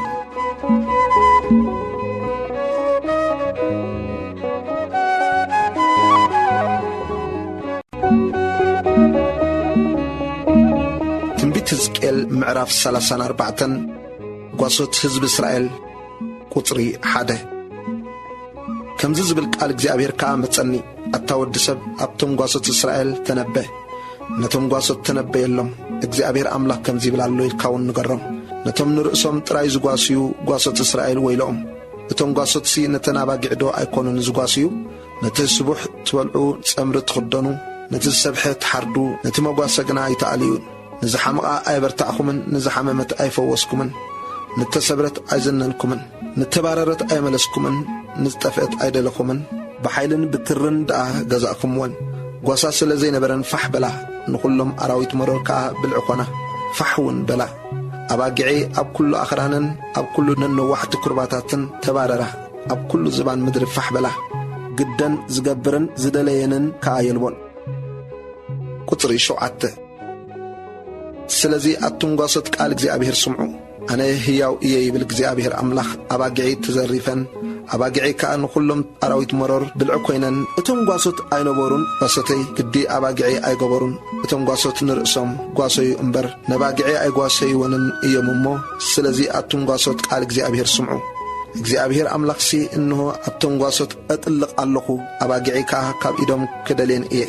اتم قاسوت مليسهم نرأسهم كي قاسيوس قسنة أباقعي كحدقهم إيه دحرزق اللبهم كي كونا دما كاب أفهم كمن زعن إيه يبل اللو حياواي قواسا قطري 11 سلازي እግዚአብሔር أملاك كم زي بلالو أنيخو أنا بعلي أنا نتناباقعي كالينن كدلينن إيه كم تقواسا بتا تنمقواسيو فحد زبلالا معالتي أما كل أباقعو سانيحو زدلين كم دما أنا بنباقعي كدلين كاب كل اتي بمعالتي دبنان سلماتن فح إلناو زنبرا بوتاخا كناقفن إيه كاب زبتات كوتسن كاب هاقرات كأكبن ناب هاقرن دما كملسن أب أخران إسرائيل أب تقا وحازم مسنو أب تيسب زنبرلو كل بوتا اتهاقرن كواسين إيه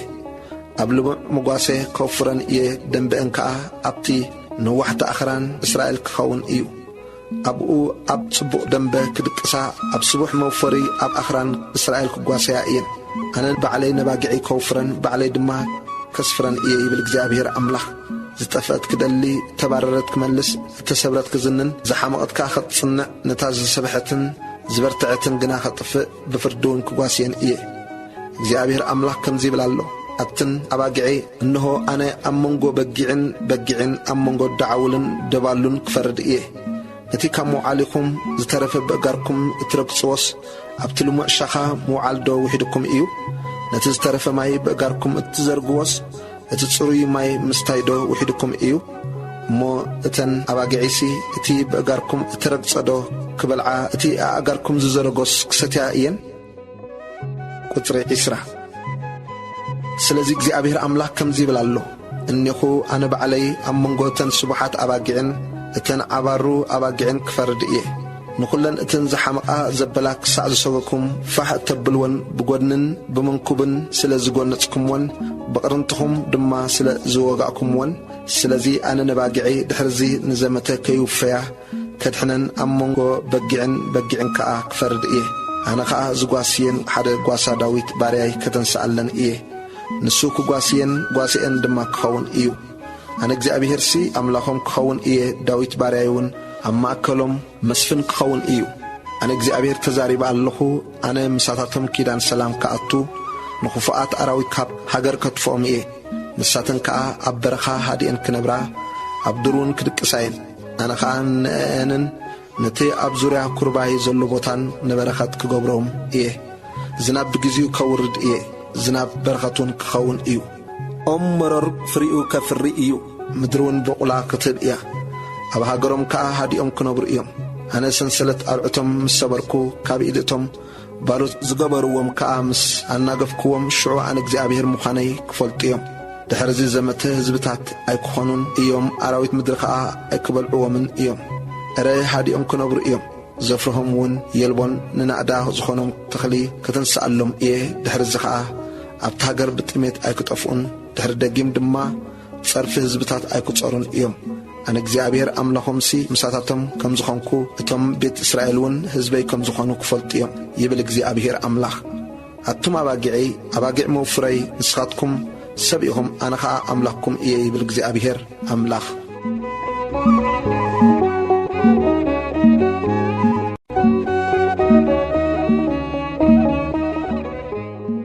تنبيت حزقيل معراف 35 مقطعتي እግዚአብሔር أب لعل إدم قطري 1 كم زبل قال እግዚአብሔር كمصني أتاود سب غصكا ناب كرن سعير أبلكا تنبيلوخا እግዚአብሔር أملاك كم زبل الكاون نغرو أتا كرن سعير أنيخو اطلق الكا الله إديابخا كزرقحي مو بادون برخان كغبركاي نختماتاتكا كعنوان ينسخا دما كتبادم إيخا أنا እግዚአብሔር مخانيون كتفلت إيخا ني حوارت صلئيت سلزنبركا ندك إسرائيل بتجزي صباباؤمن بتي أبصهم اتفتصملو جزين ناددا سيف سلزوف خايم سلزي أنا هياو إيه بالእግዚአብሔር أملاخ ندمكو فيكاي دمكا كسوغوكا دم أيت سلأخان مودم كسوغوكا إيو نخرن سعير بادون برخان كغبرو نتيبو زخيدن زملسن دما كصمته نخرانو بوتلاتو كمولويه ابتي برختخان ابشن شرطات كان اب كل رباطات كان بسيف تقاتلو كودكيم نحوارو مدربدا كغبركاي كتماتات كدما سب زين برلن كخونايه انا እግዚአብሔር مخانيكا كتفلطيكم እግዚአብሔር اب اكلوس نسخا ازم كلته حزبن زن كلته هاجرن ناتي كخونو نحنا كنورسم انا الكايخامو سلازي انا هياو يبل እግዚአብሔር املاح انا كم تقراخان كم تصلي خاز غبركايم قنات كان كغبر ايه مسفرد كوخاكا اما كلم رئسي كفلت ايه اتي نخران اسرائيل برخا كوينو دلعك خون دما نانا توفيو ايو الكا التزارب كايو كله تصرفها انا እግዚአብሔር كم سمعخو كتفلت ايها نسخاتكم بافكم كم تعبكم لي زربا كم زبزحكم لين سمعيو الله እግዚአብሔር املاح دما كل مدرخ تحقوس كلا انا كباد مكاي كم تبمبدام رستي بيت اسرائيل التحقوس كايو كمو كور دلكاي اتاكرن سعر كتبادم اخا كل ايدم بزلاون كمو ان እግዚአብሔር مخانيكا كفلطو يم يبل الله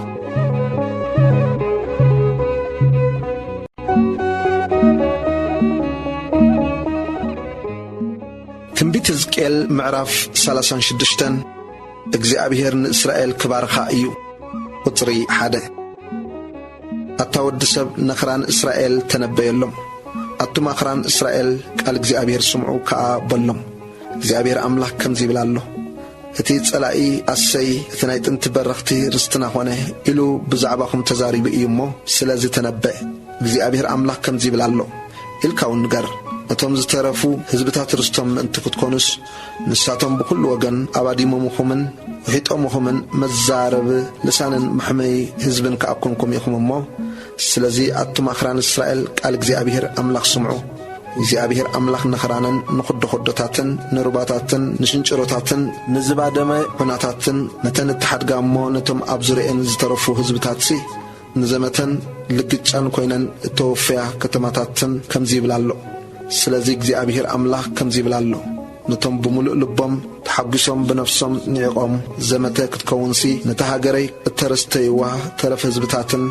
ብዘሎ ኤዶምን በሐውቅናተይ ተዛረብኩ እምባርሲ ነኽራንን ንኹድኹዶታትን ንሩባታትን ንሽንጨሮታትን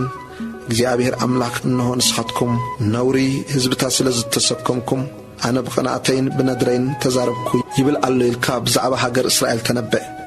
ስለዚህ እግዚአብሔር አምላክ ከምዚ ይብላሎ አነ ኢደይ አልዒለየ እዞም አካባቢኩም ዘሎ ህዝብታት ንሳቶም ነውሮም ክስኮሙ እዮም ግናኸ አቱም አኽራን እስራኤል እኔኹ ናባኻትኩም ክመጽእ ናባኻትኩም ውን ከብል እየ ንስኻትኩም ከአ ክትሕረሱን ክትዝርኡን ኢኹም እሞ ምምላሶም ስለ ዝቐረበ ህዝበ እስራኤል ጨናፍርኩም ክጭብጭብ ፍሬኹም ከአ ክፈሪ እዩ አባኻትኩም ንኹላ ብዘላ ቤት እስራኤል ከአ ሰብ ከብዝሓላ እየ ከተማታት ክስፈር ዑናታት ድማ ክስራሕ እዩ አነ ከአ አባኻትኩም ሰብን እንስሳን ከብዝሐ ንሳቶም ድማ ክባዝሑን ክፋረዩን እዮም ከምቲ ናይ ቀደምኩም መሓድር ክገብረኩም እየ ካብቲ ናይ መጀመርታኹም ዝበለጸ ኸዓ ሰናይ ክገብረልኩም እየ አነ እግዚአብሔር ምዃነይውን ክትፈልጡ ኢኹም ንሰብ ህዝበይ እስራኤል አባኻትኩም ክመላልሶም እየ ክወርሱኻ እዮም ርስቶም ከአ ክትከውን ኢኻ ድሕሪ እውን ውሉድ ዘይብሎም ኣይክትገብሮምን ኢኻ እግዚአብሔር አምላክ ከምዚ ይብል አሎ ሰብ በሊዕኺ ንህዝብኺ ኸዓ ውሉድ ዘይብሉ ጌርኪ ኢኺ ይብልኹም አለው እሞ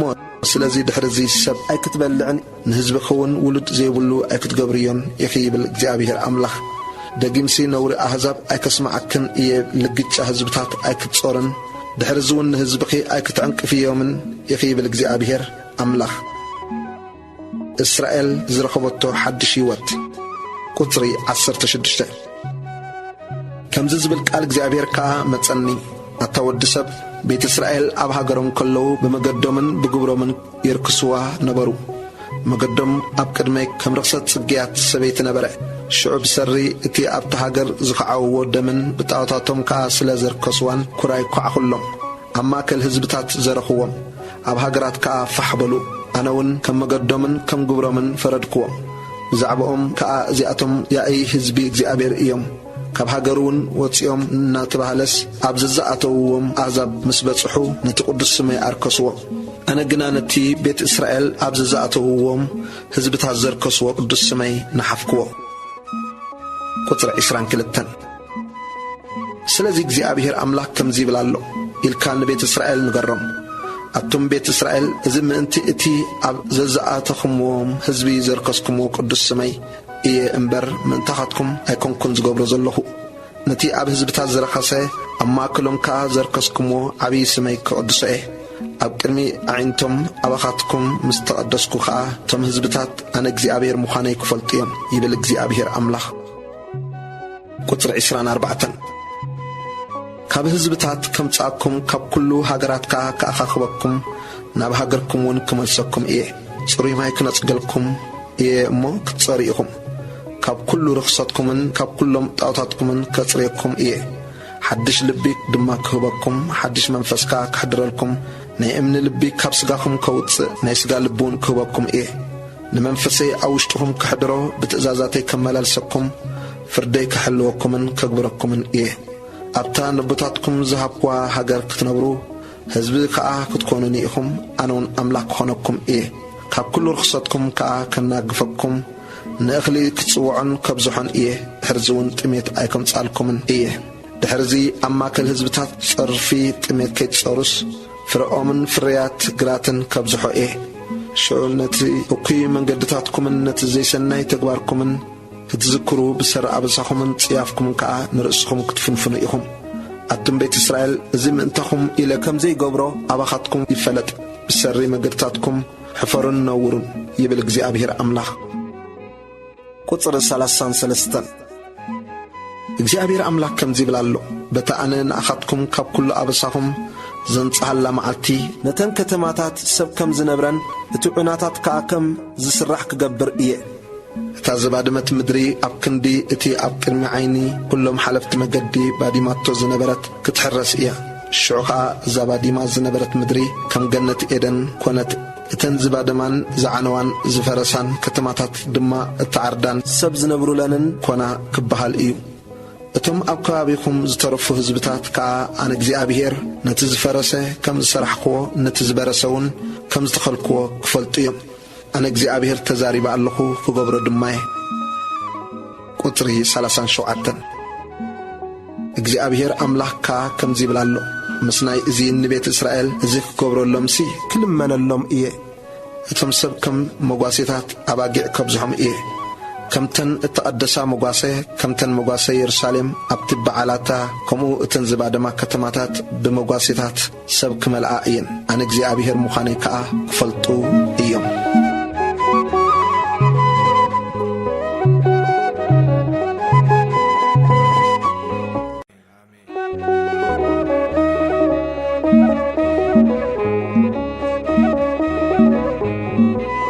تنبيت حزقيل معراف 37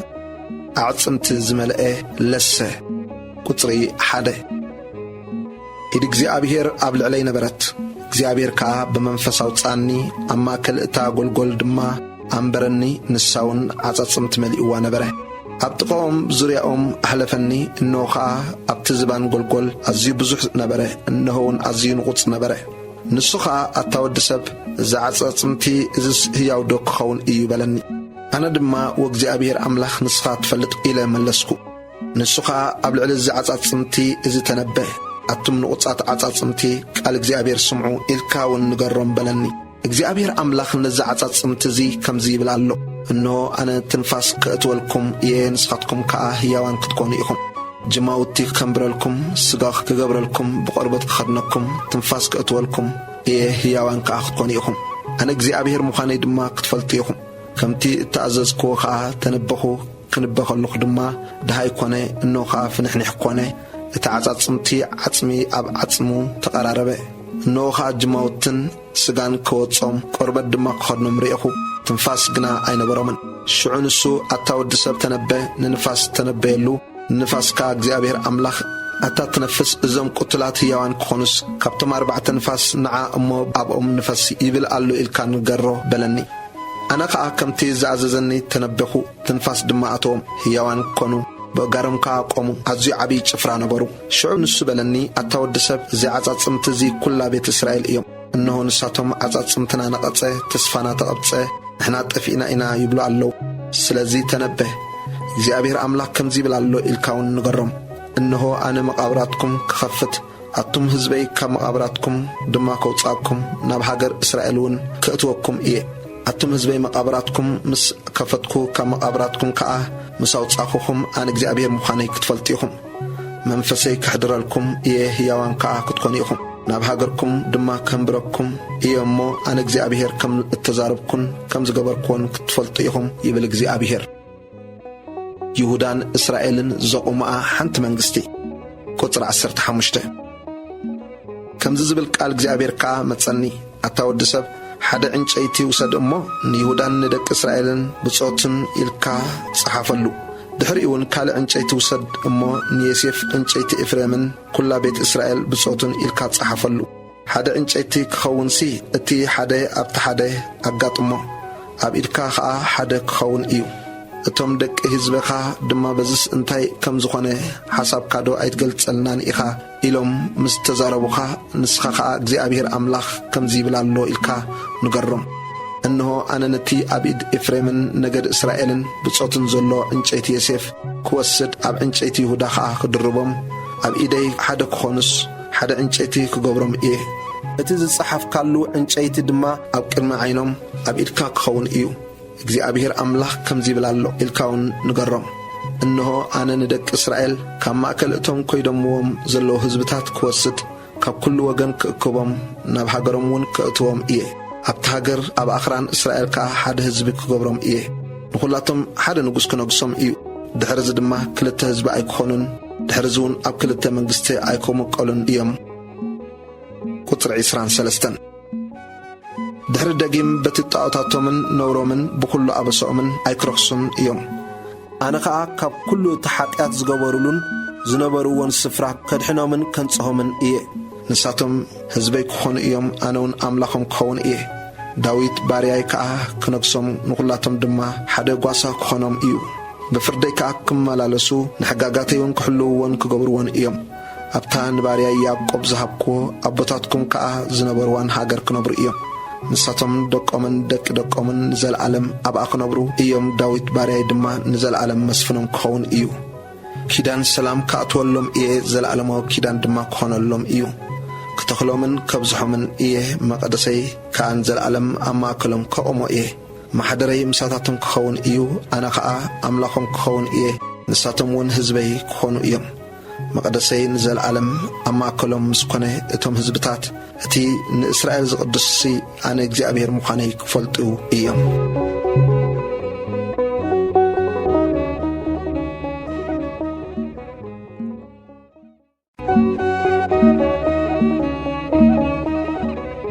ትንቢት ሕዝቅኤል ምዕራፍ 38 ኣንጻር ጎግ ዝተዘርበ ትንቢት ቁጥሪ 1 ከምዚ ዝብል ቃል እግዚአብሔር ድማ መጸኒ ኣታወዲ ሰብ ገጽካ ናብ ጎግ ኣብ ሃገር ማጎግ እቲ መስፍን ሮሽን መሴኪን ቱባልን መልስ እሞ ኣንጻሩ ተነበየሉ በልውን እግዚአብሔር አምላክ ከምዚ ይብላሎ ኣታ ጎግ መስፍን ሮሽን መሴኪን ቱባልን ኣብ ክሳድካ ኣለኹ ክመልሰካ ኣብ መንጋጋኻ አንቃሪቦ ክገብር እየ ንኣኻ ምስ ኩሎም ሰራዊትካ ኣፍራስን ፈረሰኛታትን ኩላቶም ድርዒ ዝለበሱ ብዙሓት ሰብ ከአ ዋልታን ገለብን ዘለዎም ኩላቶም ሰይፊ ዝሓዙ ምስኦም ከአ ሰብ ፋርስን ኢትዮጵያን ፋጥን ኩላቶም ዋልታን ቁራዕ ርእስን ዘለዎም ገይረ ከውጻእካ እየ ጎሜርን ኩሉ ጭፍራኡን ቤት ተጓርማ ካወሰናይ ሰሜንን ኩሉ ጭፍራኡን ብዙሓት ህዝቢ ምሳኻ እዮም ተዳሎ ንስኻን ኩሉ እቲ ኣባኻ ተኣኪቡ ዘሎ ህዝብኻን ተሰለፍ ንስኻውን ሓለቆኦም ኩን ድሕሪ ብዙሕ ዘመን ክትከትት ኢኻ ኣብተን ዳሕሮት ዓመታት ናብታ ካብ ሰይፊ እተናገፈት ካብ ብዙሓት ህዝብታት እተኣከበት ናብቲ ነዊሕ ግዜ ዝባደመ ኣኽራን እስራኤል ክትኣቱ ኢኻ ካብ ህዝብታት ወፂኣስ ኩላቶም ሃዲኦም ይነብሩላ ኣለው ንስኻ ክትድይብ ከም ህበቡላ ንፋስ ከአ ክትመጽእ ኢኻ ንስኻ ምስ ኩሉ ጭፍራታትካን ምስቶም ምሳኻ ዘለዉ ብዙሓት ህዝብታትን ከምቲ ንምድሪ ዘጐልብብ ደመና ክትከውን ኢኻ ቁጥሪ 10 እግዚአብሔር አምላክ ከምዚ ይብላሎ በዛ መዓልቲ እዚኣ ነገር ኣብ ልብኻ ክትንስእ እዩ እኩይ እማመ ክትእመም ኢኻ እሞ ናብታ ዘይተዓርደት ሃገር ክድይብ ናብቶም ሃዲኦም ብድሓን ዝነብሩ ኩላቶም ብዘይ ቀጽሪ ዘለዉ መሃርሃርን ማዓጹን ዘይብሎም ህዝቢ ሓደጋ ክወድቆም እየ ክትብል ኢኻ ክትማርኽን ክትብዝብዝን ናብቲ ዓንዩ ኔሩስ ሕጅስ ሰብ ዝነብረሉ ዘሎ ናብቲ ከብትን ሃብትን ዘጥረየ ካብ ህዝብታት እተኣከበ ኣብ ሕምብርቲ ምድሪ ዝነብር ዘሎ ህዝቢ ኢድካ ክትዝርግሕ ክትድይብ ኢኻ ሳባን ዴዳን ነጋዶ ተርሴስን እቶም ኮራኹር ኣናብሱን ምርኮ ክትማርኾዶ መጺኻ ዘመተ ክትዘምት ብሩርን ወርቅን ክትወስድ ከብትን ሃብትን ክትሕዝ ብዙሕ ምርኮ ክትእትዶ ንጭፍራታትካ ኣኽቲትካዮም ክብሉኻ እዮም ቁጥር 14 ስለዚ ኣታወዲ ሰብ ተነበ እግዚአብሔር ኣምላኽ ከምዚ ይብል ኣሎ ኢልካውን ንገሮ በታ መዓልቲ እቲኣ ህዝበይ እስራኤል ሓዲኡ ምስ ተቐመጠ ኣይክትፈልጦን ዲኻ ንስኻ ምሳኻውን ብዙሓት ህዝብታት ኩላቶም ኣብ ኣፍራስ እተቐመጡን ዓብይ ጭፍራን ብርቱዕ ሰራዊትን ሒዝካ ካብ ቦታኻ ካብ ወሰን ሰሜን ክትመጽእ ኢኻ ነቲ ሃገር ከም ደመና ምእንቲ ክትከድና ናብ ህዝበይ እስራኤል ክትድይብ ኢኻ ኣታጎግ ኣብተን ዳሕሮት መዓልታት ክኸውን እዩ እቶም ህዝብታት ኣነ ኣብ ቅድሚ ዓይኖም ኣባኻ ምስ ተቐደስኩ ክፈልጡንስ ናብ ሃገረይ ከደይበካ እየ እግዚአብሔር ንጎግ ከም ዝቐጽዖ ቁጥር 17 እግዚአብሔር ኣምላኽ ከምዚ ይብል ኣሎ እቲ ኣነ ብጥንቲ ኣብኦም ከም ዘምጽኣካ በቶም በቲ ዘመን እቲኣ ዓመት ንዓመት እተነበዩ ኣገልገልተይ ነቢያት እስራኤል ገይረ ብዛዕባኻ እተዛረብኩስ ንስኻዶ ኣይኮንካን እግዚአብሔር ኣምላኽ ድማ በታ መዓልቲ እቲኣ ክኸውን እዩ በታ ጎግ ንሃገር እስራኤል ክጻረረላ ዝመጸላ መዓልቲ ነድረይ ክስር ንቐኒ እዩ ይብል ኣሎ ብቕናተይን ብሓዊ ቁጣዓይን እብል ኣለኹ ርግጽ በታ መዓልቲ እቲኣ ኣብ ሃገር እስራኤል ዓብይ ምንቅጥቃጥ ክኸውን እዩ ሽዑ ዓሳታት ባሕርን ኣዕዋፍ ሰማይን እንስሳ መረርን ኩሉ ኣብ ምድሪ ለመም ዝብል ለመምታን ኣብ ዘማን ምድሪ ዘሎ ኩሉ ሰብን ኣብ ቅድመይ ራዕራዕ ክብሉ እዮም ኣኽራን ክግልበጥ ኣኻውሕ ክፈርስ ኩሉ መናድቕ ከዓ ኣብ ምድሪ ክወድቕ እዩ ኣነ ድማ ኣብ ኩሉ ኣኽራነይ ኣብ ልዕሊኡ ሰይፊ ክጽዋዓሉ እየ ይብል እግዚአብሔር ኣምላኽ ሰይፊ ነፍሲ ወከፍ ኣብ ርእሲ ሓዊ ክኸውን እዩ ብፌራን ብደምን ክፈርደሉ እየ ኣብኡን ኣብ ጽፍራኡን ኣብቶም ምስኡ ዘለዉ ብዙሓት ህዝብታትን ዝናብ ሃጽፍን በረድን ሓውን ዲንን ከዝንብ እየ በዚ ከምዚ ኣነ ግርማውን ቅዱስን ምዃነይ ክገሃድ ኣብ ቅድሚ ዓይኒ ብዙሓት ህዝብታት ከዓ ባዕለይ ክፍለጥ እየ ንሳቶም እውን ኣነ እግዚአብሔር ምዃነይ ክፈልጡ እዮም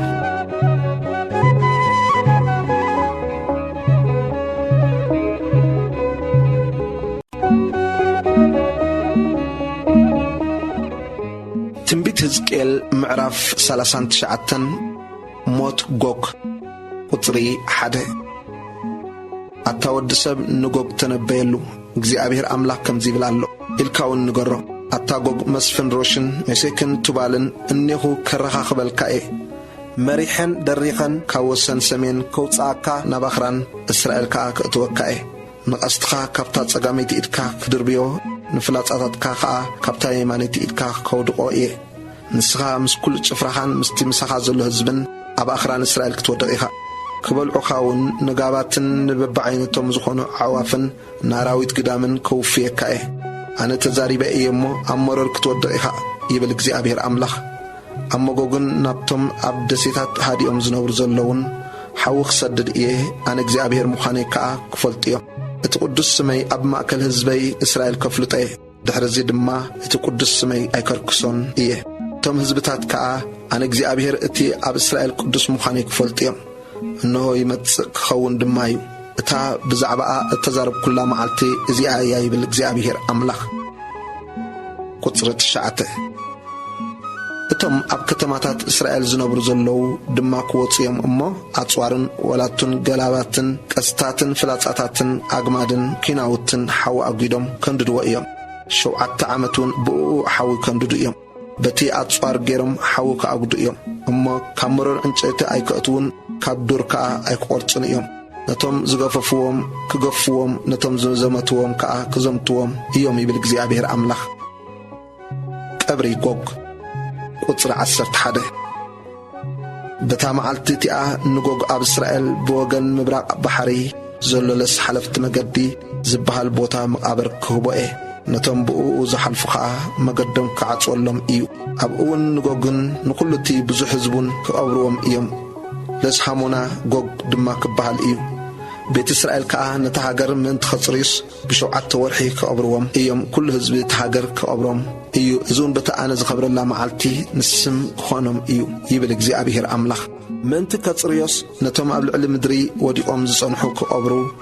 ምስቶም ቀባሮ ኮይኖም ነታ ሃገር ከየቋርጹ ዝዘርዋ ሰብኡት ከመቕርሑ እዮም ድሕሪ 7 ወርሒ ሃለው ክብሉ እዮም እቶም እናዘሩ በታ ሃገር ዝሓልፉ ሓደ ካብኦም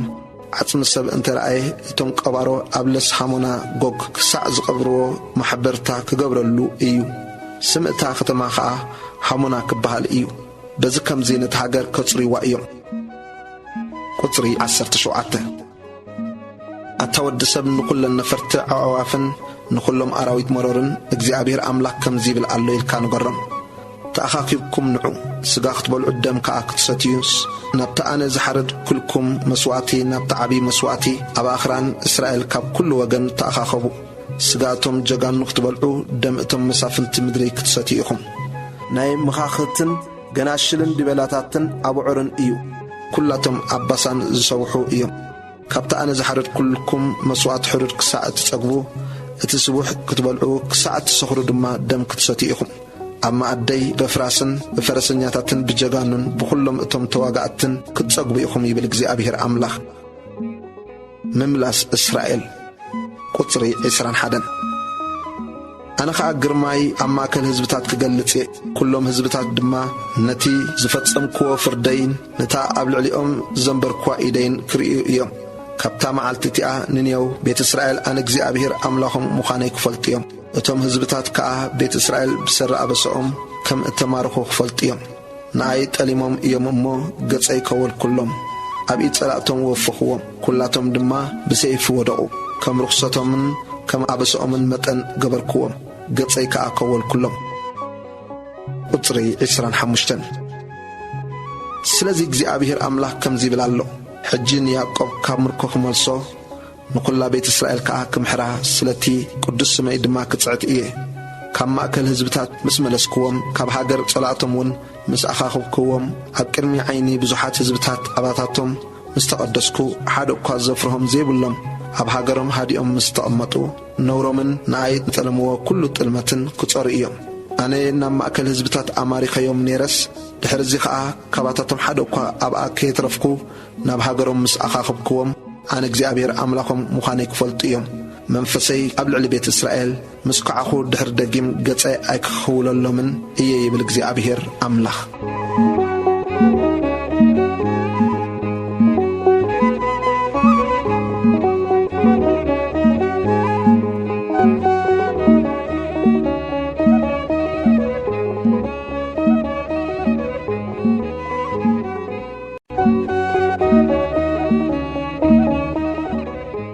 ትንቢት ሕዝቅኤል ምዕራፍ 4 ረአይ መጻይት ቤተ መቕደስ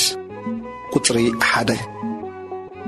ካብ እንማረኽ ኣብ መበል 25 ዓመት ኣብ መጀመርታ እታ ዓመት ኣብ 10ይቲ መዓልቲ እታ ወርሒ እታ ከተማ ካብ እትተሓዝ ኣብ መበል 14 ዓመታ ልክዕ በታ መዓልቲ እቲኣ ኢድ እግዚኣብሔር ኣብ ልዕለይ መጸት ንሱውን ናብ ንንየው ወሰደኒ ብረአይ ኣምላኽ ናብቲ ሃገር እስራኤል ወሰደኒ ኣብ ነዊሕ ከረን ከዓ ኣንበረኒ ኣብኡውን ብወገን ደቡብ ከም ህኑጽ ከተማ ነበረ ናብኣ ከዓ ወሰደኒ እነሆ ድማ ከም ኣስራዝ ትርኢቱ ሰብኣይ ናይ ልሕፅን ጣጢዕ ገመድን ዝእምተሉ ዘንግን ኣብ ኢዱ ሒዙ ኣብታ ደገውን ደው ኢሉ ነበረ እዚ ሰብኣይ እዚ ከዓ ኣታ ወዲ ሰብ ምንቲ ከርኤካ ናብዚ ተመሪሕካ ኢኻ እሞ ነቲ ኣነ ዘርኤካ ዘበለ ኩሉ ብዒንትኻ ጠምቶ ብእዛንካ ድማ ስምዓዮ ብልብኻ ከዓ ኣቕልበሉ እቲ ዝርኤኻዮ ኩሉ ንቤት እስራኤል ንገሮም በለኒ ምብራቃዊ ኣፍ ደገ ቁጽሪ 5 እነሆ ከዓ ነታ ቤት ብወጻኢ መንደቕ ከቢብዋ ነበረ እቲ ሰብኣይ ኣብ ኢዱ ሒዝዋ ዝነበረ ምእመቲት ሻምብቆ ከዓ ምንውሓ 6 እመት እያ እተን እመት ድማ እመትን ስድርን እየን ንሱን ወርዲ እቲ መንደቕ ኣመተ ሓንቲ ሻምብቆ ኾነ ቁመቱን ሓንቲ ሻምብቆ ድሕርዚ ናብታ ኣብ ወገን ምብራቕ ዘላ ደገ መጽእ ብደረጃታታ ከዓ ደየበ ነታ መድረኽ እታ ደገ ድማ ኣመታ ወርዳ ሓንቲ ሻምብቆ ኾነት እታ ሃለይቱውን ወርዳ ሓንቲ ሻምብቆ ነፍሲ ወከፍ ዕቃቤት ከዓ ምንውሓ ሓንቲ ሻምብቆ ወርዳ ድማ ሓንቲ ሻምብቆ እያ ምርሓሓ እተን ዕቃቤታት ከዓ 5 እመት እዩ እታ ኣብታ ናይ ደገ ገበላ ዘላ ምድረኽ እታ ደገ ብወገን ውሽጢ እውን ሓንቲ ሻምብቆ ኾነት። ነቲ ብወገን ውሽጢ ዘሎ ገበላ እታ ደገ ኣመተ ሓንቲ ሻምብቆ እውን ኮነ። ንገበላ እታ ደገ ኣመቶ 8 እመት ከዓ ኮነ። ኣዕኑድ ስቕስቃ ድማ ከክልተ እመት ኮነ። ገበላ እታ ደገ እውን ብወገን ውሽጢ እዩ። እተን ናይቲ ናብ ምብራቕ ዘብል ደገ ዕቃቤታት 3 በዚ 3 ድማ በቲ እየን። 3 ልክዕ 1 ስፍሪ እየን። እተን ኣዕኑድ ከዓ በዘን በትን ልክዕ 1 ስፍሪ እየን። ወርዲ እታ ኣፍ ደገ ኣመቶ 10 እመት ከዓ ኮነ። ምንዋሕ እታ ደገ ድማ 13 እመት ኮነ። ኣብ ቅድሚ እተን ዕቃቤታት ዘሎ ሕዳጋት ድማ ሓንቲ እመት በዚ ሓንቲ እመት እውን በቲ እዩ። እተን ዕቃቤታት ከዓ በዚ ወገን እዝን በቲ ወገን እትን 6 እመት እዩ። ነታ ደገ ካብ ናሕሲ እታ ሓንቲ ዕቃቤት ክሳዕ ናሕሲ እታ ካልእቲ ኣመተ። ወርዱ ከዓ ካብ ደገ ንደገ 25 እመት ኮነ። ነታ ኣዕኑዱ ስቕስቕ ድማ ብዙርያኡ ክሳዕቲ ዓንዱ ዓጸድ ደገ 60 እመት ገበሮ። ካብ ግንባር እታ ኣፍ ደገ ክሳዕ ግንባር ገበላ እታ ውሽጣዊት ደገ ድማ 50 እመት እዩ። ኣብተን ዕቃቤታትን ኣብተን ኣብ ውሽጢ ደገ ዘለዋ ኣዕኑድን ብኹሉ ዙርየን ዓይነ ርግቢ ዘለዎ መሳኹቲ ነበረን። ከምኡውን ኣብተን ገበላታት ብወገን ውሽጠን ብኹሉ ዙርየን መሳኹቲ ነበረን። ኣብ ልዕሊ እተን ኣዕኑድ ከዓ ስየታት ነበረ። ግዳማዊት ዓጸድ ቁጽሪ 17 ናብቲ ወጻኢ ዓጸድ ድማ ወሰደኒ። እንሆ ከዓ ኣብኡ ክፍልታት ኣባይቲ ነበረ። ዙርያ እቲ ዓጸድ እውን ብእምኒ ተነጺፉ ነበረ። ኣብቲ እምኒ እተነጽፎ ድማ 30 ክፍሊ ቤት ነበረ። እቲ ብእምኒ እተነጽፈ ምድሪ ኣብ ጥቓ ደጌታት እዩ። ልክዑ ከዓ ከም ምንዋሑ እቲ ደጌታት እዩ። እዚ እቲ ታሕታይ ብእምኒ እተነጽፈ ምድሪ እዩ። ካብ ቅድሚ እታ ታሕተይቲ ደገ ሒዙ ክሳዕ እታ ውሽጣዊት ዓጸድ ብወጻኢ ነቲ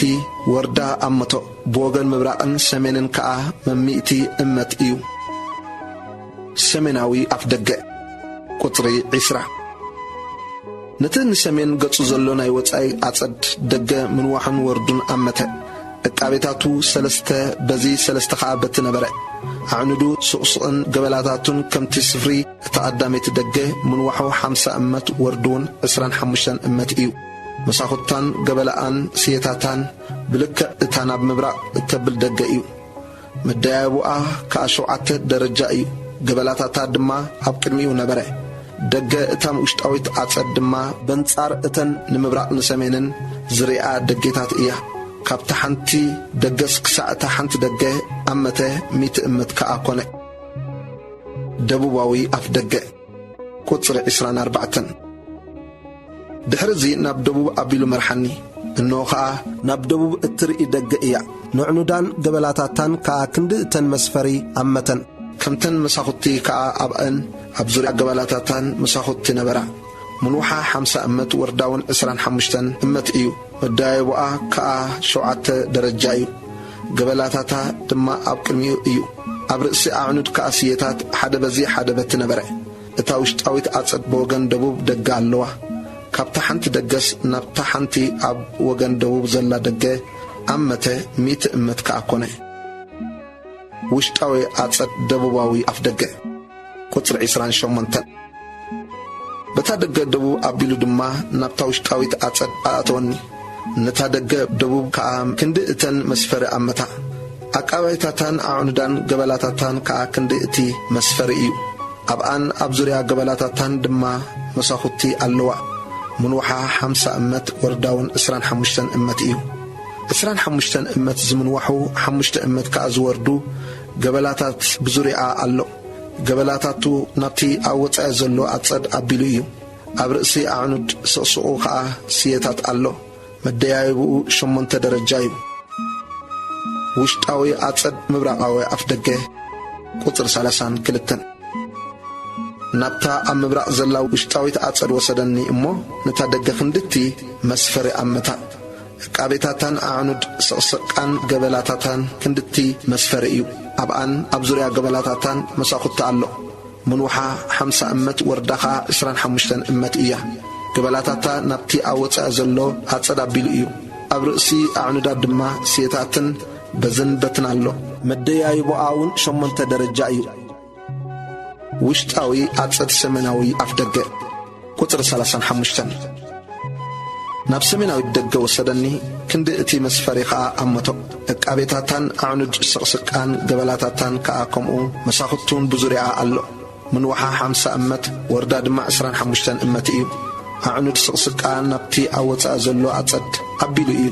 ኣብ ርእሲ ኣዕኑዳ ከዓ በዝንበትን ስየታት ኣሎ መዳይቦኣውን 8 ደረጃ እዩ ኣብ ጥቓ ሰሜናዊ ኣፍ ደገ ዘሎ ህንጻታት ቁጥር 38 ኣብ ጥቓተን ኣዕኑድ ስቕስቃ ደጌታት ድማ ሓንቲ ክፍሊ ቤት ምስ መእተዊኣ ኣላ ኣብኣውን መስዋዕቲ ምሕራር ይሓጽቡ ነበሩ ኣብታ ገበላ ደገ ከዓ መስዋዕቲ ምሕራርን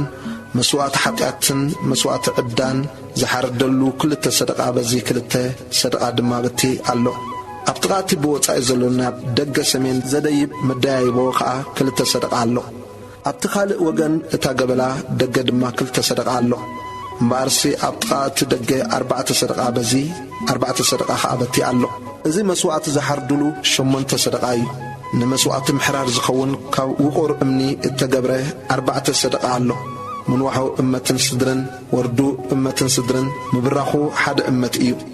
ኣብኡውን ነቲ ንመስዋዕቲ ምሕራርን ንመስዋዕትን ዝሓርድሉ መሳርያ ዝነበረ እዩ ሰስድሪ ዝምንዋሑ ኩሉባት ብውሽጢ ኣብ ዙርያኡ ተጋጢሙ ኣሎ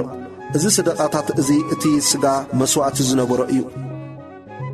ቁጽሪ 44 ኣብ ውሽጣዊ ኣጸድ ኣብ ወፃኢ እታ ውሽጣዊት ደገ ከዓ ንመዘምራን እተገብረ ክፍልታት ኣባይታ ኣሎ ሓንቲ ኣብ ጥቓ እታ ሰሜናዊት ደገ ኣላ ገጻ ድማ ናብ ደቡብ ኣቢላ እያ እታ ሓንቲ እውን ኣብ ጥቓ እታ ምብራቓዊት ደገ ኣላ ገጻ ከዓ ናብ ሰሜን ኣቢላ እያ ንሱን በለኒ እዛ ንደቡብ ኣቢላ ዘላ ክፍሊ ቤት ነቶም ነታ ቤት ከገልግሉ እተመዘዙ ካህናት እያ እዛ ንሰሜን ኣቢላ ዘላ ክፍሊ ቤት ድማ ነቶም ኣብታ መስዊኢ ከገልግሉ ዝነቕሑ ካህናት እያ ንሳቶም ከገልግልዎ ናብ እግዚኣብሔር ዝቐርቡ ካብ ደቂ ለዊስ ደቂ ጻዶቕ እዮም ነቲ 4 ዝማዕዝኑ ኣጸድ ኣመቶ ምንዋሖ 100 እመት ወርዱን 100 እመት እዩ እቲ መስዊኢ ከዓ ኣብ ቅድሚ እታ ቤት እዩ ዘሎ ውሽጣዊ ኣጸድን ህንጻ ቤት መቕደስን ቁጽሪ 48 ናብ ገበላ እታ ቤት ከዓ ወሰደኒ ነቲ ኣዕኑድ ስቕስቕ እታ ገበላ ድማ ኣመቶ 5 እመት በዚ 5 እመቱን በቲ እዩ ወርዲ እታ ደገ ከዓ 3 እመት በዚ 3 እመት በቲ እዩ ምንዋሕ እታ ገበላ 20 እመት ወርዳ ከዓ 11 እመት እዩ በቲ ደረጃታት ድማ ይድይብዋ ነበሩ ኣብ ጥቓ እቲ ኣዕኑድ ስቕስቕ ከዓ 1 በዚ 1 እውን በቲ ኣዕኑድ ኣሎ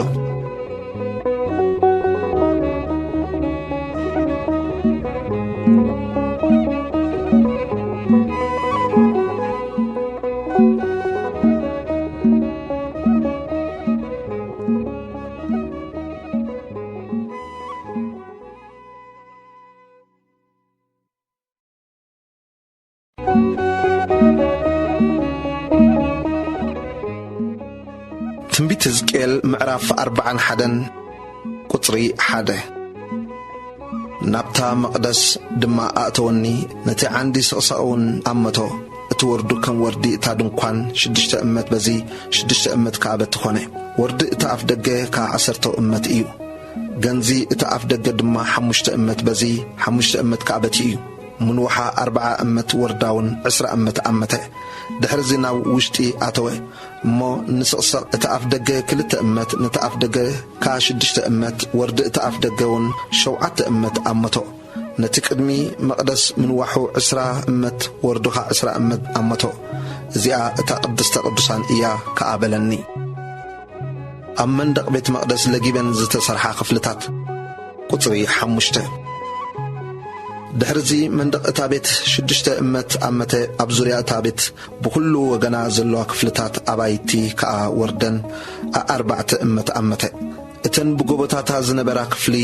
ኣባይቲ 1 ኣብ ልዕሊ እቲ 1 3 ደርቢ ዘለዎን 30 እየን ኣብ መንደቕ እታ ቤት ከይትጽጋዕስ ኣብቲ ኣብ ዙርያ ክፍልታት ኣባይቲ ዘሎ መንደቕ እታ ቤት ክትጽጋዓ ኣብኡ ተጋጢመን እየን ኣብ ዙርያ እታ ቤት ካብ ደርቢ ናብ ደርቢ ዝዘውር መዳይቦ ነበረ እሞ እቲ ክፍልታት ኣባይቲ ብዙርያ ንላዕሊ ኣቢሉ ብዝወጸሉ መጠን እናገፍሐ እዩ ዝኸይድ ስለዚ ምግፋሕ እታ ቤት ናብ ላዕሊ ኣቢሉ እዩ ከምኡውን ካብ ታሕትስ ንላዕሊ ብማእከላይ ኣቢሉ መደየቢ ኣለዋ أنا خان تابت بزوري آل زبالة مسرت كم زلوا ريخو اتمسرت اتن بقوبو زنبرا خفلتات أبايت دما بتاشام بقو شدشت أمت لكعيو اتن بقوبو زلوا كفلتات أبايت اتان صالو مندق وردو بوصاي حمشت أمت إيو أمونغو اتن بقوبو زنبرا خفلتات أبايت تخا نام في الزنبر بوتاتات ألو أمونغو اتن كفلتات أبايت دما بزوري أتابت عسرا أمت إيو دقيتات اتن بقوبو زلوا خفلتات أبايت تخا نابتين أنف زنبر بوتاتات حنت دقة نسمين حنت لخاء ندبو أبيلن إيان اتين أنف زلو بوتا خاء بزريعو وردو حمشت أمت إيو بوغن معراب زلو هنصا قطر 10 تخلطة اتي أبقميتي نأنف زلو حداك اتانت أن معراب وغن وردو 7 أمت إيو نايت اتانت أغنزي مندق بزريعو حمشت أمت إيو من وحوها 9 أمت إيو عقل ملوء بيت مقدس قطر 13 نتا بيت دما أمتا من وحا 100 أمت كونت اتانا أنف زلو بوتان اتونتون من دقن كا من وحو 100 أمت كونه كرميت اتا بيت مس نايتي ناب مبرا أبلون أنف زلو بوتا وردو 100 أمت إيو سرعات بيت مقدس قطر 15 نسوخ أنتي أب كلمي أتينا أملاخ زخون بوتاك ساعتي بوغن دحري زلو هنسان نتي بزن بتنزلو متحلال فيون أمتو من وحود ما 100 أمت كونه اتاوشت أويت مقدسن اتي قبلاتات اتا أتصدن مدرخاتن اتبشبو اتقبره مساخوتن اتي أب زوريا اتن 3 دربتات زلو متحلالفن أنصار التلدات كاب مدري جميروك ساعتي مساخوت بزورياو بلوح تخدين إيو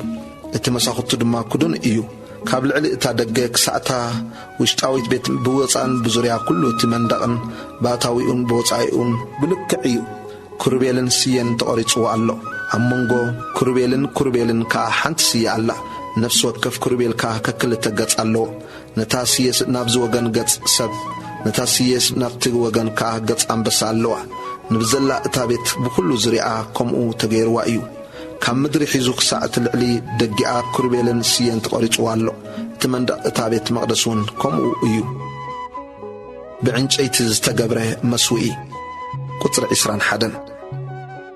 لداوت اتا مقدس 4 زمعزنو ايو قص اتا قدست بوتا دما ترئيتو كم ايو اتمسوئي دما كابلوح تقبره ايو قمتو 3 أمت منوحو 2 أمت ايو مأزن كالو قد داو كالوح ايو نسون ازياس اتاب كمي اغزابير زلا ما ادي يا بلني معصو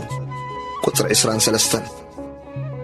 نتا مقدسن قدستي بوتان كلته معصو اللوئن نفس وكف معصو دما كلته مقان اب كلته زعصف مقان نتي حنت معصو كلته مقان نتخاليت خا كلته مقان اللوئن كمتي امندق زلو ابتن دقيتات مقدس كا كربيلن سيين تقريصون الله أوصائي اتي قص قبلا خا كابرو قد التقبره نحس الله أبقوبتات اتا قبلا خا بزن بتن عين رقبي زلوان مساخوتن سيين الله اتن بقوبو زنبرا خفلتات أبايتي اتهنسان اتنحس عنج ايتن كا كمو ايو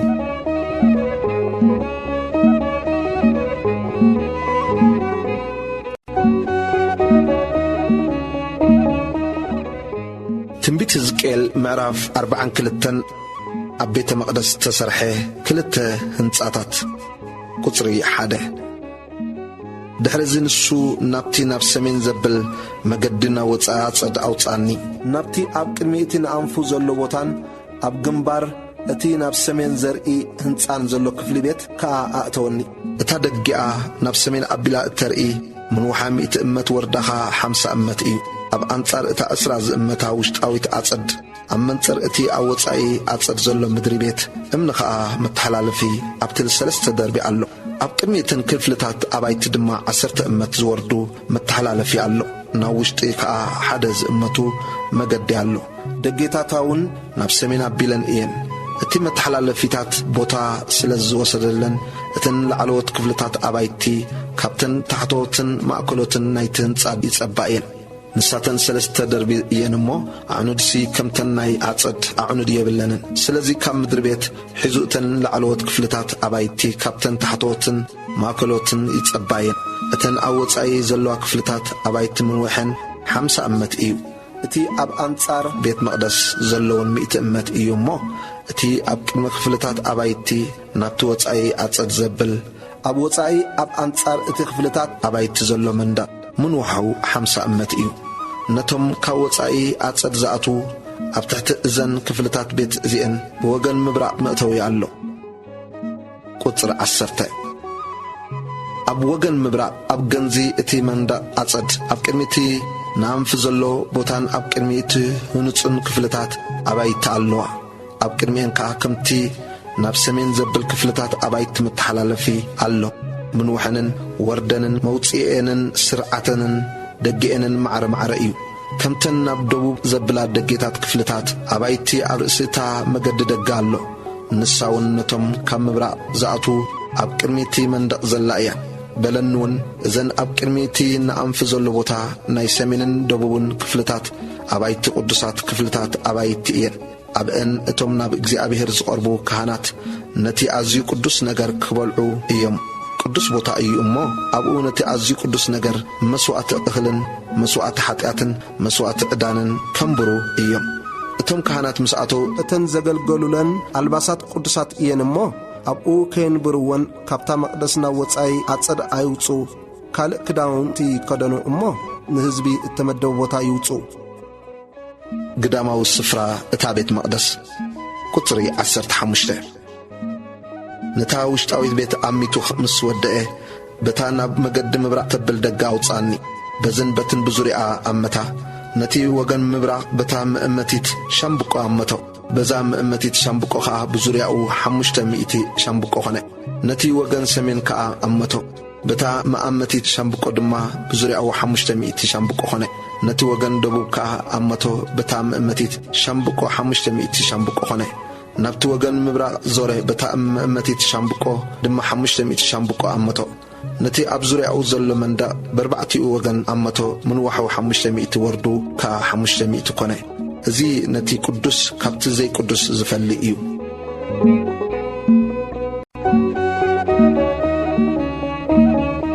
ትንቢት ሕዝቅኤል ምዕራፍ 43 እግዚአብሔር ናብታ ቤተ መቕደስ ተመልሰ። ቁጽሪ 1 ድሕርዚ ናብታ ደገ ናብታ ንምብራቕ እትርኢ ደጋ ኣውፃኒ።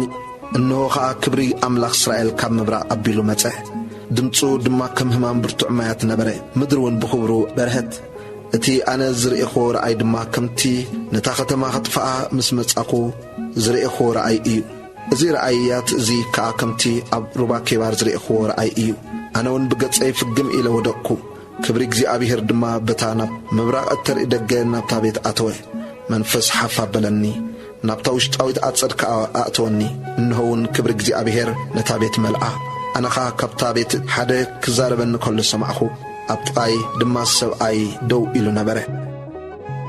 ቁጽሪ 7 በለንውን ኣታ ወዲ ሰብ እታ ማእከል ደቂ እስራኤል ንሓዋሩ ዝነብረላ ቦታ ዝፋነይን እግረይን ዝረግጻ ቦታን እዚኣ እያ። ቤት እስራኤል ንሳቶምን ነገሥታቶምን ነቲ ቅዱስ ሰመይ ብምንዝርነኦምን ብሬሳ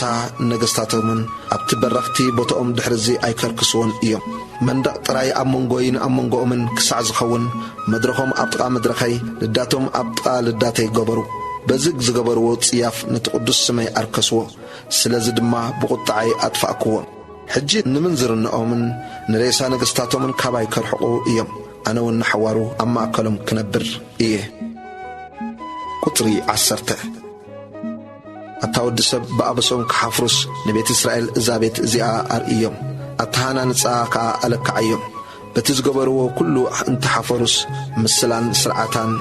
ዘበለ ኩሉ ምእንቲ ክሕልውዎን ክገብርዎን ምስልታ ቤትን ኣሰራርዓኣን ነቲ መውፂአን መእተዊኣን ኩሉ ምስላን ኩሉ ስርዓታን ኩሉ ምስላን ኩሉ ሕጋጋትን ኣፍልጦም። ኣብ ቅድሚ ኣዒንቶም ከዓ ጽሓፎ። ሕጊ እታ ቤት ድማ እዚ እዩ። እቲ ኣብ ዝባን እቲ ከረን ኣብ ኩሉ ዙሪያ ዘሎ ቦታ ኣዝዩ ቅዱስ እዩ። እንሆ ሕጊ እታ ቤት እዚ እዩ። መስዊኢ ቁጽሪ 13 ልክዕ እታ መስዊኢ ድማ ብእመትሲ እዚ እዩ። እታ እመት ከዓ እመትን ስድርን እያ። እግሩ ሓደ እመት ወርዱ ከዓ ሓደ እመት እዩ። ብዘሎ ዙሪያ ከንፈራውን ገንዙ ሓደ ስድሪ እዩ። እዚ መሰረት እቲ መስዊኢ እዩ። ካብ ምድሪ ጀሚሩ ክሳዕታ ታሕተይቲ ሕዳግ ክልተ እመት ወርዱኻ ሓደ እመት እዩ ካብቲ ታሕታይ ሕዳግ ጀሚሩ ክሳዕቲ መወዳእታ ሕዳግ ድማ 4 እመት ወርዱን ሓደ እመት እዩ እቲ ዝባን መስዊኢ 4 እመት እዩ ካብቲ መእጎድ ሓዊ መሰዊኢ ንላዕሊ ኣቢሉ ከዓ 4 ቀርኒ ኣሎ እቲ ናይ መስዊኢ መእጎድ ሓዊ መንውሕ 12 እመት ወርዱኻ 12 እመት እዩ 4 ማዕዝኑን ማዕረ እዩ እቲ ሕዳግ ከዓ ብ4 ወገኑ መንውሑ 14 እመት ወርዱን 14 እመት ማዕረ እዩ እቲ ኣብ ዙርያኡ ዘሎ ከንፈር ድማ ፈረቓ እመት እግሩ ከዓ ብኽቡ ሓደ እመት እዩ ደረጃታቱን ናብ ምብራቕ ገጹ እዩ مقداس مسوي كتر 18 بلن دما أتود سب እግዚአብሔር أملاك كم زيبل الله مسواتي محرار أبو من تخربو دمك أبو كنتقص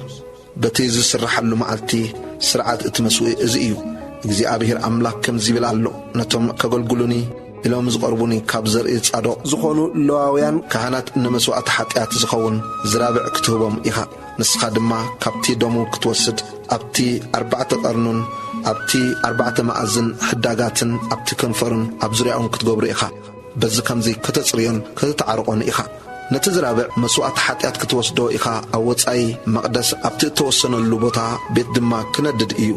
بخلاي معلتخا قدلت زيبولو ديبلا نمسوات حتيات كتقرب إخا كم تبزرابع غيرهم زتصريوو نتمسوئي كتصريوو إيهم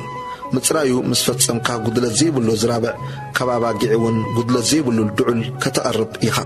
أبكن مكزيابير كتقرب إخا إتم كهانا دما چو كنسنسلهم مسوات محرار كان مكزيابير كقربولو إيهم شو عتمعت علت مسوات حتيات زخون ديبلا كتقرب إخا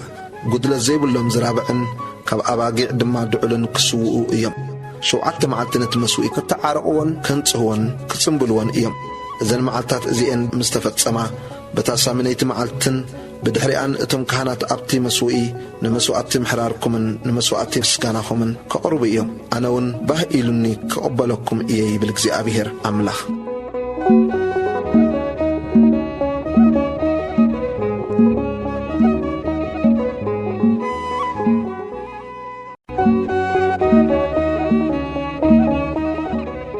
تنبيت زكيل معراف 4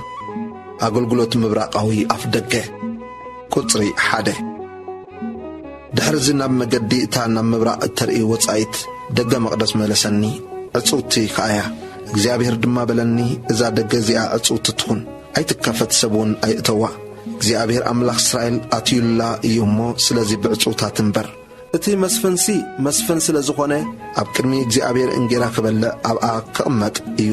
ንሱ ብመንገዲ ገበላ እታ ደገ ከኣቱ በኣኣ ቢሉን ክወጽ እዩ ሕጊ ምእታው ቤተ መቕደስ ቁጥሪ 4 دحرز دما بمقدي اتا دق سمين عبلو ناب كلمي تابت امتساني قمتكو انو خا كبر እግዚአብሔር نتابت እግዚአብሔር مليئوا نبره انون بقت سيد فقم الى ودقو እግዚአብሔር دما بلني اتاود سب نزي انا بزعبا كل سرعات بيت እግዚአብሔር كل حقاقاتان زنقركا زلخو لبخا ودقلو بعينتخا تملكتو بأزانكا سمعيو نمأتو تابتن كل موتسي تابت مقدسن اتصبقكا استغللو نزوم علوت بيت إسرائيل እግዚአብሔር أملاك كم زيبل الله بلهم أتم بيت إسرائيل أخصتكم زبلوا كل يأخلكم إنجراين سبحن دمن كتقربوا كلكم نبيتي كركسواس نتم لبهم زيت جزرة سقومون زيت جزرة قانوت نام مقدسي آتيكمهم يكممو نساتم أبلع كل تصيافكم كداني أفرسوا أبتا مقدسي نقوم أبكندهم أنا أقول قلتي مززكمون انبرنة قدس نجري بعلخاتكم أقلقلكمون እግዚአብሔር አምላክ ከም ዝብል ኣሎ ካብቶም ኣማከል ደቅ እስራኤል ዘለው ጓኖት ልቡ ዘይተገዝረ ስጋውን ዘይተገዝረ ሓደ ወዲ ጓና እኳ ናብ መቅደሰይ ኣይእቶ ብክህነት ከየገልግሉ ዝተኸልከሉ ለዋውያን ቁጥሪ 10 እቶም ብስሕተት እስራኤል ካባይ ዝረሓቁ ንጣዖታቶም ክስዕቡስ ካባይ ዝረሓቁ ለዋውያን ግና ኣበሶም ክጾሩ እዮም ኣብ ደጌታት እታ ቤት ከዓ ሓለውት ክኾኑ ኣብታ ቤት ከገልግሉስ ኣብ መቕደሰይ ኣገልገልቲ ክኾኑ እዮም ንሳቶም ንመስዋዕቲ ምሕራርን ንመስዋዕቲ እቲ ህዝብን ክሓርዱ ምእንቲ ከገልግልዎም ከዓ ኣብ ቅድሚኦም ክቆሙ እዮም ኣብ ቅድሚ ጣዖታቶም ኣገልግሎሞም ንቤት እስራኤል ከዓ ናብ ኣበሳ ኣንቂፎሞም እዮም እሞ ስለዚ ንሳቶም ኣበሶም ክጾሩ እዮም ኢለ ኢደይ ኣልዓል ኩሎም ይብል እግዚአብሔር ኣምላኽ ንሳቶም ድማ ነውሮምን ነቲ ዝገበርዎ ጽያፎምን ደኣ ክጾሩ እዮም እምበር ብማዕረግ ክህነት ከገልግሉኒ ኣብቲ እተቐደሰ ነገረይ ኣብቲ ኣዝዩ ቅዱስ ነገር ክቐርቡስ ናባይ ኣይክቐርቡን እዮም። ንኹሉ ዕዮኣን ነቲ ኣብኣ ዝግበር ዘበለ ኩሉን ሓለውቲ እታ ቤት ክኾኑ ክመዞም እየ። ካህናት ቁጽሪ 15 እቶም ደቂ እስራኤል ካባይ ክርሕቑ ከለዉ ንምሕላው መቕደሰይ እተጸምዱ ካብ ወገን ሌዋውያን ዝኾኑ ካህናት ደቂ ጻዶቕ ከገልግሉኒ ኢሎም ክቐርቡኒ ስቡሕን ደምን ክስውእለይ ኣብ ቅድመይ ዝቖሙ እዚኣቶም እዮም ይብል እግዚኣብሔር ኣምላኽ። ንሳቶም ናብ መቕደሰይ ከኣቱ ከገልግሉንስ ናብ ማዕደይ ክቐርቡ ንኣገልግሎተዩን ክመዘዙ እዮም። ብደጌታት እታ ውሽጣዊት ኣጸድ ከኣቱ ከለዉ ካብ ልሕጽን ጣጢዕ እተገብረ ኣልባሳት ክለብሱ እዮም። ኣብ ደጌታት እታ ውሽጣዊት ኣጸድን ኣብ ውሽጥን ከገልግሉ ከለዉ ገለ ናይ ጸጉሪ ኣይክኽደኑን እዮም። ኣብ ኣራእሶም ናይ ልሕጽን ጣጢዕ ሻሽ ክጥምጥሙ ኣብ ሕቖኦም እውን ናይ ልሕጽን ጣጢዕ ስረ ክዕጠቑ ዘርህጽ ነገር ኣይክዕጠቑን እዮም። ናብ ወጻኢ ኣጸድ ናብቲ ኣብ ወጻኢ ኣጸድ ዘሎ ህዝቢ ክወፁ ከለዉ ብኣልባሳቶም ነቲ ህዝቢ ከይቅድስዎስ እቲ ዘገልግሉሉ ኣልባሳት ከውፅዎ ኣብ ቅዱስ ክፍልታት ቤት ከዓ ከምብርዎ ክዳውንቱን ክኽደኑ እዮም። ነቲ ጸጉሪ ርእሶምሲ በብሓፂሩ ደኣ ክቖርጽዎ እዮም እምበር ርእሶም ኣይክላጽዩን ጸጉሮም ድማ ኣይከንውሑን እዮም። ካህን ዘበለ ኩሉ ናብቲ ውሽጢ ኣጸድ ከኣቱ ከሎ ወይኒ ኣይክሰትን እዩ። ካብ ዘርኢ ቤት እስራኤል ዝኾነት ድንግል ወይስ ሰበይቲ ካህን ዝነበረት መበለት ደኣ ክእትዉ እዮም እምበር መበለት ወይ ፍትሕቲ ኣይክእትውን እዮም። ንሳቶም ንህዝበይ ነቲ ኣብ መንጎ ቅዱስን ዘይቅዱስን ዘሎ ምፍላይ ክምህርዎ ነቲ ኣብ መንጎ ርኹስን ንጹህን ዘሎ ምልላይ ከዓ ከፍልጥዎ እዮም። ኣብ ምጉት ፈራዶ ኮይኖም ክቖሙ ከምቲ ፍርደይ ገይሮም ከዓ ክፈርዱ እዮም። ብኩሉ በዓላት ዓመተይ ንሕጋጋተይን ንስርዓተይን ክሕሉ ሰናብተይውን ክቅዱስ እዮም። ከይረኽሱስ ናብ ምውት ሰብ ኣይቕረቡ። በቦን ኣደን ብወድን ጓልን ብሓውን ብዘይ ተኣትወት ሓብትን ጥራይ ይርከሱ። ድሕሪ ምንጻሁ ድማ 7 መዓልቲ ይቝጸሩሉ። እታ ኣብታ ውሽጣዊት ኣጸድ ኣብ መቕደስ ከገልግል ኣብ መቕደስ ዝኣትወላ መዓልቲ ከዓ መስዋዕቲ ኃጢኣቱ የቐርብ ይብል እግዚኣብሔር ኣምላኽ። ርስቲ ይኹኖም ኣነ እየ ርስቶም። ኣብ እስራኤል ግደ ኣይተሃብዎም ግዲኦም ኣነ እየ። ንሳቶም ነቲ መስዋዕቲ ይብልዕን ነቲ መስዋዕቲ ኃጢኣትን መስዋዕቲ ዕዳን ይብልዕዎ። እስራኤል ዝሓረምዎ ዘበለዎ ናእታቶም ይኹን። በኽሪ ኩሉ ፍርያትኩም ኩሉ መባእኩም ዝኾነ ይኹን መባእ ዘበለን ንካህናት ይኹን። ንቤትኩም በረኸት ምእንቲ ሓድራስ በኽሪ ሓሪጭኩም ንካህን ሃቡ። እቶም ካህናት ካብ ኣዕዋፍ ወይስ ካብ ከብቲ ዝሓለቐን እተሰብረን ኣይብልዑ።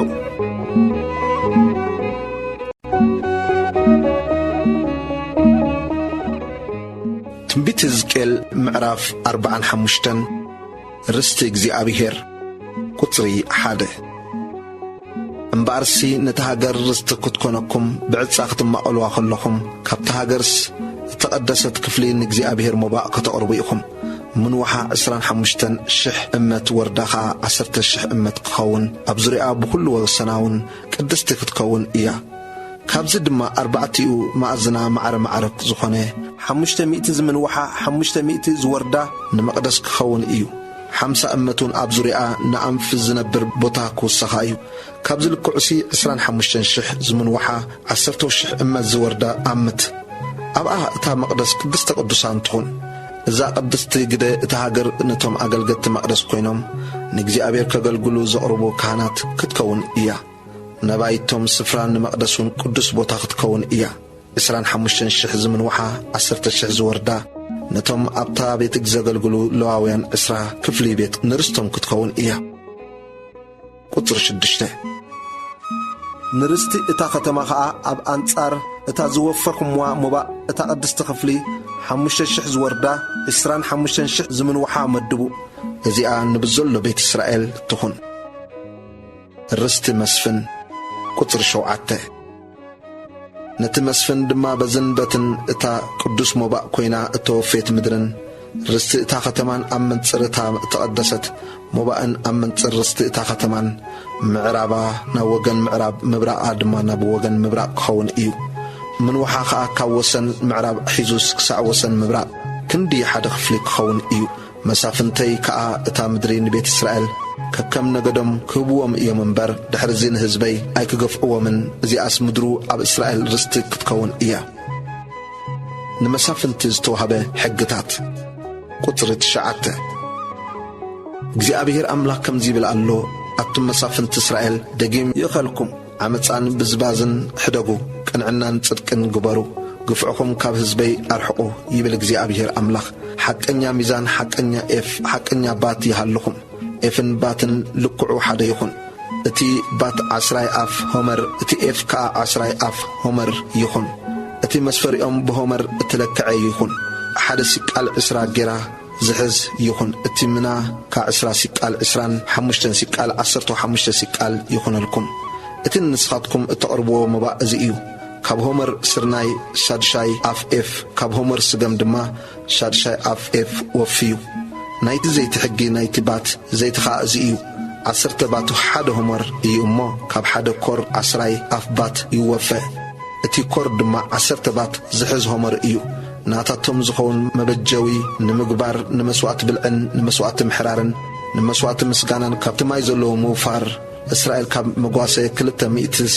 ሓንቲ በጊዕ ክትውፍዕ እያ ይብል እግዚአብሔር አምላክ ብዘለዉ ህዝቢ ተሃገር ነዚ መባእ እዚ ነቲ መስፍን እስራኤል ክህብዎ ይግብኦም እዩ መዚ እቲ መስፍንሲ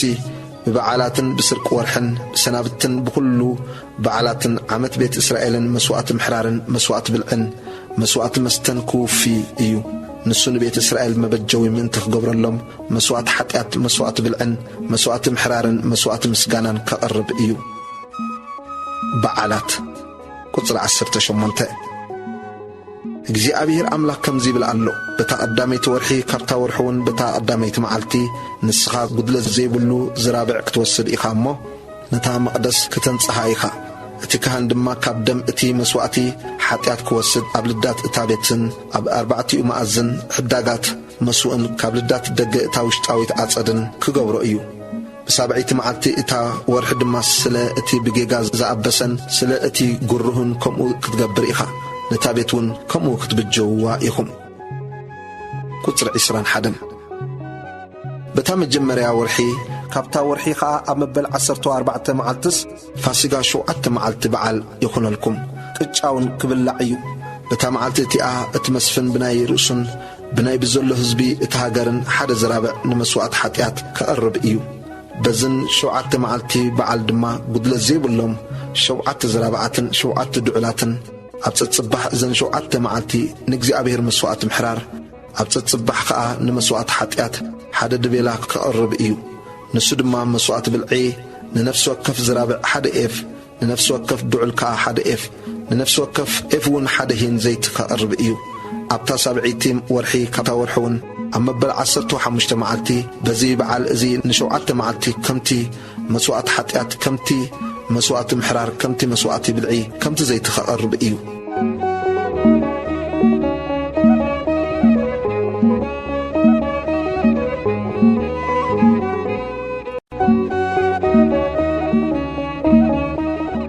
ትንቢት ሕዝቅኤል ምዕራፍ 46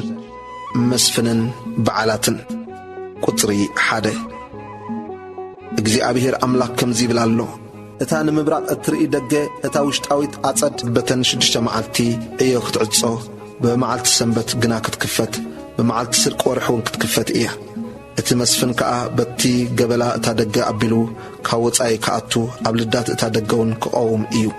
ካህናት ከዓ መስዋዕቲ ምሕራሩን መስዋዕቲ ምስጋናኡን ከቕርቡ እዮም ንሱ ድማ ኣብ መድረኽ እታ ደገ ክሰግድ ድሕሪ ዝውን ክወጽእ እዩ እታ ደገ ግና ክሳዕ ምሸት ኣይክትዕጾን እያ ህዝቢ ተሃገር ከዓ ብሰናብትን ብስርቂ ኣዋርሕን ኣብ መእተዊ እዛ ደገ እዚኣ ኮይኖም ኣብ ቅድሚ እግዚአብሔር ክሰግዱ እዮም እቲ መስፍን በመዓልቲ ሰንበት ንእግዚአብሔር ዘቕርበሉ መስዋዕቲ ምሕራርሲ ጉድለት ዘይብሎም 6 ገንሸልን ጉድለት ዘይብሉ ሓደ ድዑልን እዩ መስዋዕቲ ብልዒ ኸዓ ነቲ ድዑል ሓንቲ ኤፍ መስዋዕቲ ብልዒ ነቶም ገንሸላት ድማ ከም ርካቡ ክኸውን ነፍሲ ወከፍ ኤፉን ሓደ ሂን ዘይቲ ክህልዎ እዩ በመዓልቲ ስርቅ ወርሒ ኸዓ ጉድለት ዘይብሉ ዝራብዕን ጉድለት ዘይብሎም 6 ገንሸልን ሓደ ድዑልን ክቐርብ እዩ ንሱ ኸዓ መስዋዕቲ ብልዒ ነቲ ዝራብዕ ሓደ ኤፍ ነቲ ድዑል ድማ ሓደ ኤፍ ነቶም ገናሽልውን ከም ርካቡ ንነፍሲ ወከፍ ኤፍ ከዓ ሓደ ሂን ዘይቲ ክቐርብ እዩ እቲ መስፍን ከኣቱ ኸሎ ብገበላታ ደገ ከኣቱ ብኣኣ ኣቢሉን ክወጽእ እዩ ህዝቢ ተሃገር በቲ ዓበይቲ በዓላት ኣብ ቅድሚ እግዚአብሔር ምስ መጹ እቲ ክሰግድ ኢሉ ብደገ ሰሜን ዝኣተወ ብደገ ደቡብ ክወጽእ በታ ደገ ደቡብ ዝኣተወ ድማ ብደገ ሰሜን ክወጽእ እዩ بتا أنصارا دقا كوت امبر حدوكا بتا زأتولا دقا أكملسن إيو اتمسفن كا اتوم حزبي كاتو خلو أما أكلهم كوينو كاتو نساتهم كوت خلو دمامسهم كوت سيو ببعالات عامتن اتي مسوات بالعي نتزرابع حد اف نتي دعول دم حد اف نتم قناشلون كم ركابو نن حد اف كا حدهن زيت كأرب ايو اتمسفن كا نايك فقادو مسواتي محرار ويس مسواتي مسقانا كم فقادو نجزي أبير كأرب كله تان مبرأ التردقة يخفتلو أمه نتي مسواتي محرارون مسواتي مسقاناون كم تناي سنبت جيروي كأرب ايو دحرزي كوت مسوات أدما اتادقة تتعطو معالتي زقرب مسواتي قطر 13 قدلت زيبلو ناي عامت قنشل كم مسواتي محرار ابتت صباح نجزي أبيهر كتقربلو إيخا نقوه كتسوؤو إيخا مسناي زي مسوات بالعي شادشا اف اف ملسلسي اتحرج كا سالسا اف إهن زيت نقوه كتقرب إيخا زي نجزي أبيهر زقرب مسواتي بالعي زناي حوارو سرعات نخل جزي كخون إيو قنشلن مسوات بالعن زيتن نقوه كم ناي كل جزي مسوات محرار كتسوؤو إيهم مسفنن مدرن قطر 16 جزي أبيهر أملاك كم زي بالعلو اتمسفن حدا خبتم دقو وهبت انتحابو رستو إيو ازن دقو يخون دقو زو رسو رستم إيو نحدا كاب قلاو كاب ترستو مقيلس وهبت انتحابو قنا ازي اكسع عمت حرانات تتخون دحرزي خاء نابتي مسفن تملس رستنتو دمان دقو خون إيو اتمسفن كا نتوم هزبي كاب رستم نقيلو رستي اي وسدلو من كابتم هزبي حدا اكوا كاب رستو كينك ألسي نتم دقو كابرستو كرستيوم إيو مسوات زدال والله كفلي قطر 19 دحرزي نسوناتن ناوغن سمين زريا ناي كانت قدسات كفلي أبايتي بتا أبقى تادقزلا مأتويت أبلو أأتوني إنه دما بتوسنو نمعراب أبلو زرئي بوتالو نسخانا وصاي أصد كيو تصاوو ما اتهزبك يقدسي اتم كانت نتمسوات عدان نتمسوات حاتياتن زققللو نتمسواتين بالعون زسنكتلو بوتا ازيو بلني نوصاي أصد دما وصاني اب 4 مأذن اتا أصدكا احلفني انهون اب نفس وكف مأذن اتا أصد سي أصد الله ابتن 4 مأذن اتا أصد دما اتقصرا أصدات الله من وحن 4 أمت وردن كا 3 إيو إذن 4 بمأذن سي لكعن حد إيو أبزوري 4 إن كا مندق الله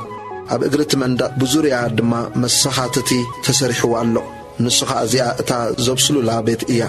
زياءتن كا اتم أقلقلت زابيت ناي هزبي مسوعة زبسلو لن إيان بلني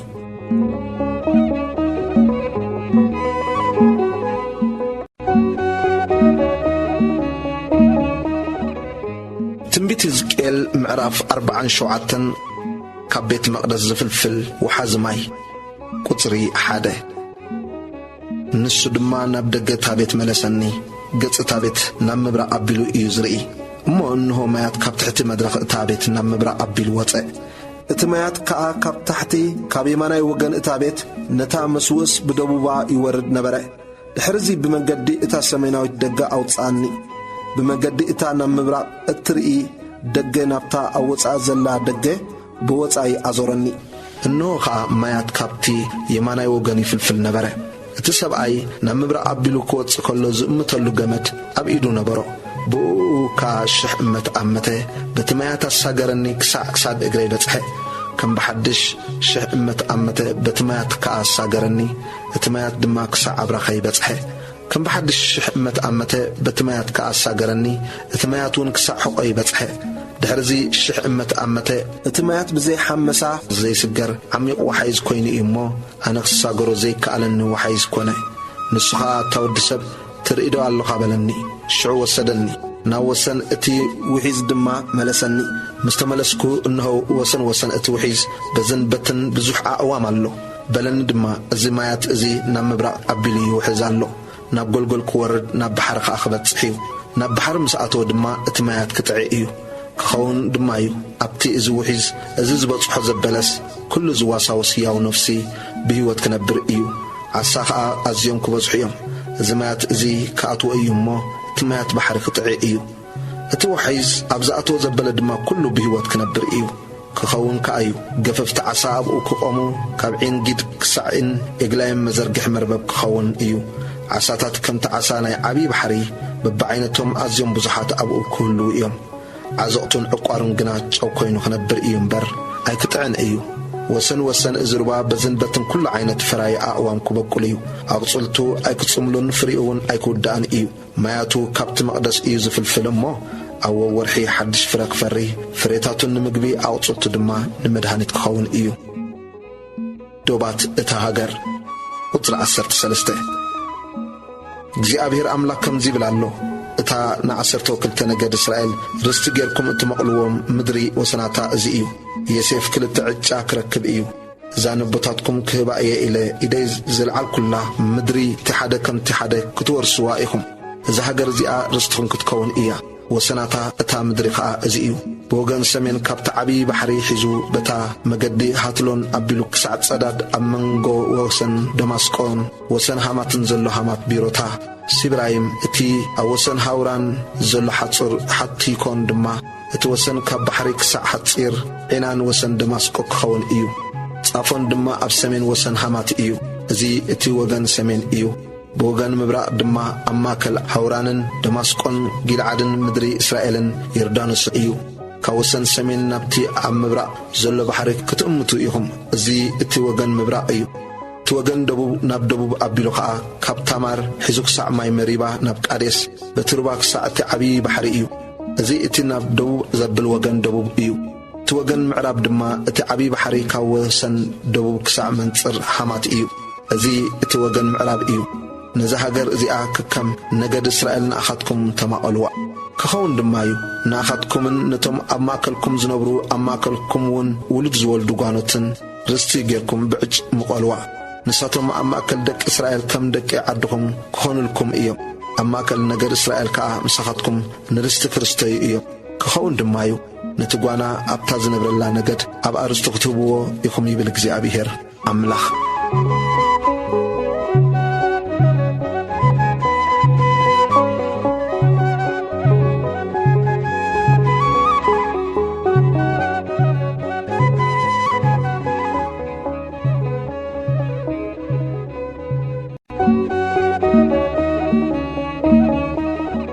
ትንቢት ሕዝቅኤል ምዕራፍ 48 ደቂ እስራኤል ነታ ምድሪ በብነገዶም ከም ዝተማስሕዋ ቁጽሪ 1 ስማት እቶም ነገድ እዚ እዩ ካብ ወገን ሰሜን ሒዙ ብጥቓ መገዲ ሃትሎን ክሳዕ ሃማትን ክሳዕ ሓጾርን ዒናንን ወሰን ደማስቆ ናብ ሰሜን ኣብ ጥቓ ሃማት ኣቢሉ ካብ ምብራቕ ክሳብ ምዕራብ ንዳን ሓደ ክፍሊ ይኹን